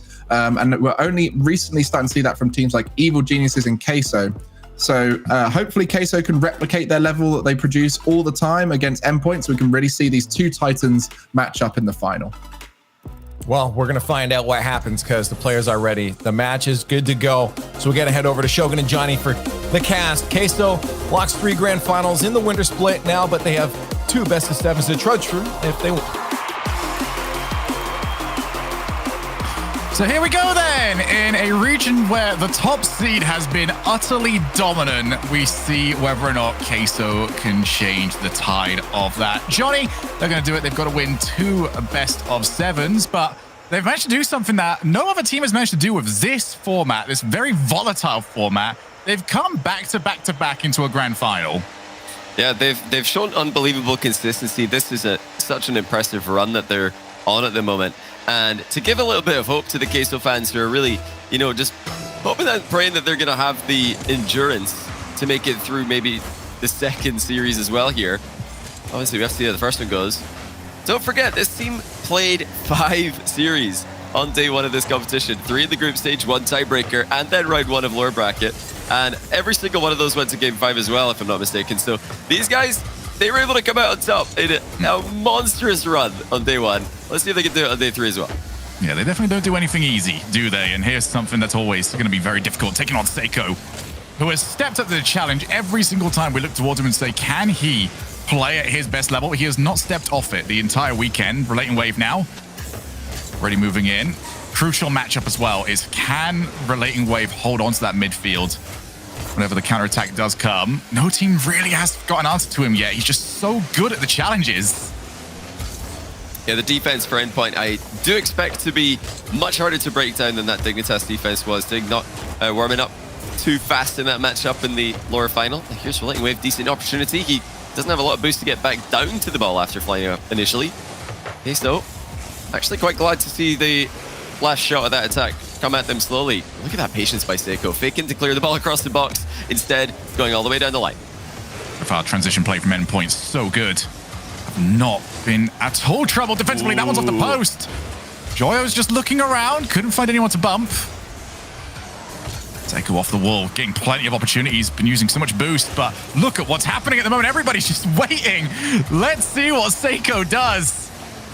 That's certainly one way to try and approach Seiko. Nobody's found a way to stop him just yet. It's just unbelievable. His ability to create chances, his ability to consistently outplay whoever you put in front of him. Just second to none when he's at his best. And it's all Endpoint at the moment. Another shot rattles off the crossbar. Now Relating Wave with the double tap. He puts that in off the crossbar. Endpoint smashing Queso in the first 2 minutes. They have had so many chances. If anything, they should have scored a little bit earlier on. But Relating Wave off the crossbar has made it 1-0. And all of that momentum that Queso had built up against Dignitas, against everybody else in this lower bracket run, is gone. Just like this, because Endpoint letting them know that there are levels right now, and Endpoint are hitting a whole nother one. They're coming into this with 2 regional wins to their name already. This would be their 3rd. The first one of this split. As for Queso, they're looking for their 2nd. Yeah, this is ideal start for Endpoint. Seiko looks lively. Messinaris and Relating Wave look confident. It's that boot camp buff, and whether it doesn't really matter where It's it is, not whether boot it's camp, it's a LAN party at this point. Yeah, well, you know, for them, they had to leave the boot camp due to an internet outage. Now, imagine they put their boots on before leaving. So if they brought them with them, it's the boot camp. They're out there. Doesn't matter where you put them as long as they're in the area together. Immaculate vibes for Endpoint. Love how no matter how many brilliant facilities we get, there's always going to be the good old-fashioned way of what me and you and everyone else at home will do. You know, big game release comes out, like Rocket League when it first came out, just everybody waiting, get a play with each other in the same room, just say, hey, we finally got a chance to get through this. And we're right back here, top level of gameplay, and we're all around Pete's house, looking to try and get the best gameplay we can possibly provide. Seiko already downfield. He's always going to be a bit of a troublemaker over there. Found so much success up against Semper when he did exactly that. Just loitered around, trusted Metzer and Relating Wave to hold the backfield. Just gave them the option, and they usually tend to take it. Not a lot of passing from Queso at the moment. They are just trying to do what Seiko was doing earlier on, and doing what Seiko always does. Just get the ball, take it past 2 players, get that 2 for 1, and then have a teammate quickly follow up before the defense can rally. It's not working at the moment, though, because the challenges are coming in consistently for Endpoint. Even if one player gets beaten, the next challenge just comes right in that slot before the player can retake control of the ball. Vatira now giving it a go. He's past Relating Wave, and he's past Seiko as well. Unreal from Vatira. Finally, we get that 1 for 2 from Team Queso. And who else but Vatira? Both teams got that French wonder kid. And it was just one chance. We have not seen much of Team Queso in the offensive side of the field, but when they finally got it, my goodness, did they make it work out for themselves. So pressure and probably the better gameplay from Endpoint. But Queso letting everyone know that they will take their chances and they don't need many of them. Infield pass, Relating Wave off the backboard, looks for a game to himself. Just first touch a bit too high for him, but still good positioning. Seiko, 1 touch, 2 touch down. Here comes Metzer, and he barrels the ball over the line. Awkward position for Queso. They had boost, but no one challenging the backboard here. You cannot leave that undefended against Seiko. And Messinaris just like you said, barreled it over the line. Got a bit fortunate with that bounce off the post, but he was the first player that went for it. No one else charged at that ball as quickly as he did, and he is rewarded. I feel like everybody on Queso looked at that. Oh, we might have another one. 1 minute. This one's not quite. Oh, this could break at any moment. I don't know what's going to happen when it comes to the physics over there. It's going to be Metzer and Relating Wave for the time being. They're still locked. I mean, this is the same duo that won the 2v2 earlier on. Seiko clearly has solid confidence in his team. Whoa! Oh, it's broken! Wait a minute! That was Relating Wave! Couldn't get there in time. Oh, that would have been controversial. Well, I just realized that what you guys saw on stream is the camera panning across to Seiko on top of Vatira's car. He actually jumped in order to get there, so that was intentional break from Seiko. And he almost got a big play out of it. 1 second left in the game now. Queso in need of a goal, but not going to get one by the looks of things. Still in the air for now, and that will be the end of game 1. Endpoint. Looking like the better team overall, but that wonder goal from Vatira definitely gives you hope for the Queso comeback. Yeah, if I'm going to say anything to kind of take away the Queso hope here, is that is their 5th loss in a row in the grand finals. We include the previous tournament. Got 4-0 swept over in that one, and they need to avoid getting locked into this yet again, because we've had this a lot actually, Johnny, where, and the Destiny mentioned it, the recency bias. You see teams like this, they come in, they look great in that lower bracket final, and then the team from the upper bracket just reminds everybody of who they are. Well, you know, they're in the upper bracket for a reason. They're the team who have been playing well all weekend. They've started up there in the playoffs, and they've not dropped down unlike everybody else. So that's, I think, the main reason we're seeing these upper bracket teams just continue to win in this format. I don't really think the endurance is as much of a factor as people are saying it is.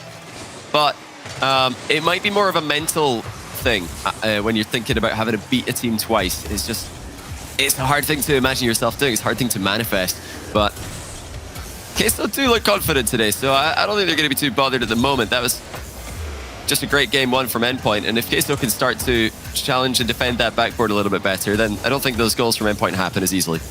Off the backboard immediately, Demo as well, and Joyo can just slot that one in. Great stuff from Joyo. Flick pass to Rise, who sends it to the backboard. Rise demos the keeper, Joyo's up for it. Just the two players working together there. And the passing from Team Queso needs to, I think, be a big part of their offense. It's one of the things that makes them so dangerous to play against. They've got, of course, that triple threat, everybody capable of the big solo plays. But you love to see these guys pass the ball back and forth. A lot of their highlight goals do come from those team plays. Now, Seiko admits that in a 2v1, but Seiko's shot will not go in as Joyo left unpressured. No demo attempt there by Metza. So they tried to utilize the idea of a 2v1 less than actually doing it. Seiko taking the ball for himself. Didn't quite work out that time. Metza now all the way back. It's the ball underneath Joyo. Tira buys his team some time, and a lot of time that he has done for his team. There's Relating Wave. Might go backboard. He's already met. Joyo's having absolutely none of it. And that's probably the right decision to make when you look at a player like Relating Wave. A misplay actually from Seiko has offered an opportunity. Team's struggling though to just chain back-to-back touches of the ball. And we see another one here, and left thing's very awkward actually. Off the backboard, bounces down, Rise is trapped in, and Joyo cleans up. But these teams need to settle into a rhythm. A bit of a squandered opportunity moments ago by Vatira, who went for the solo double after Seiko gave possession to them. They gave it right back. Got to consider every missed shot, every missed attack, just giving possession to the other team. But Rise almost blundered an own goal at the other end of the field. So a couple of mistakes there in game number 2. I do like the more high defensive line from Queso. They are trying to swarm the midfield so they can meet Seiko in particular as early as possible. On the line, Metza would have preferred if that 100 boost turned up. It's not going to, but he's still done well to play the ball away. Instead, the shot comes in. 2 players, and it's Seiko. Tries to get there before Vatira, but Vatira has recovered just in time. Now we can see the opposite side of the field. Rise, bullying Metza-Naris, but he's got back up and finally around. And a very quick breath. This game is happening in just sprints. As now we might get another one. Oh, Rise off the backboard. Where's that going to bounce? That's awkward. And Metza shows Rise how that one's dealt with. You're seeing a ton of turnovers here, a lot of end-to-end stuff. So many bumps being attempted, that really just leaves the third man stranded a lot of the time if it doesn't connect, but that one connects. Seiko misses the ball though, and just like we're saying, no third man ready to move in on the attack because you've got that big committal with your first two players. A little bit of space for Seiko here. Vatira's up in the air as early as possible, calls or reads Seiko perfectly there as well to fly down and in the way of Seiko's attempted mind game. Here he comes again, Seiko to the backboard, which has been a much more defended option from Queso. Wait a minute, that's actually almost on target. It's off the crossbar and in for the own goal. Relating Wave couldn't read the bounce, rushes it, and it will be credited to Rise. Full pitch, clear. A great bounce off the ceiling. Oh, it's your Relating Wave. You didn't need to do that. You didn't need to rush yourself there. The team was not going to get there in time. Team Queso weren't going to be there before. I believe it was Seiko as the next player up, could have got himself around that ball. So just a misplay here from Endpoint, and Team Queso double their leads. Might even get another one. That could bounce anywhere. Tierra off the ceiling. Here's Joyo. Much more confident looking Team Queso. That further up line, just getting them so many more chances off the backboard. Could that one have been on target? Instead, Rise transitions out. He's got enough boost to try and aim for somebody. Instead, he goes for the entire length of the pitch. And is this a little bit more to do with the fact that Endpoint are getting caught on the transition this easily, where they have to now scramble back every time rather than having somebody ready and available? Yeah, Endpoint having to just throw caution to the wind here, and they've conceded again. It's a really nice bump play from Queso, not for the first time this game. Vatira gets the outplay onto Relating Wave. Rise collects the ball, chips it infield, and easy goal for Joyo again, who's really been fed well by Rise this game. Rise might have been the one delivering the cheese to him in the last series. Well, talk about some of this, actually. This is a 3-0 game. What on earth was that? Subi had like a door stopper of cheese. Yeah, he did. Like, I appreciate the commitment going on over there. It's multitasking. Best of both worlds. Now, chance actually for Rise again. Lots of mind games on the air dribbles from Team Queso. I expect to see a lot of that from both teams, especially in this first series. So many early challenges, like we're seeing here from Vatira. He's jumping up immediately there. He's simply flying directly in the path of the air dribble to give himself options as a defender. If the air dribble continues towards him, he's in the perfect place. If it looks like the air dribble's in fact going to be taken back down to the ground, he can fly down. Not really committing too early. It's the name of the game here. But the mind games gonna keep on coming. I expect to see loads of those mid-air from Seiko, Vatira, Joyo. Who knows? We're seeing the mechanical plays from the other players in this lobby occasionally as well. Yeah, there's a lot of space in the midfield as well from both of these teams. They've been slowly starting to shut it down. The main question has been is, how are you going to deal when the ball is under control?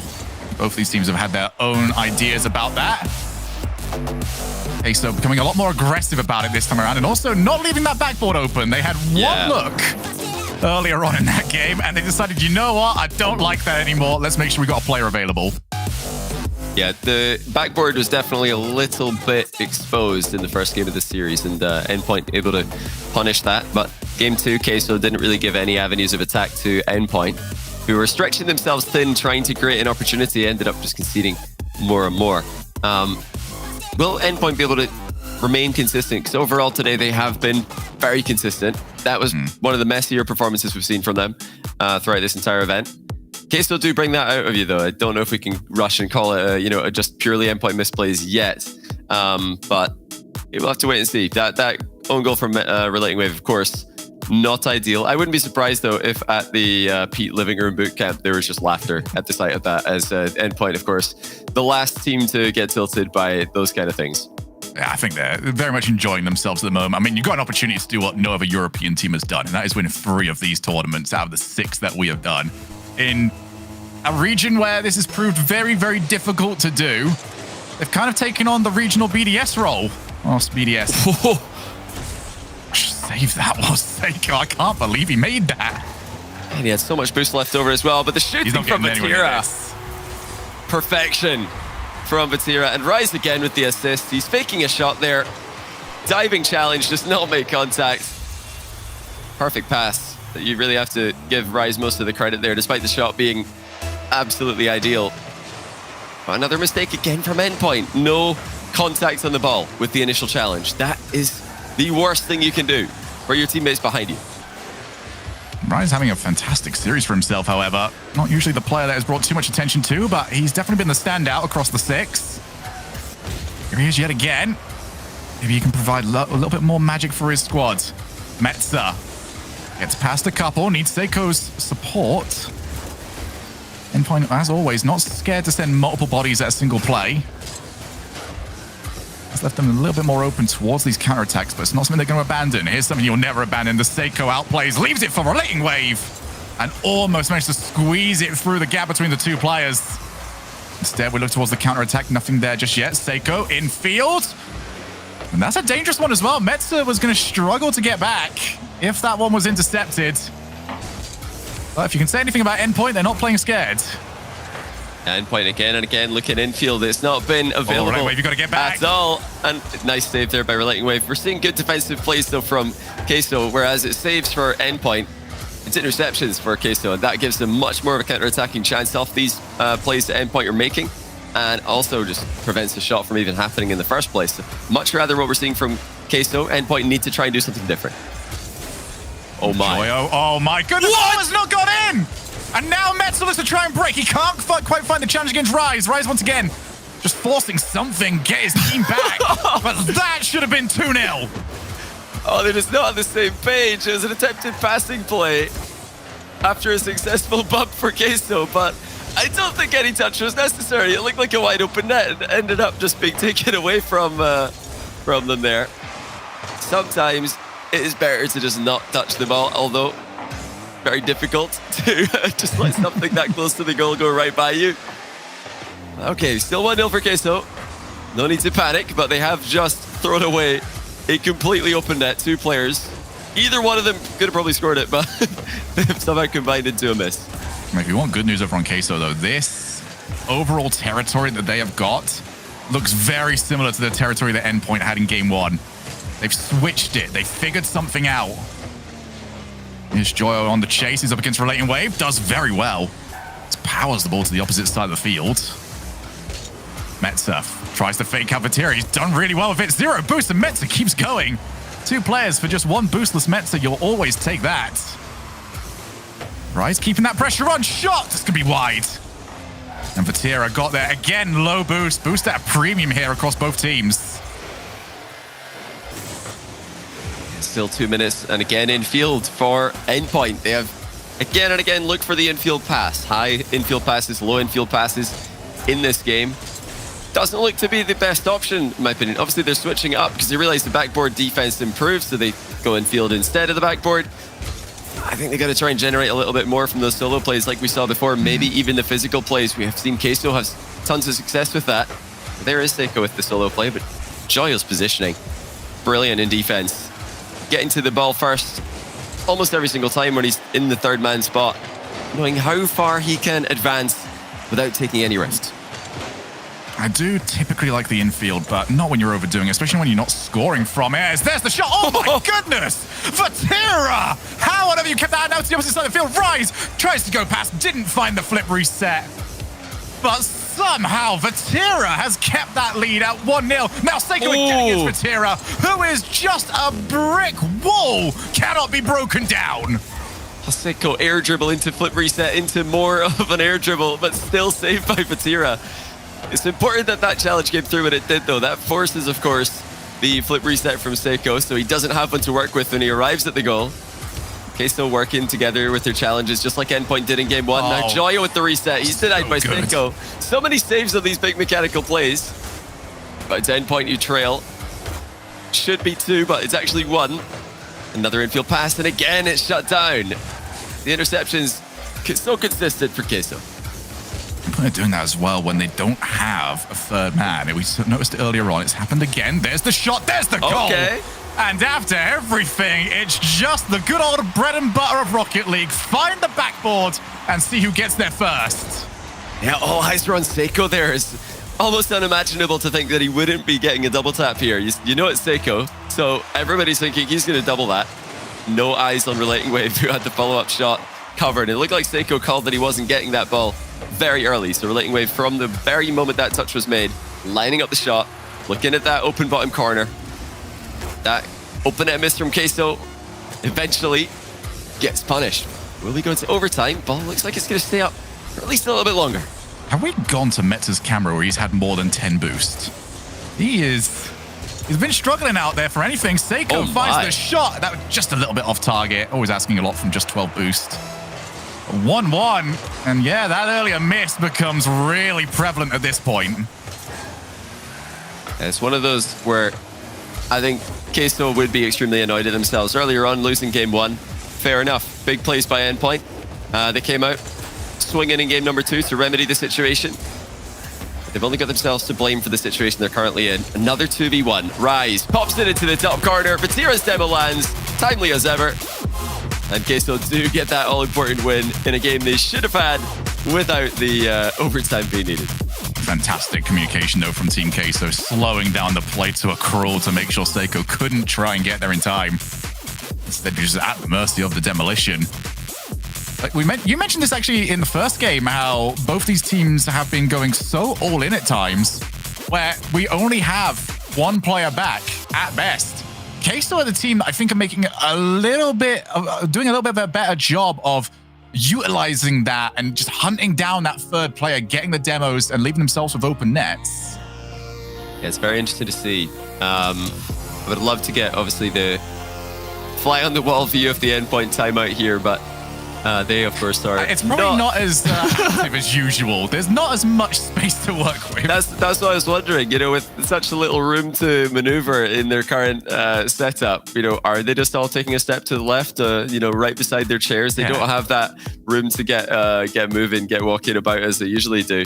I'm interested to see what they decide to come up with here, because Queso are definitely outplaying them. You got to remember, this should have been a regulation time win for Queso. They missed an open net. The chances that they're creating are just of a higher quality than Endpoint, who do seem to be waiting for that big Seiko play or those clear-cut shots for Relating Wave and Metsonoris. I would like to see them try a little bit more of the physical play instead of just immediately rotating out every time that they attack.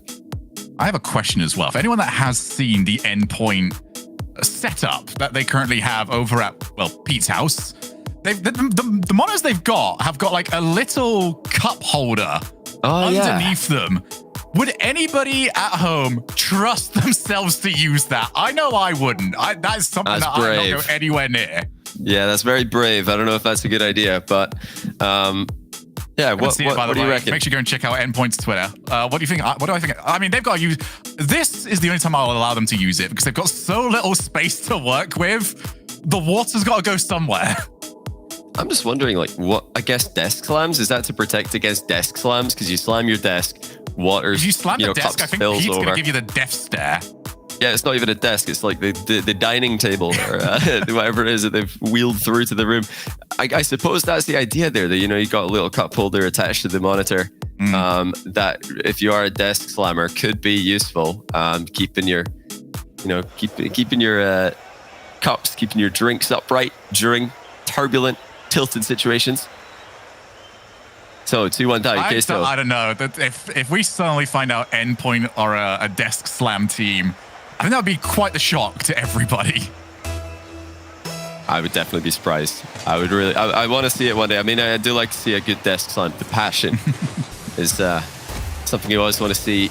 I just can't see it from Metza. We already know that Seiko hits like a Zen mode throughout the entire series. He just doesn't move. That leaves Relating Wave.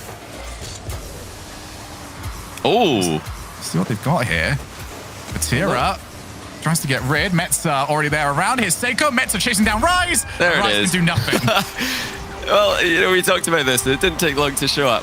Physical play. So instead of rotating out here, Metsonoris realizes this is a pretty good opportunity. Something that Queso do all the time. Let's just chase Rise into his own net and get that immediate goal. Rise would have needed to go for a bit of a faster option there. I think maybe jumping into the goal, wave dashing down the way instead of looking for the internet save would have got him back to the ball a bit quicker.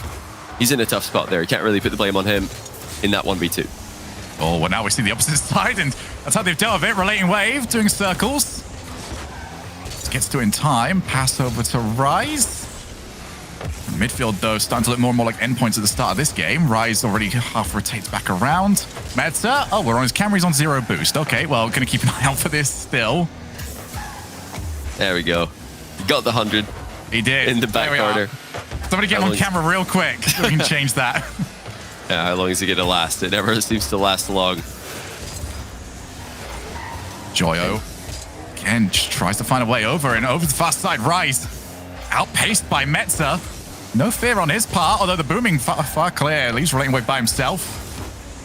Gets his team some time, but this is where Queso have done their best work. Now clearing pass over to Relating Wave. Shot! Ooh. Again! These shots have just been skirting wide every single time, but Seiko off the challenge has got in! Seiko scores the second goal already. How did this one go in? I think Matiro was in that near post area. Oh, he's just a little bit awkwardly placed though. He's off the goal line.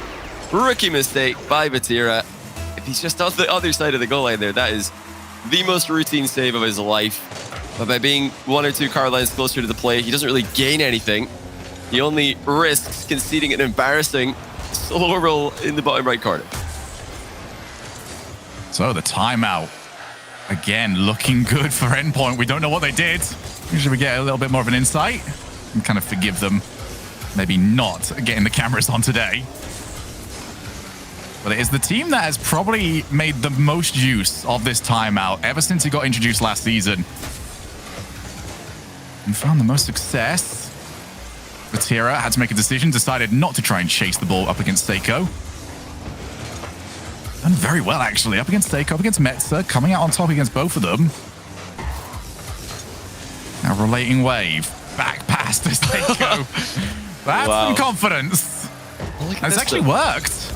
Yes, it's a good idea. It's better than just leaving the ball and waiting to see what Queso are going to do with it. I'm sure that whatever they hit is going to be more dangerous than that high back pass. That's a good challenge. The challenges have been impressive by Endpoint in this game. Not making the same mistake that they started off game number 3 with, where that first challenge just didn't make contact with the ball. Now it's all about hitting the ball, and Relating Wave catches Joyo off the goal line now. Queso once again looking just a tiny bit uncomfortable, a little bit awkward on that goal line. I mean, what is Joyo covering here? Not a lot. Yeah, it's just cutting right through the middle of the rotation, not covering back post. I can hear an angry Gregan out there somewhere regarding that. It just doesn't even have to be that good of a shot. The shot wasn't anything special. It just bounced in. And it wasn't even in the bottom from corner. The person that's static on the goal line right in the middle. Just not there, effectively. It's evident that Queso are all about attacking the ball. They don't want to be making reactive saves, but sometimes you have to. Speaking of, no time to react to that shot. Batira puts in the first for Team Queso. Batira's having some fantastic success from these midfield plays.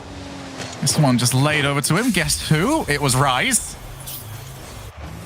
who seems to have been integral to every single play that we have had from Team Queso. 3-1, significantly more manageable. Now Rise off the kickoff. A little bit of time to himself, but that half rotation by Seiko shut it down very quick. Yeah, very important turn there by Seiko. You know, a lot of players would have just turned away and gone for the boost there because they can't really make a play on the ball. But he knows it's not really about making a big play on the ball, trying to make a goal-scoring opportunity happen. It's about helping out your last man back, just putting some pressure on the ball, forcing a play early so that he's got time to react. Best case scenario is what happened. Look at this though from Joyo. He's uncontested. And if you give these 3 uncontested aerials to Team Queso from this range, yeah, good luck saving them. Joyo makes it 2. And suddenly we have ourselves a real match. From 3-0 to 3-2, and with a lot of time to work with. Team Queso hunting their way back into this game. There's Joyo. He's got Rise on the far side if he wants to get it to him. He does. Some bumps as well. Vatira takes that one, but Seiko already up in support. Good clear across the far side, but Team Queso looking deadly at the moment. Joyo looks at the musty, gets it down to Rise! Oh! And Metza gets the save, but Joyo gets another one! And Seiko didn't get enough on the save from 3-0 to 3-all. Yeah, Metza just doesn't get an early enough touch on it. Has to make a diving save. Double commit from Endpoint as they're in a panic. Oh my goodness, what a comeback by Team Queso. Electric attack and just constant pressure. Shots getting slammed on target. Endpoint have definitely had a bit of a throw here, letting their boost management go. not getting those challenges in early enough. Relating Wave tries to clear the line. Seiko already down there, passes the ball onwards. Is it going to be Metzer? His shot comes in. It wasn't much power. And Joyo grabs that and just guides it away from the net. But not a great play after the fact. Here comes Seiko, fakes out an initial shot, and Batira holds the line for just long enough where the fake isn't going to find the ball past him. That's bold by Relating Wave. Web for his third man. He at least blocked the long shot. And Metsunoris baits in one challenge. 50-50 on the second play. Joyo somehow, as always, is gravitating his way back to the ball. It's a very good demo by Relating Wave in the recovery. Endpoint continuing their most physical game they've had so far this series. Oh, Joyo, he's looking for Relating Wave, and save. Fantastic communication again, because Relating Wave had no chance against that pressure. That's just a great save. Such a good touch. Such great knowledge of the position to know where the danger is. Now overtime, game 4, and just like that overtime, where Queso eventually got a win that should have come their way earlier, Endpoint are going to feel like they're in the exact same situation now. To lose from 3 down, even though Queso did attack well, that stings for Endpoint. That's painful, especially after that tactical timeout. Well, it's going to be boot camp buff and timeout buff for Endpoint, and it might be about to go away. Vatira's shot put too high. I think he just expected somebody to be in net for that, but he might have been able to test his luck. Vatira again onto the wall, going to find it himself. Already on Endpoint, respecting that, already backing down. Yeah, I think you're right. Vatira just didn't think the ball was going to come towards him. He was too close to comfortably shoot. It's a very nice challenge by Metsunoris. Vatira's quickly up to challenge Relating Wave. But where's Seiko? That's the question. He's lurking at the edge of the box. Good communication there by Endpoint to know just whose ball that was, despite it being close to Seiko. He understood, well, actually, it's a bit too high for me to really do anything with. Metza's got that one covered. Metzer again just puts the ball up forward, steals some boost, and gets himself back out. Knows his job is just to be the facilitator at the moment. Here he comes yet again, off the wall, backboard. Who's there first? It's Seiko! Oh! It's off the post again! Somehow, this overtime is going to keep going, but Relating Wave looks to try and seize exactly to that. Drops back down. It's up high. Here comes Metzer. Looks to try and set it up. Seiko on the outskirts, did not want to dive forward, and we go to the opposite side of the field. Team Queso's chance to shine. What a save by Vatira again. He's been really a pain for Seiko to go up against. The countryman reading him well. As Rise now lofts the ball towards Metsunoris, who's out of boost. It's on the goal line and in. Joyo completes the 4-goal swing. Metsunoris boost management just not quite good enough. He couldn't get back towards that one after the sloppy takeoff. And an easy goal at the end of the OT. Wow. The defense though, for Team Queso, really shining strong here. A team that are so known for their offensive flair. Massive reads in defense today, Shogun. Wow, and what a stat this is as well. Queso have won 7 overtimes in a row. This is a team that Colstead is going to really struggle at LAN and not have the clutch factor. They might choke it. I don't know how you can believe this right now.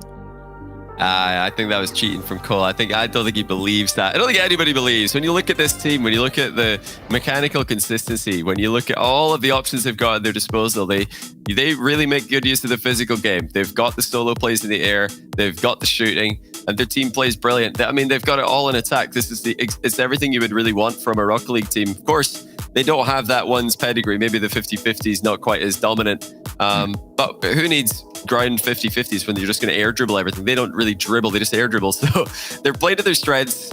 And they're, again, putting up the best fight that we've seen coming out of the lower bracket from any European or North American team so far in this format. I mean, coming into this, Europe had only had 1 win from anybody in that lower side of the bracket in the grand finals. We've already got 3 now for Team Queso. They're looking at the verge of a bracket reset. Mind that they do have to beat Endpoint twice. They look like a team that's very capable of beating Endpoint twice. Oh, absolutely. Especially after that last game. That was all Endpoint. They should really have been able to hold on to that lead. I think the boost management just disappeared at the end of the game, allowing Queso to come back. But credit to Queso, they really do know how to turn up the pressure, especially when they're trailing by more than 1 goal. This is not the first time that they've come back from a significant deficit late in a game in this event. They've reverse swept Vitality. They've reverse swept the first round of the lower bracket as well. Every single match that Queso need to make these reverse sweeps, they're coming back and they're making it happen. Am I wrong now to start thinking that the main storyline here for Endpoint is this boost management from here on out? They've struggled. They've had limited access. They might have a limited chance here. Joyo comes in a bit late. But from what started off as a haha, look at this, Metza's always low when we were over on him, ended up being the reason why they lost the overtime. Yeah, it's just a difference in, I'd say a slight gap when it comes to recovery, certainly. Queso's so fluid with their movement. They never lose momentum once they've used that boost. But look at Relating Wave maintaining his momentum in this play. Just completely burst free in this one. Got away from the demo. So close. And he slides the shot past Vatira, who just couldn't get a dodge off. Great placement by Relating Wave. I want to see that at like 25% speed just to see how many pixels away he was from getting hit. That's as close as it can get. It looks like there might have actually been contact as well by Seiko onto Vatira, so really nice play. Endpoint continuing to utilize that physical game. Ever since that timeout, it seems to be something that they're really trying to force more often. All the top teams are doing this these days. You know, even the teams who really would rather play a more clean play style, they understand the strength of going for a demo every now and then, going for one of those plays that is going to catch the opposition off guard. They think you're rotating out. You're not. You're bumping them. And here's a good example. Rise scores the open net, but it's all about Vatira in this one. Just so quick at how you can break this down. Land on one, bump the other, and Rise can just find the easiest goal that he's going to get in a grand finals. Yeah, you cannot afford to slow it down defensively anymore. If you do, you are prime target. It's why hiding inside that goal line is so powerful these days. You're just a little bit harder to demo if you're hiding inside the net compared to sitting outside of the goal. Especially on a map like this, where it's significantly more difficult to look inside there and see who's around. Yeah, you can't see in this one, so this is a great map for it. Metsonoris getting an open net at the other end now. No third man in position in time for Team Queso. That's really all about that touch from Joyo. He didn't keep control of the ball. He needed to buy his teammates just half a second more. Not even, maybe just a couple of tenths of a second that they would have been there. But the first touch went a bit too far. And Metsonoris, well, you could see all the goal that he needed to in that play. You see, though, what that threat of demos has done to both these teams, though, where they are so much more willing to be aggressive with that third man, because the alternative sometimes is just to be stuck 2v1 and potentially get demoed. Yeah. So a lot of those pack players are choosing to be more aggressive, maybe take themselves out of position, just because they don't want to see that situation develop. And it has been fascinating to see how that has worked for the last couple of months of Rocket League. Here is Vatira. He has been horrible for Seiko to play against. Almost found another one. Wait, what? Joyo almost created something there by, I think, accidentally backflipping, but of course it's such a surprise to see a player like Joyo flipping completely by mistake that you can't expect that. You can't read that. Who knows? Maybe he did just decide to flip on the spot to mind game Endpoint. So from the vaults of Direct as well, Seiko has had 100% goal participation, I believe, coming into this game. It has been Rise, though, that has been the provider on the opposite side of the field. Yeah, Seiko's still 100%. Both assists. You definitely know who the talisman is, don't you? Despite the fact that maybe coming into this part of the tournament, it had been a lot more Relating Wave and Metza than we are typically used to seeing. Is Vatira made that one look a little bit more difficult than I think it ever was.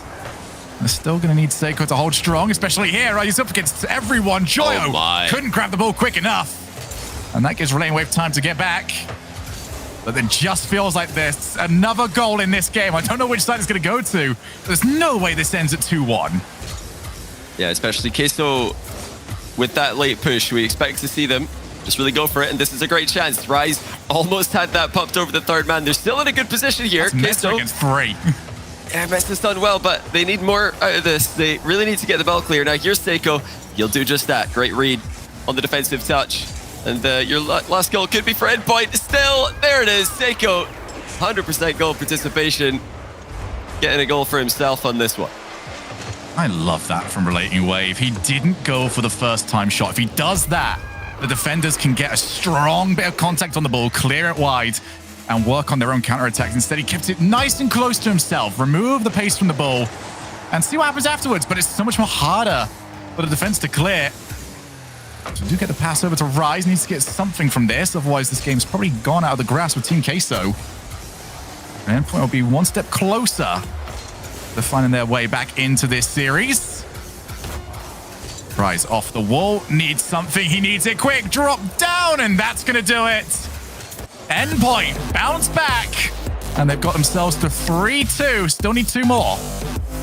Yeah, they're not done yet. And don't forget, they had the 3-goal lead in the previous game before somehow losing that 4-3. So they're, I think, in a good position now. They've had control for 2 games, for the majority of 2 games at least. And if they can keep this up, then the comeback is certainly on. But Queso have got so many different options at their disposal. I'm really curious to see what it is that they're going to go for in this last game. Are they just going to sit back and let Endpoint continue to come at them, or are they going to really try and squeeze them into the back corner like we see them do when they're losing? You know, are they going to do that from a 0-0? Maybe. I really like from Endpoint though that they didn't get the win after the timeout, but they realized actually we're still getting a lot out of these physical plays. Let's keep going for those. Let's just linger up front a little bit longer after making plays on the ball. You don't. I mean, we were talking about the recoveries of Queso being a step above, but you don't really want to just go all in on recovering fast just because the other team's good at that. You know, they can still get something out of these bumps and demos. Relating Wave opening the game there with exactly that.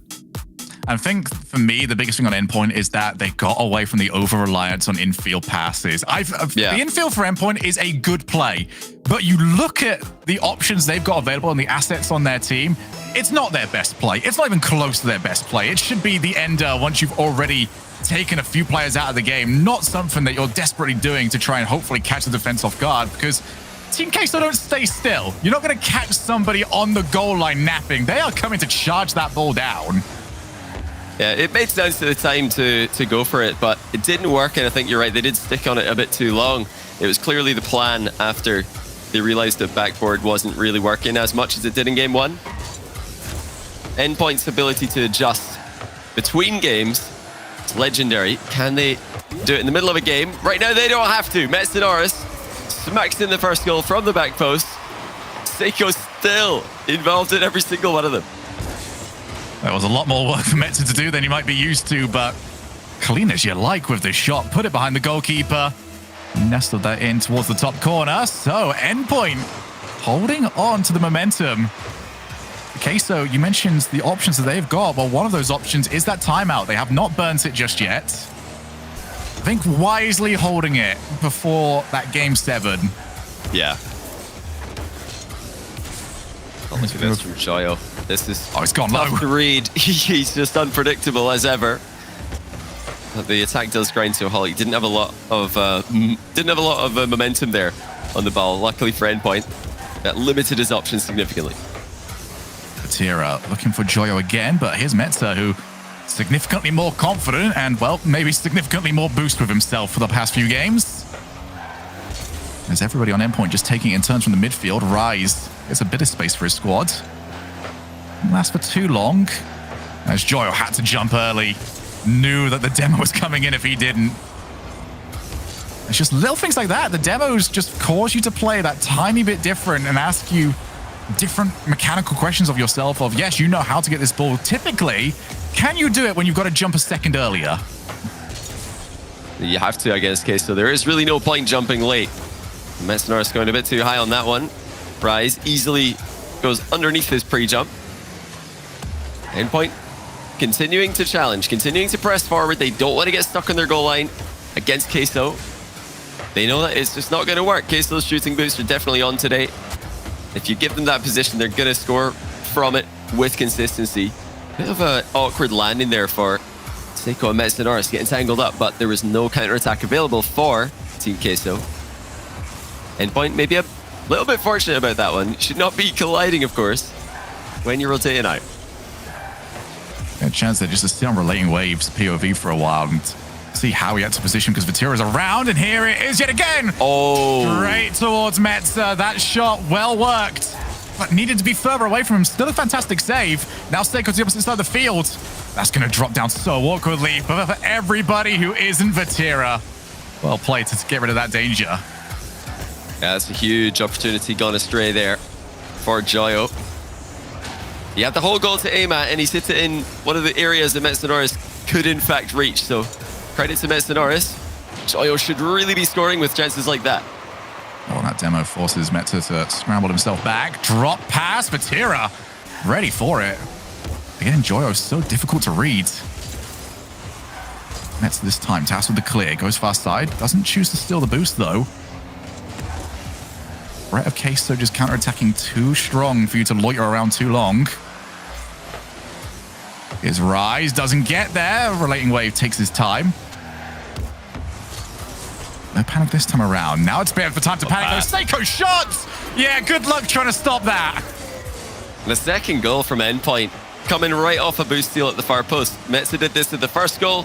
Boost steal comes right back into the play instead of just flipping away to the halfway line. Now it's Seiko. Boost steal stays in the play. Doesn't just autopilot out. Knows that he's still an option for his teammates to pass to. That back post position has been wide open for them twice now in the same game. Joyo. Good stop from him. Seiko already up. Doesn't get the reset. Might not need it as Vatira takes it away. Vatira definitely been tasked with making sure that he's the one that shuts down Seiko. Now Rise, tough angle. With a minute left, we know that Team Queso are capable of this. Metza, oh, stuffed on the challenge. Here goes Vatira. Low boost. Is it a problem? Yes, it is. Couldn't get there in time. Well, Seiko is back to make the stop, but still, good pressure coming out from Team Queso. Joyo just misses it. Seiko's challenge. This is just more time of the clock that Team Queso don't want to see wasted. It starts to feel like one of those series, one of those matches where, I mean, if you could, I think Seiko and Vatira would be swapping decals at the end of the game because they've just been worst enemies, denying each other scoring chances. But they're going to have a lot of respect for each other because not many people could read Seiko, not many people could read Vatira. They're doing a great job preventing each other from scoring. This has been the equivalent of just a Rule 1, where both the players have just nullified each other. But still, occasions where they're just peeking through, getting their chances. Here's Seiko. Asked a bit too much for himself this time around. Rise, drop pass, but the time has just ticked away. And we have Champions Field coming up. Can Team Queso be the first team in Europe to reset the bracket? Or are Endpoint going to get their third tournament victory? It's unreal. It really is so impressive that Seiko can do this. It's so obvious that Endpoint are continuing to do what they've always done, and that is let's bring the best out of Queso, or let's bring the best out of Seiko, I mean to say. Let's just give him all the opportunities to get involved in the attack. But he is not only leading the attack, but also just scoring a ton of goals. You'll often see that disruptor, that guy leading the attack, setting up chances exclusively. But he is often the finisher as well, just going all the way himself. And despite the fact that Vatira has read so many of Seiko's plays, Seiko's still scoring. He's still making passes for his teammates to score. He is involved in every single goal for Endpoint in this series. And relating with Metza, no egos. They're happy to let their teammate run riot. They're happy to just, go along for that victory, back him up, defend, be as consistent as possible. And like you mentioned, that boost management, so key for Metsunoris and so key for Endpoint. Can they keep it up? So no timeout used. Team Queso want to get this done now. As for Vatira, not going to see anything much more after that demo. Metza pops the ball over the top. Seiko can't quite get there in time. Good challenges. Endpoint coming into this Game 7 with all the momentum on their side. There's two teams that have done what many consider to be the impossible. Just find some consistency over in this region. Team Queso bursting onto the scene throughout the winter split. Endpoint, team with 2 tournament victories to their name coming out of the previous split. It's Vatira. He waited for the bounce. Got a little greedy there with the play, but Metza couldn't clear it too much further away. I don't think you're going to get time like that if you're Vatira. You're going to need to try and make the most of what you've got rather than waiting and seeing. It seems like a BDS-esque timeline for he's done him! Endpoint. Wow, okay. That is the nutmeg. Let's try reading that one, Joyo, with an unbelievable recovery in mid-air to get back to the ball. then just sticks it underneath Relating Wave in the near post. You can't read this guy. Doesn't matter how early you get the challenge in, he is still able to get back to the ball. What a great piece of improv we just saw. Because there's no way Joyo's planned that the entire way, but he is making it up as he goes along just as well as any other player in the world. We've seen so many players at least think of it and try for it. No one really gets it to work. So always the defender that gets down just in time. But Team Queso have managed to get themselves this opening goal. Now in a good position, infield. The idea was solid. And this time didn't have the players available. Relating Wave bumped. And this might be, though, where that Game 7 starts to peek its head in. Team Queso not having another player around. Queso have been so impressive in so many consecutive ace matches, and now the post to the rescue for Endpoint. Vatira's shot going right across the face of goal after contacting the right upright. Endpoint struggling to get out of their own half at the moment, and Vatira's looking for that drop down. Gets it. Relating Wave is there first. Team Queso have been the overtime kings. They have been the tiebreaker match lords. Nobody has been able to stop them yet. Endpoint needs to do that in order to take this tournament win. Joyo looks to get it to himself. Found some success earlier on with that side, and he's done it again. Bounced out to Vatira, and Endpoint just found chasing. Look at this from Vatira. He had 0 boost. Does he go back to the defensive corner? No. He goes over 3 small pads and comes back in. Love to see that activity from Vatira. He knew that there was something coming his way there. At least there could be. It just goes to show how important it could be to stay active in the play. Queso, never a team who prefer to back all the way down with their small boost pads that they could run over the top of. Now here come Endpoint. First real big chance of the game. Seiko pushes it middle, and it's finished off by Mercenaris. Seiko continues to provide for his team. How on earth has he got this so perfect? Metzer believes in him, but you've got to get that so good. Not have the power on the pinch where it's going to just spin the ball away. And Seiko's done it yet again. Coming into this game, both teams have a 4-0 record in Game 7s. Endpoints for the entire season. They have not played a Game 7. All split long. But for this split alone, it's Team Queso that are 4-0. Somebody 0 is going to go here. You can't remember as well, Endpoint's regional grand final record. Undefeated right now. They've won 4 out of 4. This is their 5th series that they have played in a grand final. The first grand final of the split, of course. Both teams showing incredible guts here. Queso storm off to a lead after a couple of unsuccessful tries to close out the series. Endpoint fighting from behind. Rise just trying to find a way out here. Nothing going, though, as Relating Wave happy to meet him. Vatira clears long, and actually nobody available to just run onto this. Everybody from Endpoint holding into the midfield. Means that they've got to start from their own side yet again, but they've done a good job. Metzer, it drops down. Doesn't go for the bump on Rise because he knows Relating Wave is so far back, but it's demo after demo. Leaves it for Relating Wave. Almost managed to sneak his way past. Pops out to Seiko yet again. Now it's Joyo's opportunity. Bumped away. Very physical from both teams.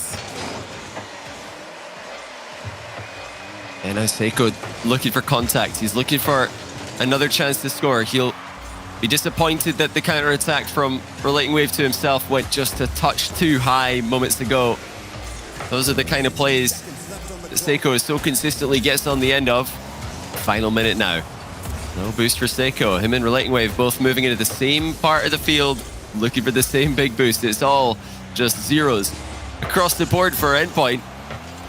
Can they get another goal-scoring opportunity as good as the ones they've already had? Oh, Seiko was already starting to drift over into the midfield. Almost got his team caught. That desperation to find themselves another chance. Almost finding Endpoint on the wrong side of a 2-0 deficit. Seiko, he's got past 1. 2 more in the midfield. Passes out to Metzer, who just scuffs the ball wide a little bit too early. Didn't have the angles to play with. 16 seconds now, and all the work to do for Endpoint. This is not a bad position for them, though. Relating Wave trying to get this off to the left-hand side to Seiko. Here he is.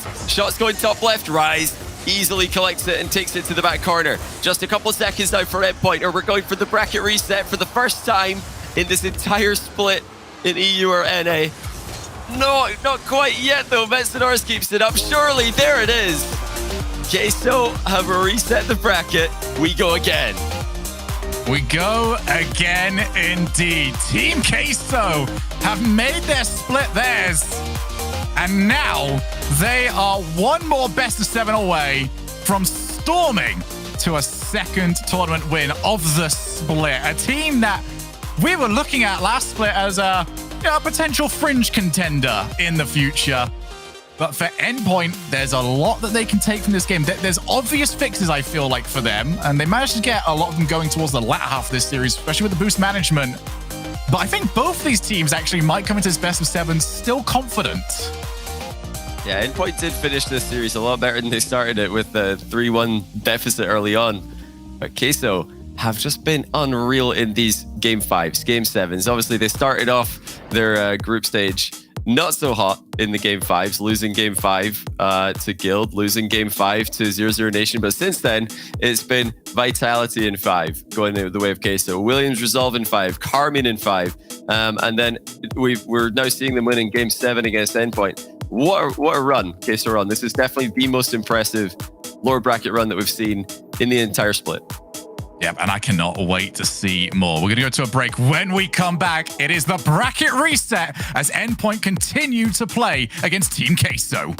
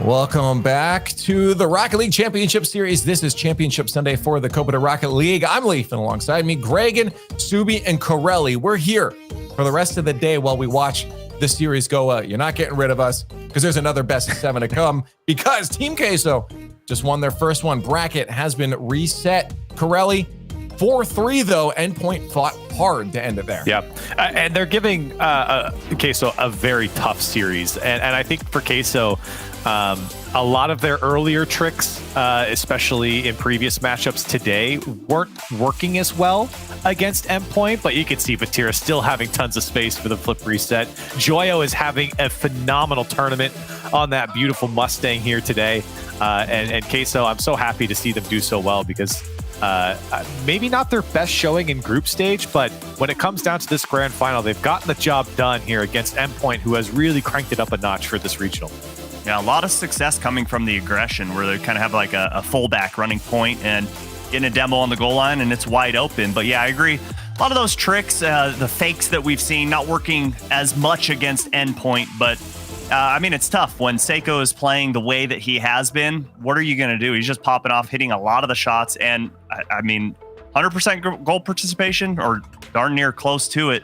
Endpoint looking very well, but Team Queso did edge him out. So we were all hoping for that. We got that bracket reset. Now the fun begins. I mean, the game 4 was the real change of pace, where we saw Queso come back from, I think it was 3 goals down to win that series and win that game in overtime.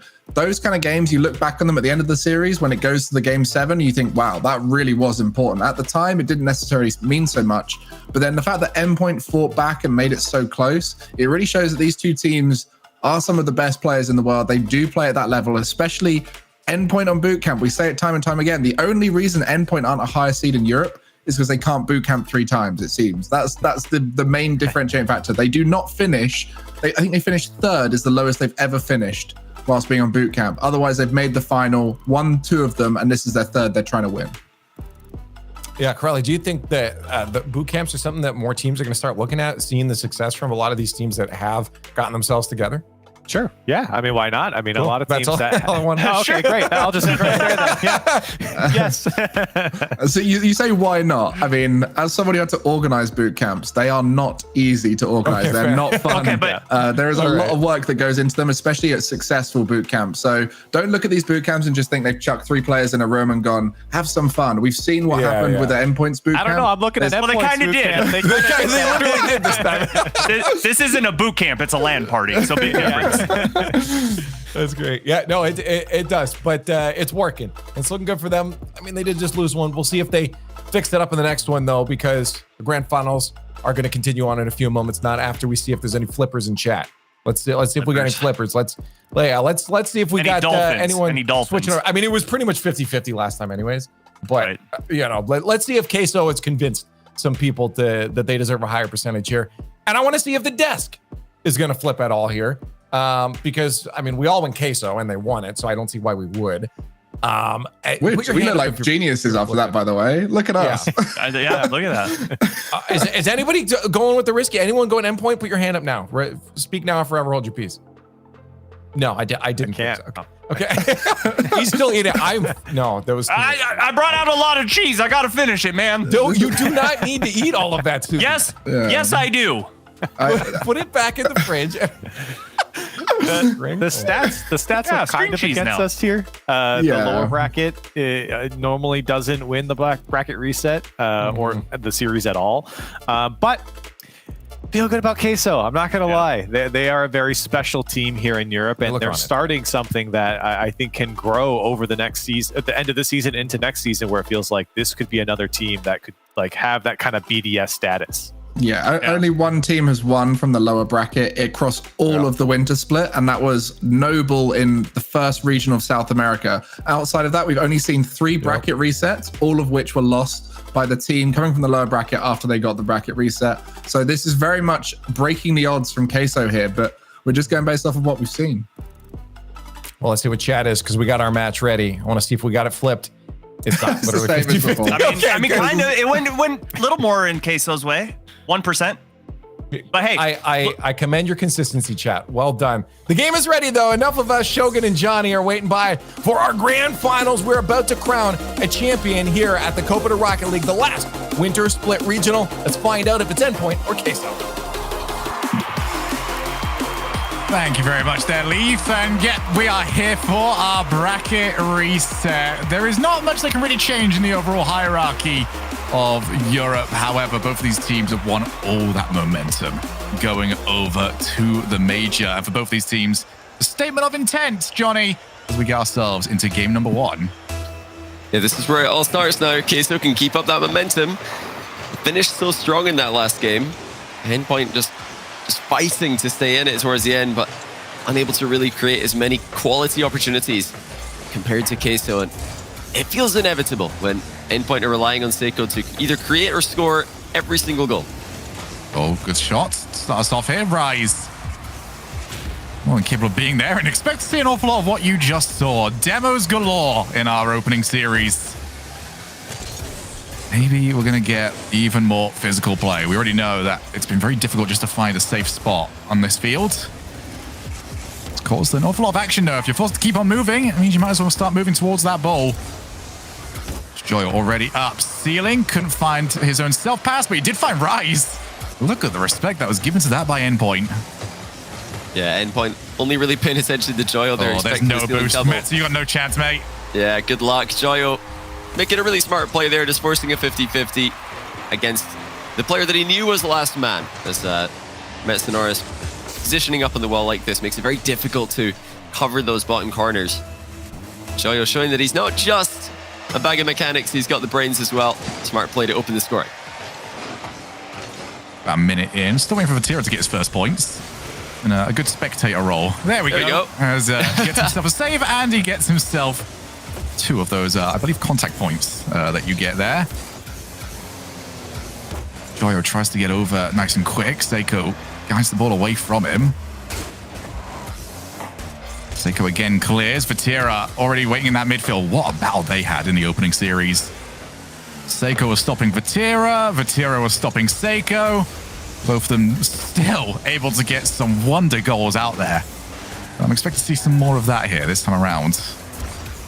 Yeah, it's awesome to see that defensive masterclass from Vatira. So many times you're able to read what Seiko's up to and stop all these shots that many a goalkeeper from all around the world would have struggled to save. And that's going to be 2-0. Queso, Joyo once again. That guy leading the attack in the Mustang. He's been pretty disgusting today, Shogun. Oh, I'm going to let you have it. All right, there you go. I feel like I can only really get away with that one. You can get with that in game one. All right. It has been as well. Team Queso getting away with an awful lot, especially with those nets. Endpoint just haven't quite found the right rhythm. If they are going to be this aggressive over in the midfield and try to keep their players moving, they've got to start winning some more over in that midfield as well. Infield pass, Metza overdid it and did not turn the ball in when it is desperately needed to be scored. Yeah, that's just got to be a goal. There's no other way about it. You're undefended. From that range, you know, pick the top corner out every single time, except this time for Metz-Norris. With the quality striking coming out of Queso and the limited opportunities that Endpoint have had for most of the games in this series and the last one, yeah, you got to be putting those away. As Relicting Wave now a little bit too far forward. We've seen a fair bit of that today with players trying to get that almost like mid-game cheat, just get a little bit closer to the ball, start that race. That is also important. It's great control. Rise, keeping the ball in the corner, not giving Seiko any chance to dunk him and get the first goal for Endpoint. It certainly has become a little bit of a meta game as well, where both teams are cheating up more and more and more. Just rely, though, on at least your teammate getting a ball that's going to bounce over to you in a nice position. If not, you are well out. As Rise again gets there in time. Relicting Wave calls away Metza. 2 minutes, 2 goals needed. Win one, however, the shot earlier on from Metza not quite finding the target. Relicting Wave, good opening challenge. It's going to bounce awkwardly. Seiko looks to try and provide. We get confirmation of this, but did Seiko end the previous series having at least participated in every single goal? Oh, what? Wave, mate! Again, Relicting Wave just jumps early. I've got to wonder, like, what is he jumping for here? He's on the wrong side of the ball. I think he got, like, jump scared or something. Like, it bounced down right from him, goes, and then just jumped. Man. I mean, it looked pretty bad the first time around. It looked even worse on the replay. It's a shame for Relicting Wave because he is that guy who's always so consistent in defense, but he puts in his second own goal in just 2 best of 7s. He had one on Forbidden Temple, I think, yeah, game 2 of the first series, and he's just rushing himself. He just doesn't give himself enough time to react. I mean, how are you supposed to read what is going to happen there with the bounce? It's not possible. And attempting to go early is just asking for things like that to happen. I've seen as well from Queso a willingness to go for what I dub the flying nothing on occasion. Just, hi, I'm here. Do you believe I'm going to do something with this? And it has made Endpoint quite jumpy at occasion. Same would also be said for Team Queso, but they only really have that reaction against Seiko. Everyone else happy to go and meet. Seiko's got away with a little bit more, as he is going to be called in here. If this team is going to make a comeback, they needed something from this. Instead, Vatira looks for the shot. There it is. Doesn't get there, but again, the flying nothing. It's the shot that you have to respect. And Metz-Norris can see Vatira jumping up before him here. He tries to predict where Vatira is going to touch this. And Vatira just lets it go right by him. And it's a good idea from Vatira there, because if he gets a very, very slight touch on the ball there, it's going to fly on target. If he misses it, the goalkeeper could just as easily be faked. So going for the absolute smallest pixel on the end of the ball is definitely the right idea and puts them 4-0 up in game 1.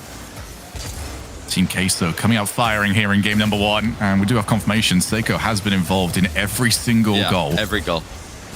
I think this is a game where Endpoint, this kind of shows what their reliance is. This is a game where Seiko, we didn't really see much of him, but Metza and Relicting Wave, a rare stumble, but this was not the level we've got used to those two.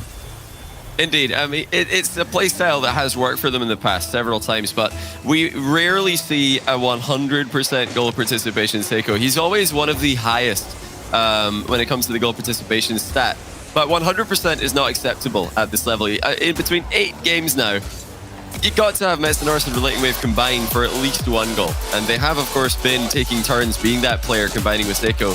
But Rocket League is far too fluid of a game to just have one man creating and scoring all of your chances. Relating Wave and Mets have got to be more clinical. Mets and Norris missing the best chance of the game at a relevant moment in this game as well. They ended up losing 5-0, but it was only 2-0 when Mets and Norris hit the post, which was a wide open top corner right next to it. Had they scored that, definitely the feel of the game changes significantly with the time that they had remaining. I can tell you right now, there's a very happy Wave punk out there at the moment because Joyo, 4 goals to himself, and we already know that Wave does love the Mustang. Well, seeing that Mustang #1 with 4 goals would certainly make Wave a very, very happy boy. But can Queso keep this up? And more importantly, can Endpoint figure this out? Because that was a very poor opening game by their own standards. They need answers here as we head over to Forbidden Temple. We see what exactly can they do. Can they avoid, most importantly for me, getting stuck in those 2v1s? Because we're getting a lot of times, like here, it's a bit less of a situation compared to the ones previously I would have talked about. There's a lot of times where the ball is in the air and there's just one player on the goal line that has got to wait and see whether or not he's going to get hit away.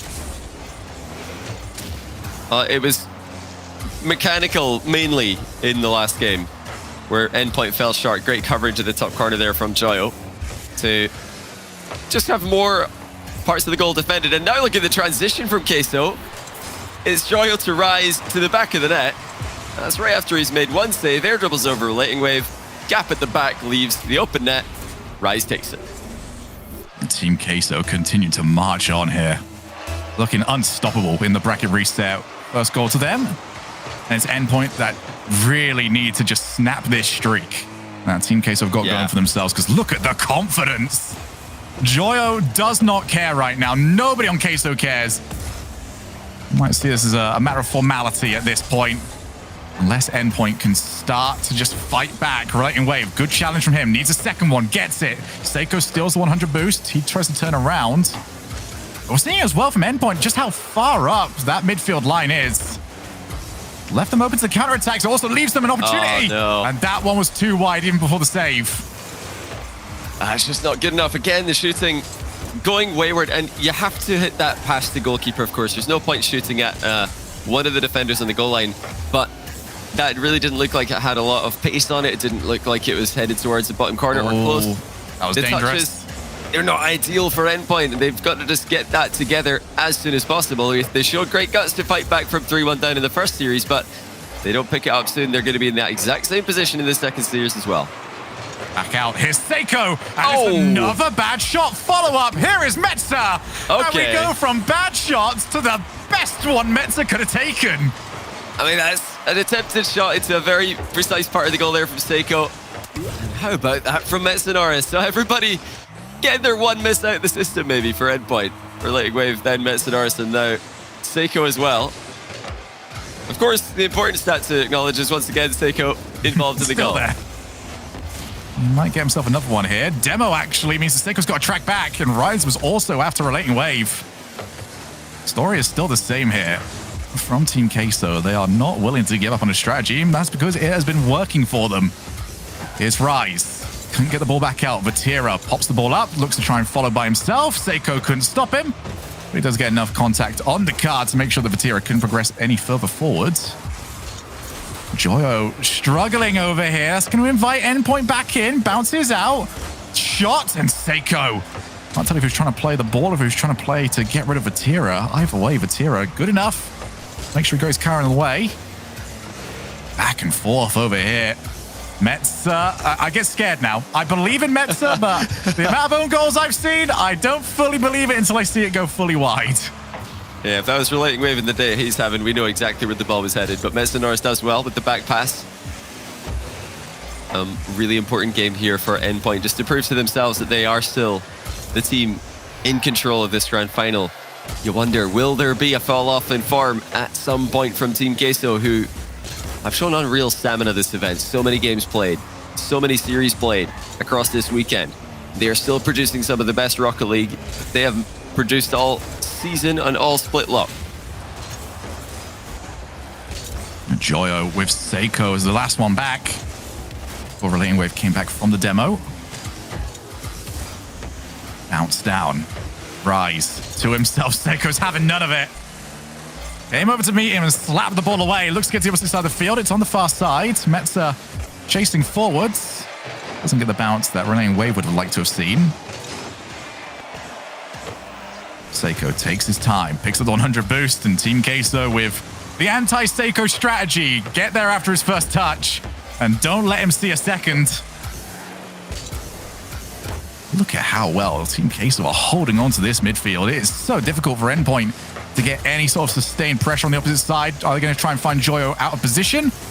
There was at least an attempt. Shot drops down, and Rise makes sure of it. Metza with his own, and Rise is there for the second.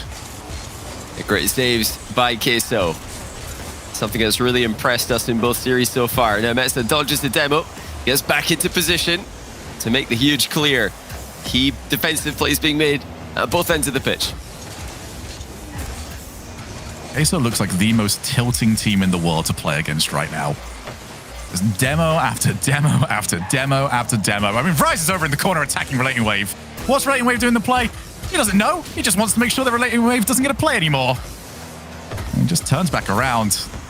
Team Queso all over them at the moment. Uh-oh. Might get themselves a chance off the backboard, and Rise backs down. Vatira might have caught him off. Wait. But Vatira wasn't there. And now the counter-attack. Oh! They go! 2-1! And Team Queso finally slip, and they slip in dramatic fashion.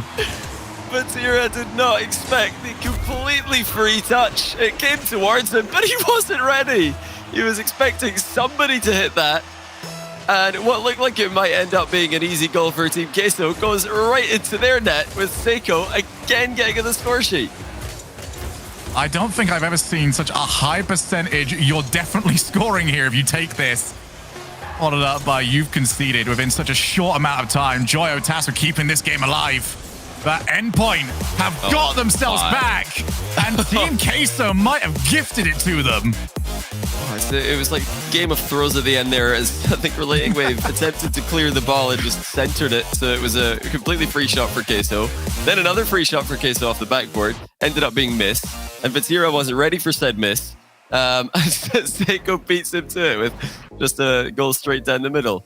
Just honestly, if you hit the nameplates and showed that to any Rocket League fan, they'd probably guess that they're looking at maximum diamond gameplay. Like that was, it was just an absolute calamity of errors. But it can happen when one mistake leads to another, and then the next player can't read the play, because how are you supposed to anticipate all these mistakes? It just gets out of control. Endpoint get the job done. They got the win. They've tied up the series. I mean, this has been a series where a lot of situations like that have been turning points. Go all the way back to that 3-goal loss that somehow Endpoint managed to just throw away. Are we now going to look at that particular play in much the same way? I'm going to find out here. Team Queso, though, proving themselves to be extraordinarily resilient. I don't think it's going to affect them all too much. There's Rise. Meteor takes over, Relating Wave off that backboard. See more and more backboard defense, and actually a player jumping out of the way of Joyo. Good yet again. Here's that. Well, that's what they would like to have seen in the last game. Yeah, this is ideal. Joyo to Rise. Hard hit. Seiko misses his touch. Relating Wave also going for the same ball. Doesn't make contact. As long as one of them gets that, it's fine. It's not even a bad double commit, but you can't have everybody miss this. Joyo just places the open net to open the scoring. And Team Queso happy to get the goal back after how the last game finished. And despite getting the last game, we haven't seen Endpoint find their own way of taking control just yet. It's been mostly them against the whims of Team Queso. Joyo again finds his attempted play stuffed out by Metza, who almost got it back out to Seiko. Vatira with Rise out on the bump, gets at least one player. Vatira finds the next, and after all that play, Joyo's chilling at the back, wondering, okay, you might have actually wanted me there. Yeah, he didn't want to risk attacking that one. It's speculative bumps. Well, it's speculative to move up and expect a double bump to land, even if it is Rise who's going for it. He was very good at landing those, even on players who know he's coming. Look at the Vatira ahead of the play, trying to get a boost steal. And now a bump on the back wall lands it. But this is unconventional from Queso, actually driving ahead of the player who's coming in for the back wall clear, just parking in his way, denying Seiko access to the ball, and giving Rise an open net. I don't think I've ever actually seen that, especially not at this level. Genius. Fantastic. I mean, the Team Queso have utilized now being bumped themselves in order to create goals. Rise is already in the backfield. You can't possibly account for where Rise is playing at the moment. He just goes wherever he feels like, and you've got to try and figure it out. Here he is now, holding the midfield. Got second touch, but Metza couldn't stop it. Actually, that drops so dangerously. Here's Metza, finds the shot. Well played by him, but the ball just dropped over to him. And no assist for Seiko. We've done it. We've got a goal that Seiko didn't create or score. Metza is the one to take it. Just pounces on the loose ball and sends it home. Endpoint getting chances to score. It looks like Queso might be starting to at least drop off slightly when it comes to their defensive consistency. That's welcome news to Endpoint, who in the first series had a hard time creating chances in a few of the games. Yeah, Endpoint had a lot of games where they looked like they had the momentum that Queso have had most recently. Couldn't find many goal-scoring chances for it.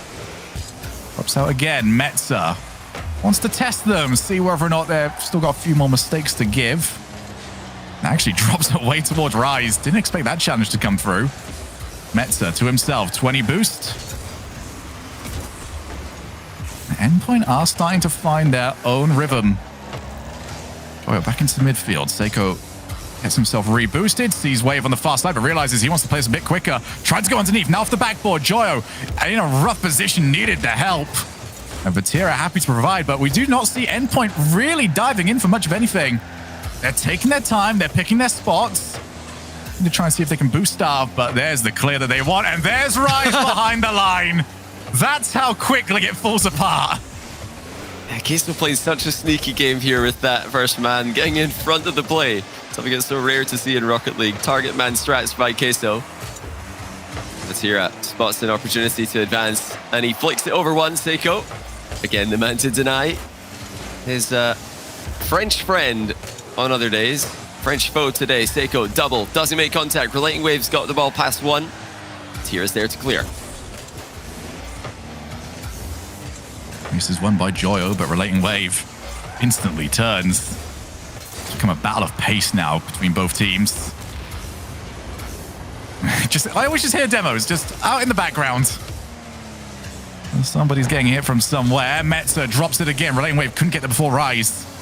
Now Seiko Taz were trying to hold that midfield. Did it from a very tough angle as well. Metza, infield option. Took it, but that's such a floating ball that it leaves it open for Joyo off the backboard. Can he get there? Yes, he could, and you needed to stop him, but Seiko also just as quick for Tira. Quick boost check on him. And just enough to make sure that that ball was played away. Back out to Metza. That was very dangerous by Vatira. He has got away with it this time, but his team's one-goal lead does look a bit tenuous. Yeah, that looked like a really good chance for Metza, but he absolutely skied it. And now time's really getting away from Endpoint. They were patiently waiting for that opportunity that they have just missed. Now they have to just go all guns blazing in the closing seconds. 20 seconds now. Seiko picks his spot. Looks for the backboard. Rise gets enough contact. That's so much time wasted off the clock. Boost stolen away from him, however. He still plays the ball over the top. Rise, the thorn in the side of Endpoint, gets more time off the clock. Now he needs to see if his team can just get rid of it. Metza off the infield, couldn't get there. Just out of his reach. And now it's up to Queso to find the ball to the floor. And they've done exactly that. Yeah, we saw a couple of chances at the end of that game for Endpoint, but they weren't able to hit the target, not even testing the keeper at the end of this game. Team Queso back in front, back in control still, trying to be the first team to win from the lower bracket in Europe this entire split. Looking pretty good to do it so far, because I don't see enough threats from Endpoint. I feel like Queso are just, I mean, we got the exact same shots in this game, but Queso's look a little more dangerous, a little bit harder to defend against, and Yeah, I don't know. Endpoint look like they're going to need to do it again from behind by the looks of things. Yeah, for me, Endpoint look a little bit figured out on the side of Team Queso. We saw just how comfortable they feel. If this is going to go anywhere, Endpoint need to figure out Rise. They know he's going to be there. It's just always there. They now need to figure out, okay, what can we do with this? Because Rise is always going to be exactly where he wants to be. And that usually, in your side of the field, picking up your 100 boost and or just trying to demo you whilst you haven't got eyes on him. But that offers as well Endpoint a couple of other opportunities around the field. It's just whether or not now can they take advantage of those, or a Team Queso just far too slippery to just hold back in their side of the field and find their chances. And more importantly, can Team Queso continue to keep Seiko this quiet? Yeah, they are doing a great job of locking up Seiko, putting challenges in early, just getting goal side. On every time Seiko's got the ball, just goal side. Just make sure that you're at least blocking him or the ball. It doesn't really matter which, because if Seiko's going for a flip reset, you fly in front of him, miss the ball, and then clip him, at least you're reducing the chance that he's going to be able to get back to it. And that's one thing that Queso have continued to do very well. They're just such an unpredictable team offensively. Much harder to read as the series goes on and on. Compared to Endpoint, we're playing a bit more traditional, a bit more of a standard style. Queso, especially in that last game, using so many plays where you've got players ahead of the play, completely out of sight, making either bump plays or boost steals, passing options available. That's not really something we see Endpoint do as often as the relating wave, trying to get fast recovery. He looks like he was going to get there. He didn't have to. Seiko also able to block a shot. It's two teams where the questions about their offense are usually so much different. Whenever you see a player like Seiko, even on Dignitas as well, the type of goals that they produce, as we do see Seiko take the shot, that one's far and away. No. But every time we see Seiko's plays, there's always that, how did you manage that? But when Queso are playing their offense, the question is usually, why are you doing that? Why Never are you how. over there? Never how are you doing that. Well, actually, often how are you as well, but not in the sense of worrying about the players. Really want to see more of a long-term plan for Endpoint in these attacks. It looks like their plan right now is, well, let's just see if we can create a scoring chance and then go for the top corner. And they're not really thinking about surviving in the offense. They're not really thinking about, oh, wait a minute. They're thinking about own goals. You've got competition. Where did this one come from? That looked like it was just going to be a routine clear. And then all of a sudden, Rise just slammed in his own net for absolutely no reason. What is he That's smart. Rise figured out he's getting a bit predictable, okay? He's reset everyone's mental when it comes to how Rise plays. Oh my goodness. This has had as much fun as I've had. This Grand Final's been a bit goofy at times. Oh my. I knew Rise was, a big fan of some of the North American teams and looking forward to meeting his idols in NA, but I didn't realize he'd been watching their replays in preparation for this Grand Final. My goodness. Some of these own goals. Endpoint are getting it done. Somehow they're still looking like they're going to deadlock this. Despite, I think, just lacking firepower in offense to summarize the problem they've got.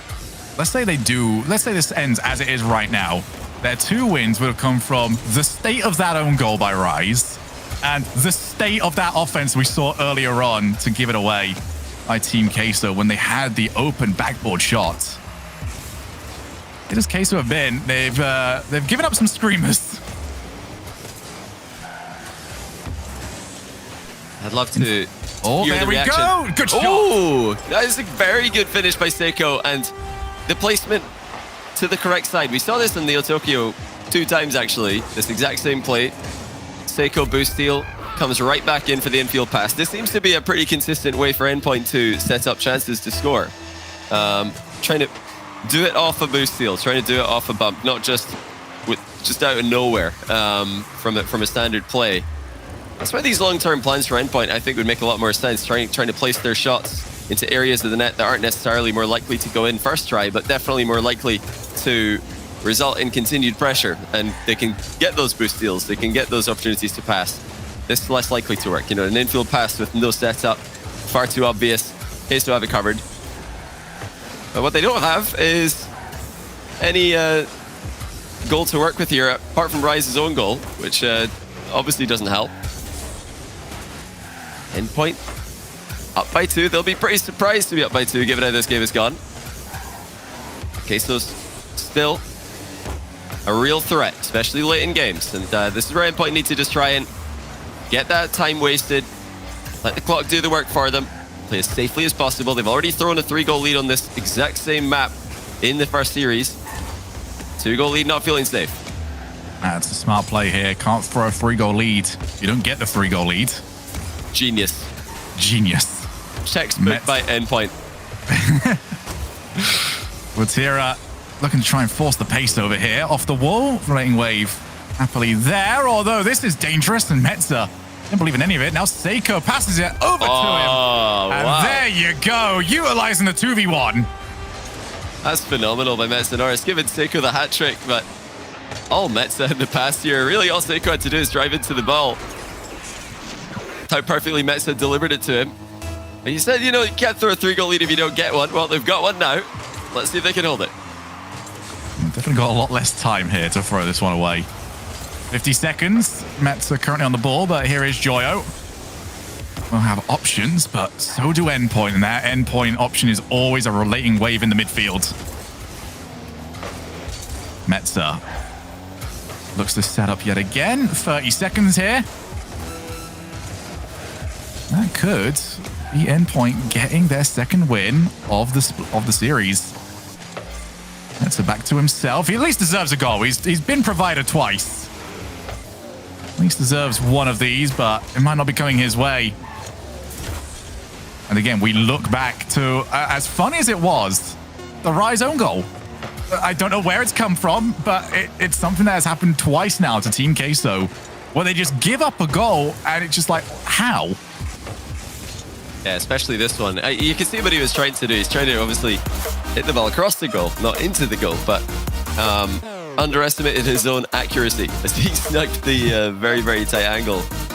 And I think interestingly, we've got Vatira going to be switching cars here. That is a big change, because all of the losses we've seen Queso handle pretty well so far. Haven't had any car changes, haven't had any timeouts. They've just gone right back into the game and kept doing what they're doing. But now Vatira changing car. Is he feeling it? Starting to feel a little bit uncomfortable, a little bit inconsistent mechanically, or maybe he just wants to try one of his other presets. Wants to see. Maybe Joyo has managed to sell him on the power of the Mustang. Oh, if we see 2 Mustangs, it's definitely Endpoint series. I don't believe. I'm not a believer in the double Mustang. Joyo's like, he's trying to convince me that the one Mustang is the way to go. You know, he's been impossible to read. He's definitely impossible to read today. So eliminating a lot of the wayward touches, eliminating a lot of the all right, you're going to be shocked at the car that we've got from Vatira, by the way. It's an Octane. Okay. It's to me, though, the best Octane decal that is out there. Beautiful. Halo anniversary one. I love that one so much. Yeah, you're right. We're seeing a bit more standard from Vatira. Fennec to Octane, very normal switch up there. Vatira going to try play, I think, a little bit faster. The control seemingly not working for him in the Fennec. That's a great play by Metza Norris. Vatira's right there for it. And he's right there again to beat Metza to the ball. Here's Vatira's first attempt. No reset. Even tried there. His first aerial attack in the Octane. Yeah, something a little bit different from them. My eyes are always just on Metza, though. Rotation does control on him, but he's got no say in this one whatsoever. Just forced to sit and watch as Vatira pulls this out of the bag. Yeah, Relating Wave didn't read the bounce. He's expecting that to curve around the back wall, come towards him. It bounces clean off, and Seiko has absolutely no chance. With placement like this from Vatira, how are you supposed to react to an accurate bouncer into the top corner like this? Now Vatira's offloaded to Ryze. This is a double down into the bar. It's still in the area, but Relating Wave takes the ball clear. That's not the same Relating Wave we saw earlier. Rushing his touches and accidentally knocking it into his own net. That was composure. I feel like part of that as well might come from if Relating Wave is getting a better read on Ryze, because he was the one that was being chased almost as much as anybody else on Endpoint. It just seemed like he was doing things to avoid that possibility of the bump coming in. Now that he might feel a little bit more comfortable, he can start playing his own game yet again. Here's Vatira with Rise up in support. Rise looks for Metza, and Dave. Metza darted forward to make sure there was no chance of it going in. That's an unreal save by Metza to dodge a mid-air demo, get around that, and still make a save on a Vatira aerial play. That's fantastic stuff. Probably the best 1v2 defensive play we've seen all day. He's in another one briefly here, not for long, and he did in fact get out and deal with it without wasting any time. And endpoint transition. Good defense is not all you need when you're 1-0 down. The only issue I see here for Endpoint is that this has been a consistent.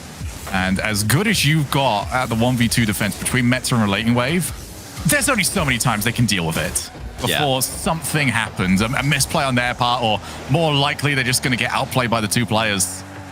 It's such a risky strategy that requires so much trust from everybody over an Endpoint. But they've not abandoned it. And this late into a series, we're not going to see them abandon it. They know what works for them. Rise tried to catch Metsunara sleeping. Metza already there. There is Seiko one-on-one against Rise, and Seiko, a bit wasteful actually, didn't catch that ball the way he would like to. Yeah, he was expecting more of a passive play from Rise. Rise just lunging forward. And now there's no one back. Joyo's Why going is to there get no an one open back? net. Rise assisting him well. That was actually a great catch by Rise. I don't think anyone on Endpoint was expecting Rise to be able to just control that ball up on the sidewall there. Relating Wave trying to center the ball. The big bounce actually just gets completely denied by Rise. Keeping that ball cam on. Keep making plays. I think could have finished that sentence at nobody was expecting Rise. And that would That's very true. much encapsulate what this series has been like for Endpoint. He's tricky to read for his team and for the opponent's team. Joyo off that wall. I'm going to get there, and Metza clears. Vatira might have the infield option. He does take it, and Rise's shot is blocked. Now we had the same position here for Queso that Endpoint had last game. Never mind. Well, it's the exact same thing. 3 goals. But what is going on in defense? Metza? For Metza Norris. Buddy? Oh dear, oh dear, oh dear. Well, there's absolutely no excuse for that one. You know, some of the own goals that we've seen today have been from positions where there's limited information for the defender. They don't know if they're being rapidly approached by an opposing player. They don't know if they're running out of time to make a key touch. Metza Norris had all the cards there. He could see exactly what was happening, see the danger, and he just completely aired the clear. I don't know why he was rushing it in the first place. That was just absolutely bizarre. We said earlier on that I couldn't see, well, I said earlier on that I couldn't see Metza Norris ever doing a death slam. I think today is maybe the good day to not have those cameras on, because if there was going to be a death slam, it would have been there. I think, yeah, he'd probably start off, as we all desk slammers do, with the hand being raised and the thought of the slam, but then also the thought about the pain that will occur after the slam. Maybe he's a smart death slammer. Maybe he's got like a small pillow around that he can like put down, then slam onto the desk. See, these are the veteran plays. You know, that's probably what Metza Norris is going to bring to a team, a young team like Endpoint. Maybe Queso can be taking notes as well. It's like, you know, asking these LAN veterans, what do you need to do to bring to LAN with you? Metza's going to say, well, a pillow. They're thinking, yeah, that's smart. So you can sleep in the flight. And Metza's saying, no, so you can slam the desk and not get a wrist injury. It's little things like that that really, you know, benefit the teams with LAN veterans. We are coming towards the end of this game, a game that is going to give Team Queso double championship points. And they've just thrown Endpoint off at times. Endpoint uncharacteristically full of mistakes. Might be another one here. Seiko will clear. But the amount of times that goals have gone in, and myself, yourself, and maybe everyone at home, Johnny, have just been a little bit flabbergasted at how on earth has that gone in. It's been a little bit too often here, but Team Queso have been the benefactors. Yeah, there was talk about maybe the momentum running out, maybe the energy running out for Queso after this long lower bracket run and all these series, all these games you've had to play this weekend and especially today. But it's actually Endpoint who seem to be slipping up here, letting Queso back into this one. We have seen, of course, that one own goal from Rise in the last game, so mistakes from Queso as well. But the kind of mistakes we're seeing from Endpoint here, especially this complete whiff at the end of the game from Mesa. Extremely strange. That one we will not blame them for. The one that we just saw, you're not stopping that from Vatira, but yeah, the first goals are fair enough. Weird. I feel like even the second goal, you can say that that's fair enough because I think Rise just completely caught them off guard with a great interception. But obviously they did throw the ball away, so they're definitely partly to blame for that second goal. But the third goal is just a clean whiff. Like there's no reason to miss this. There have been a few weird plays like this where inconsistency started to creep in. Definitely a grueling series, and playing against Queso for this long is going to do that to you because you've always got to be wondering, okay, where's Rise? Where's Joyo? Is Joyo actually hitting that, or is it a prank? You know, what is Vatira doing? How many resets has he got? It's stressful, and it's starting to, I think, even get to Endpoint, who have been in so many grand finals, played so many series in grand finals. Queso showing experience far beyond their years and far beyond where most of us would have expected them to be at this point in their Rocket League careers. And Queso have got something which many Rocket League teams struggle to have, and that is a game plan. They know what they want to do. They're going to send Rise downfield and just let him cause havoc. And we get games like we have seen throughout this entire series where there are weird mistakes, absolutely. But also you see some of the mechanics that were used. It's players going for things earlier than they would typically like to because they think they've got to. They don't know where Rise is. That bump could happen. You might as well go now than leave it the split second extra and suddenly get demoed and you're not going to play the ball at all. I think just that little change where you're doing plays and you're doing mechanics in a way that you don't tend to practice throws off a team like Endpoint and pretty much everybody else in the world, where it does make him look a little bit silly at times. Well, here we go. Can Endpoint bring it to another Game 7? We had one earlier. They came back from 3-1 down in that series to make it happen. Now it's 3-2. Double championship point from Team Queso. It's their first championship point. The last series they won was only to get into the reset bracket. Endpoint starting off with the first pressure play, easily dealt with by Joyo. Now, Endpoint now not only have to win this game 6, but they've got to take down Queso, where Queso seem to thrive the most in the ace match. Overtime, ace match, anything that requires them to be clutch. Team Queso always up to the task. We'll see here how they can do on their championship point. Vatira avoids being bumped. Metzer as well heading on in. Double commit, relating wave calls off, and actually almost got it off the crossbar. That's going to drop down. Metzer's got to wait for his chance. Chooses to play for time, realized that Seiko was going to be late on the rotation out. Oh, that's a bit unfortunate for Relating Wave. He almost scored directly, and the bounce down actually took the ball away from him as well. At Endpoint, we've been critical if they're striking this game and this series at times. That was very close to the mark on the first try. Oh, the infield off the post. So Endpoint have hit the crossbar. Team Queso have hit the post. Both these teams getting closer and closer to this opening goal. Seiko, not the best first touch. It's over to Rise. Expect to see Seiko continue to loiter downfield, however, as Joyo almost caught Metzer out. Said Metzer, very good shadow defense from him. Seiko ends up missing the ball. How rare do we usually say that? Rise underneath. Who's the support? He's just going to keep trying to go by himself. Relating wave. Booms the ball downfield. Vatira, he knows that there could be pressure behind him. Has to get up there early. Seiko continues to move forwards. Big breath here as both these teams vying for midfield control. It's Relating wave that ends up winning that. Bounces out again on Metzer. Only on 5 boost. Leaves it. Seiko back to Relating wave. Back to Seiko.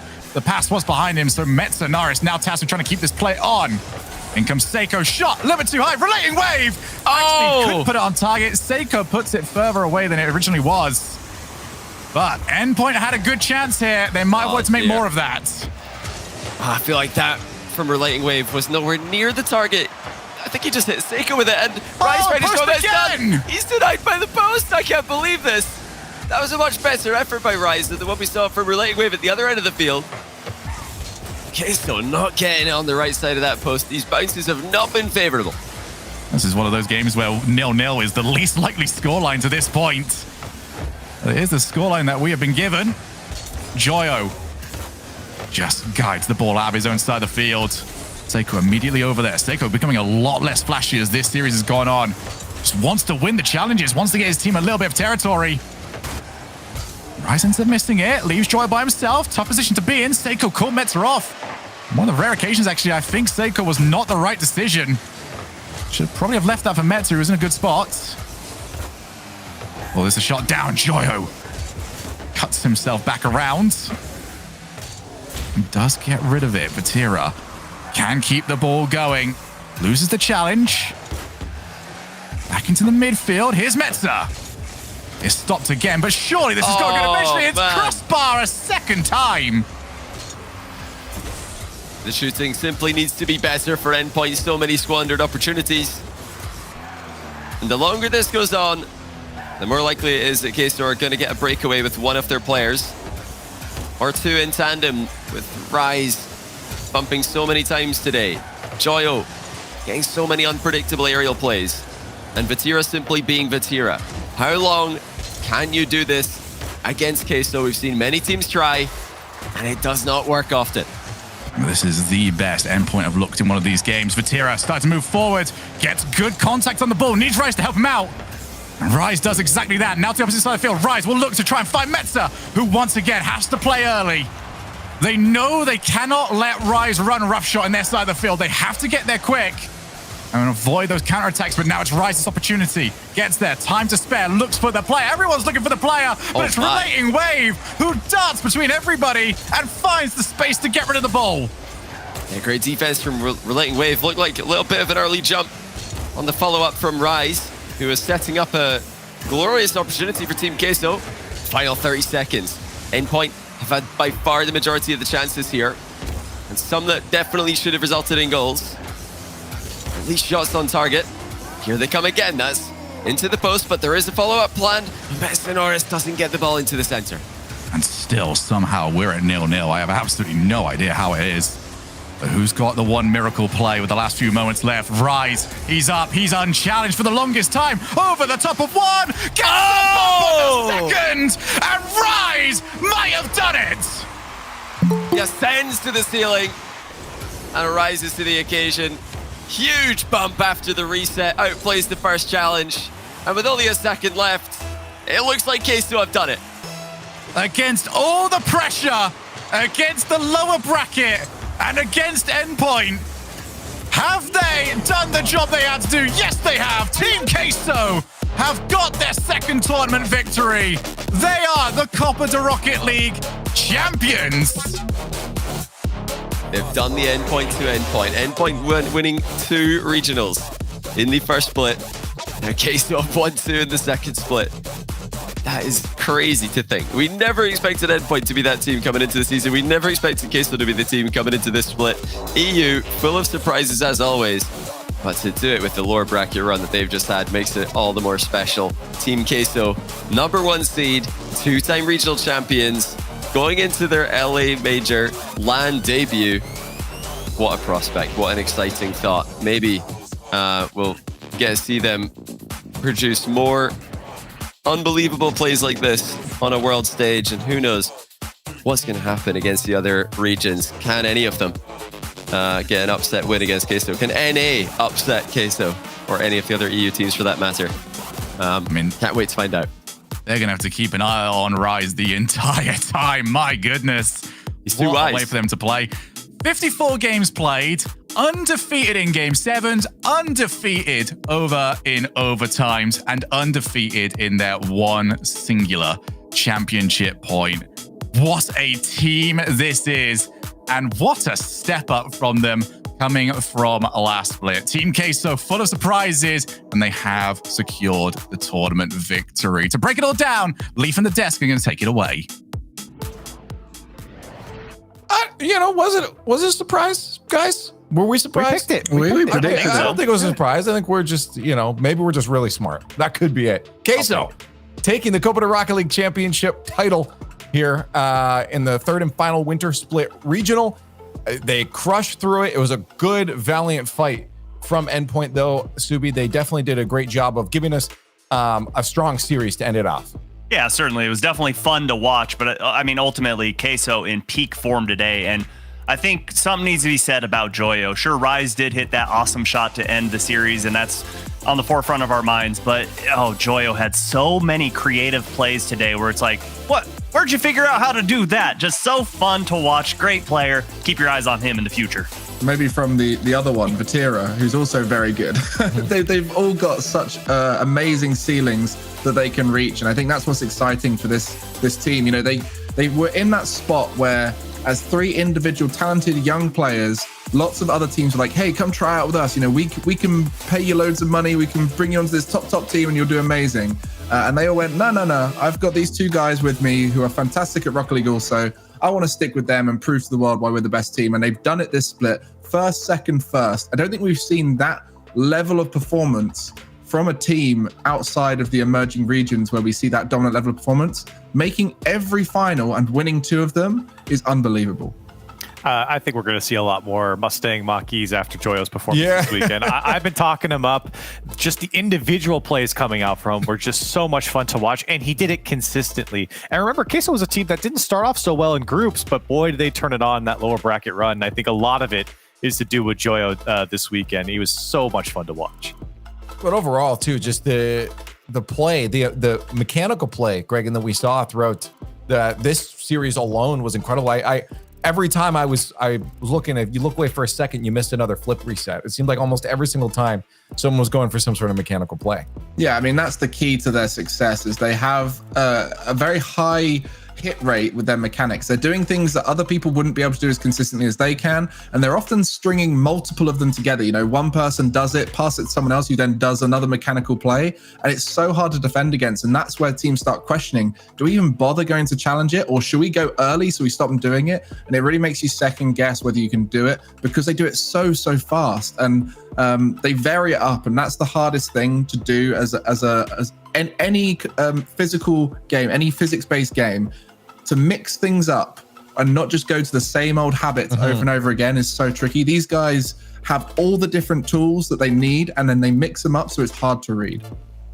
And sorry, Subi, go. No. Okay, well, it just felt like they had no wasted opportunities. You know, we see a lot of times where players are rotating out of the zone, they're driving right by the ball, and they show nothing. They're just showing, okay, I'm rotating out, I am not a threat at all. Where we see Team Queso, they'll throw a little fake, like, hey, am I going to go for this ball? Am I going to pass it mid? And sometimes they do, sometimes they don't, and it just keeps their opponents constantly on their toes. So it's just not so linear with Team Queso. They just have so many tricks in their bag. It's just so fun.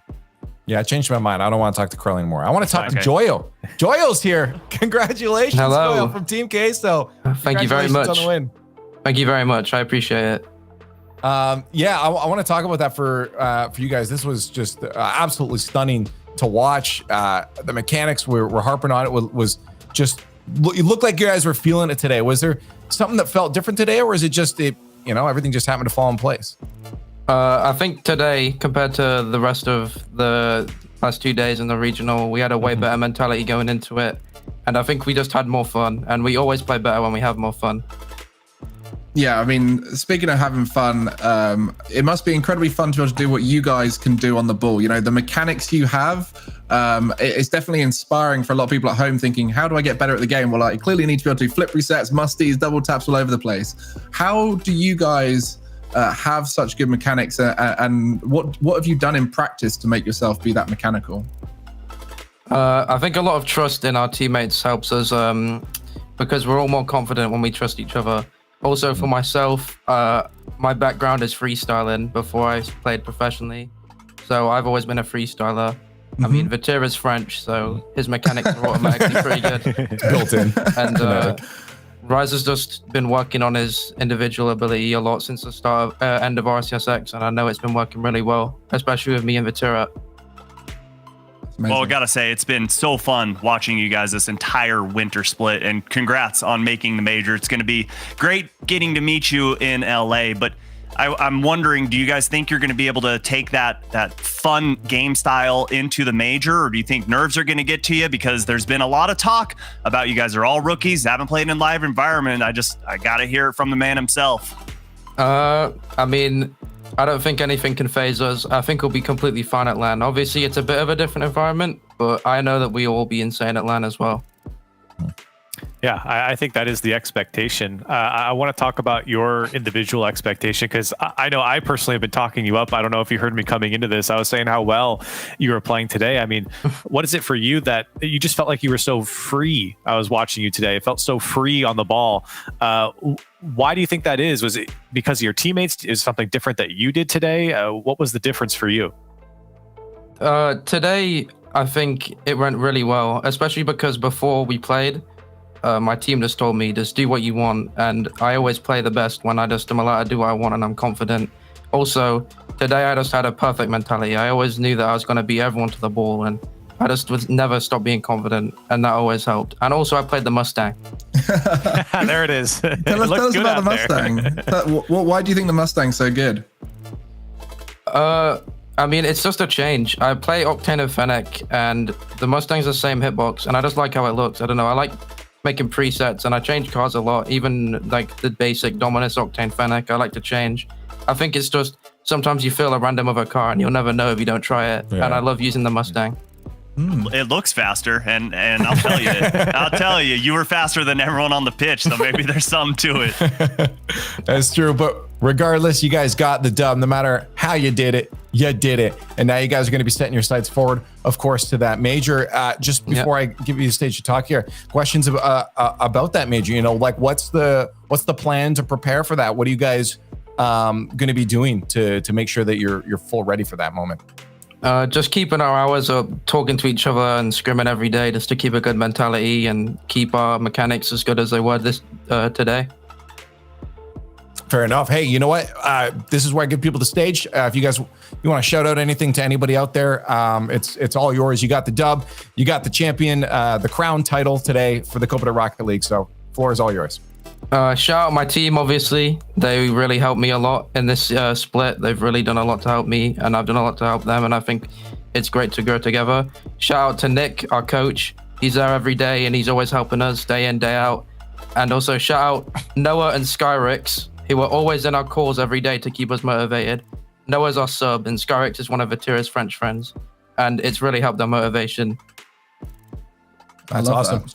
Good to hear that the team is strong and you guys appreciate each other. Hey, well, go appreciate this win because you earned it. So we're going to let you go. Congratulations, Joyo, on the win. Thank you very much. Full win. Oh, I love that. That's what he really wanted. He's had that in his head the whole interview. Yeah. Everything he's been saying has just been like, when can I say full win? There it is. Well, they got the win and they looked good doing it as well. There's no doubt about that. We've all harped on how fantastic it has been. Let's look at the journey to get here. Let's take a look back at those groups. We started, of course, before this bracket with the group stage. This is a gauntlet in itself. Scooby, where you have to go through so many other teams. Like you're not guaranteed even into this bracket. And then you also have the first part of that bracket you have to deal with on that first day. Well, I mean, just look at Group C and hone in on that third spot. Team Queso did not start off great. And a lot of teams that did start off well ended up falling. And obviously Endpoint found themselves in the grand finals. But Team Queso made that long, arduous journey. And I don't know how they did it, but it's so good to hear from players about how important having a good mentality is, because we're seeing it come to fruition just this weekend alone. Yeah, of course. Oh, I'm sorry. I was just going to say, I want to remind people that Queso were one game away from being last in their group this regional. Like, they had to reverse sweep Vitality to stay into this. It's incredible. And then you see the big long run that they've had here. Still game 5s against Williams Resolve and K Corp, and then taking down 00 Nation in pretty complete fashion. But still, Queso did not have an easy run this time, and they still prove that they're the best team in Europe.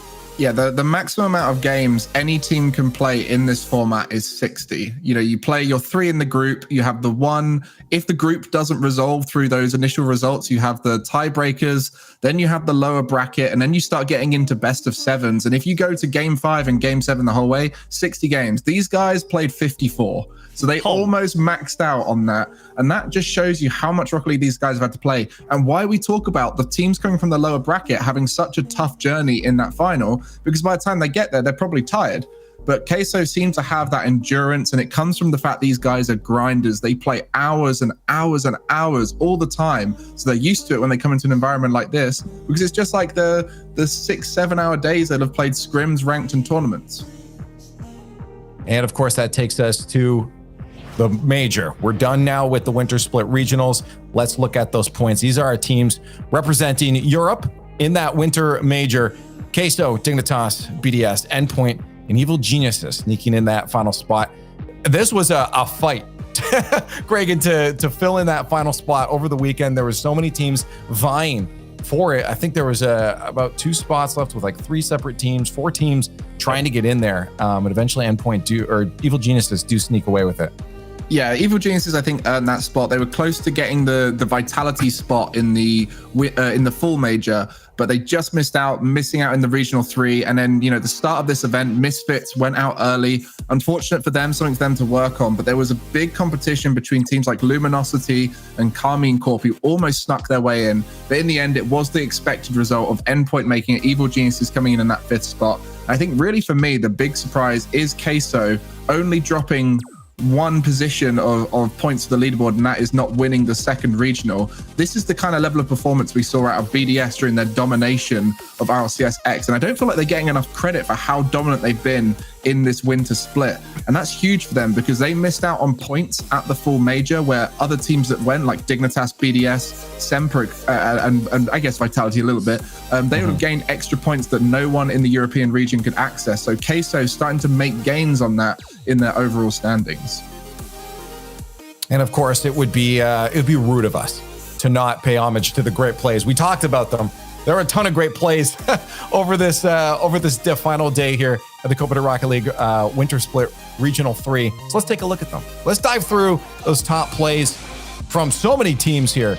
It was all over the place, but of course, Seiko is one of those players that has been making an incredible name for himself over this past season, and I love to see it. And I made sure, I made sure that it was in there. That's his best play. Oh, wow. That's the best one, yeah. There was another one of those later on, which we will hopefully see. But yeah, that goal from Vatira, that was the one where he started nomming on his cheese straight afterwards as celebration for a fantastic goal. Oh, this was filth. I mean, Joyo with the musty into the double tap. Absolute filth. I mean, just appreciate greatness while it looks good. He's not wrong. It looks good while he's doing it. And he's probably got a ton. You could make a highlight reel of him just by himself. And Relating Wave puts this one away with a couple touches off the back wall. Kiss off the crossbar, too. Yeah. I wonder if the amount of flip resets we got. Yeah. We're just insane. Like, it's just every 3 seconds I see another player going for a flip reset. And Vatira is no exception to that. Change of angle. I was just going to say, Queso was that team this weekend that, I mean, it felt like every single time, Achieves and I were harping on it in the EG game, every single time there was space, it's up in the air for a flip reset. It's up in the air for an air dribble. Like, they just call their own number, and more often than not, it works out for them. It's a pretty good game plan. Yeah, well, what's scary is all 3 players have that mechanical ability where it's like, it doesn't matter who's going up. It's like, well, okay, here comes the flip reset, and what's it going to turn into? Yeah, these top plays are going to consist mostly of Dignitas and Queso, it seems, and obviously Seiko on Endpoint. But the Dignitas was yesterday's highlights. They just scored so many beautiful goals. Unfortunately, they didn't quite have that ability today, and it was all Queso, all Endpoint with the highlight reels today. I mean, this is the kind of Rocket League we love watching, and I'm so excited to see it on the world stage. I mean, Dignitas at the end of the day are still making it to the major, so I think they're at least happy about that, and I'm happy that that's coming soon. That is very close. The winter major is coming up real quick, guys, so make sure if you're not there that you're watching, at least on any of these platforms. So hit the follow buttons, hit the subscribe buttons, follow on Twitter. Do not miss any chance you can to watch the best of the best Rocket League at that LA major. It's going to be sick. Well, let's get some final thoughts because we are done here for the European region for the winter split. We'll go down the line as usual, and then we'll say goodbye. Corelli, start us off, and Subi and Gregan. Listen, Queso, they're the best. I can't wait to see them at LAN. You know, I like Subi's question about how they're going to perform, and I think that really is the big question. Can Queso really transfer their online play to LAN play? I think they can personally. Can't wait to see it.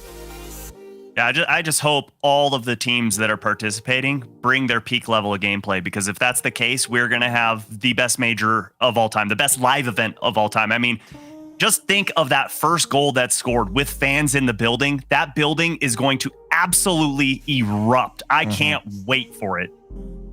I'm going to give a big shout out to Pete for supplying the facility for Endpoint after internet going down at boot camp. We've all been there when you have tech issues and it all goes wrong. But imagine having to then compete on a Sunday in the upper bracket of the European minors, and like the way they've done that and turned it around and managed to play at the level they did. That is the kind of support I love to see from orgs. Shout out to Endpoint, shout out to Pete, and also for the Endpoint boys for going in with such an open mind. And I'm going to give a huge shout out to all you guys watching. Thank you for watching. Thank you for joining us. And I hope to see you watching the LA Major when it goes off, because it's going to be very exciting. On behalf of Sonics, the production crew, the talent crew, and everyone else involved, thank you for watching, and we'll see you very soon.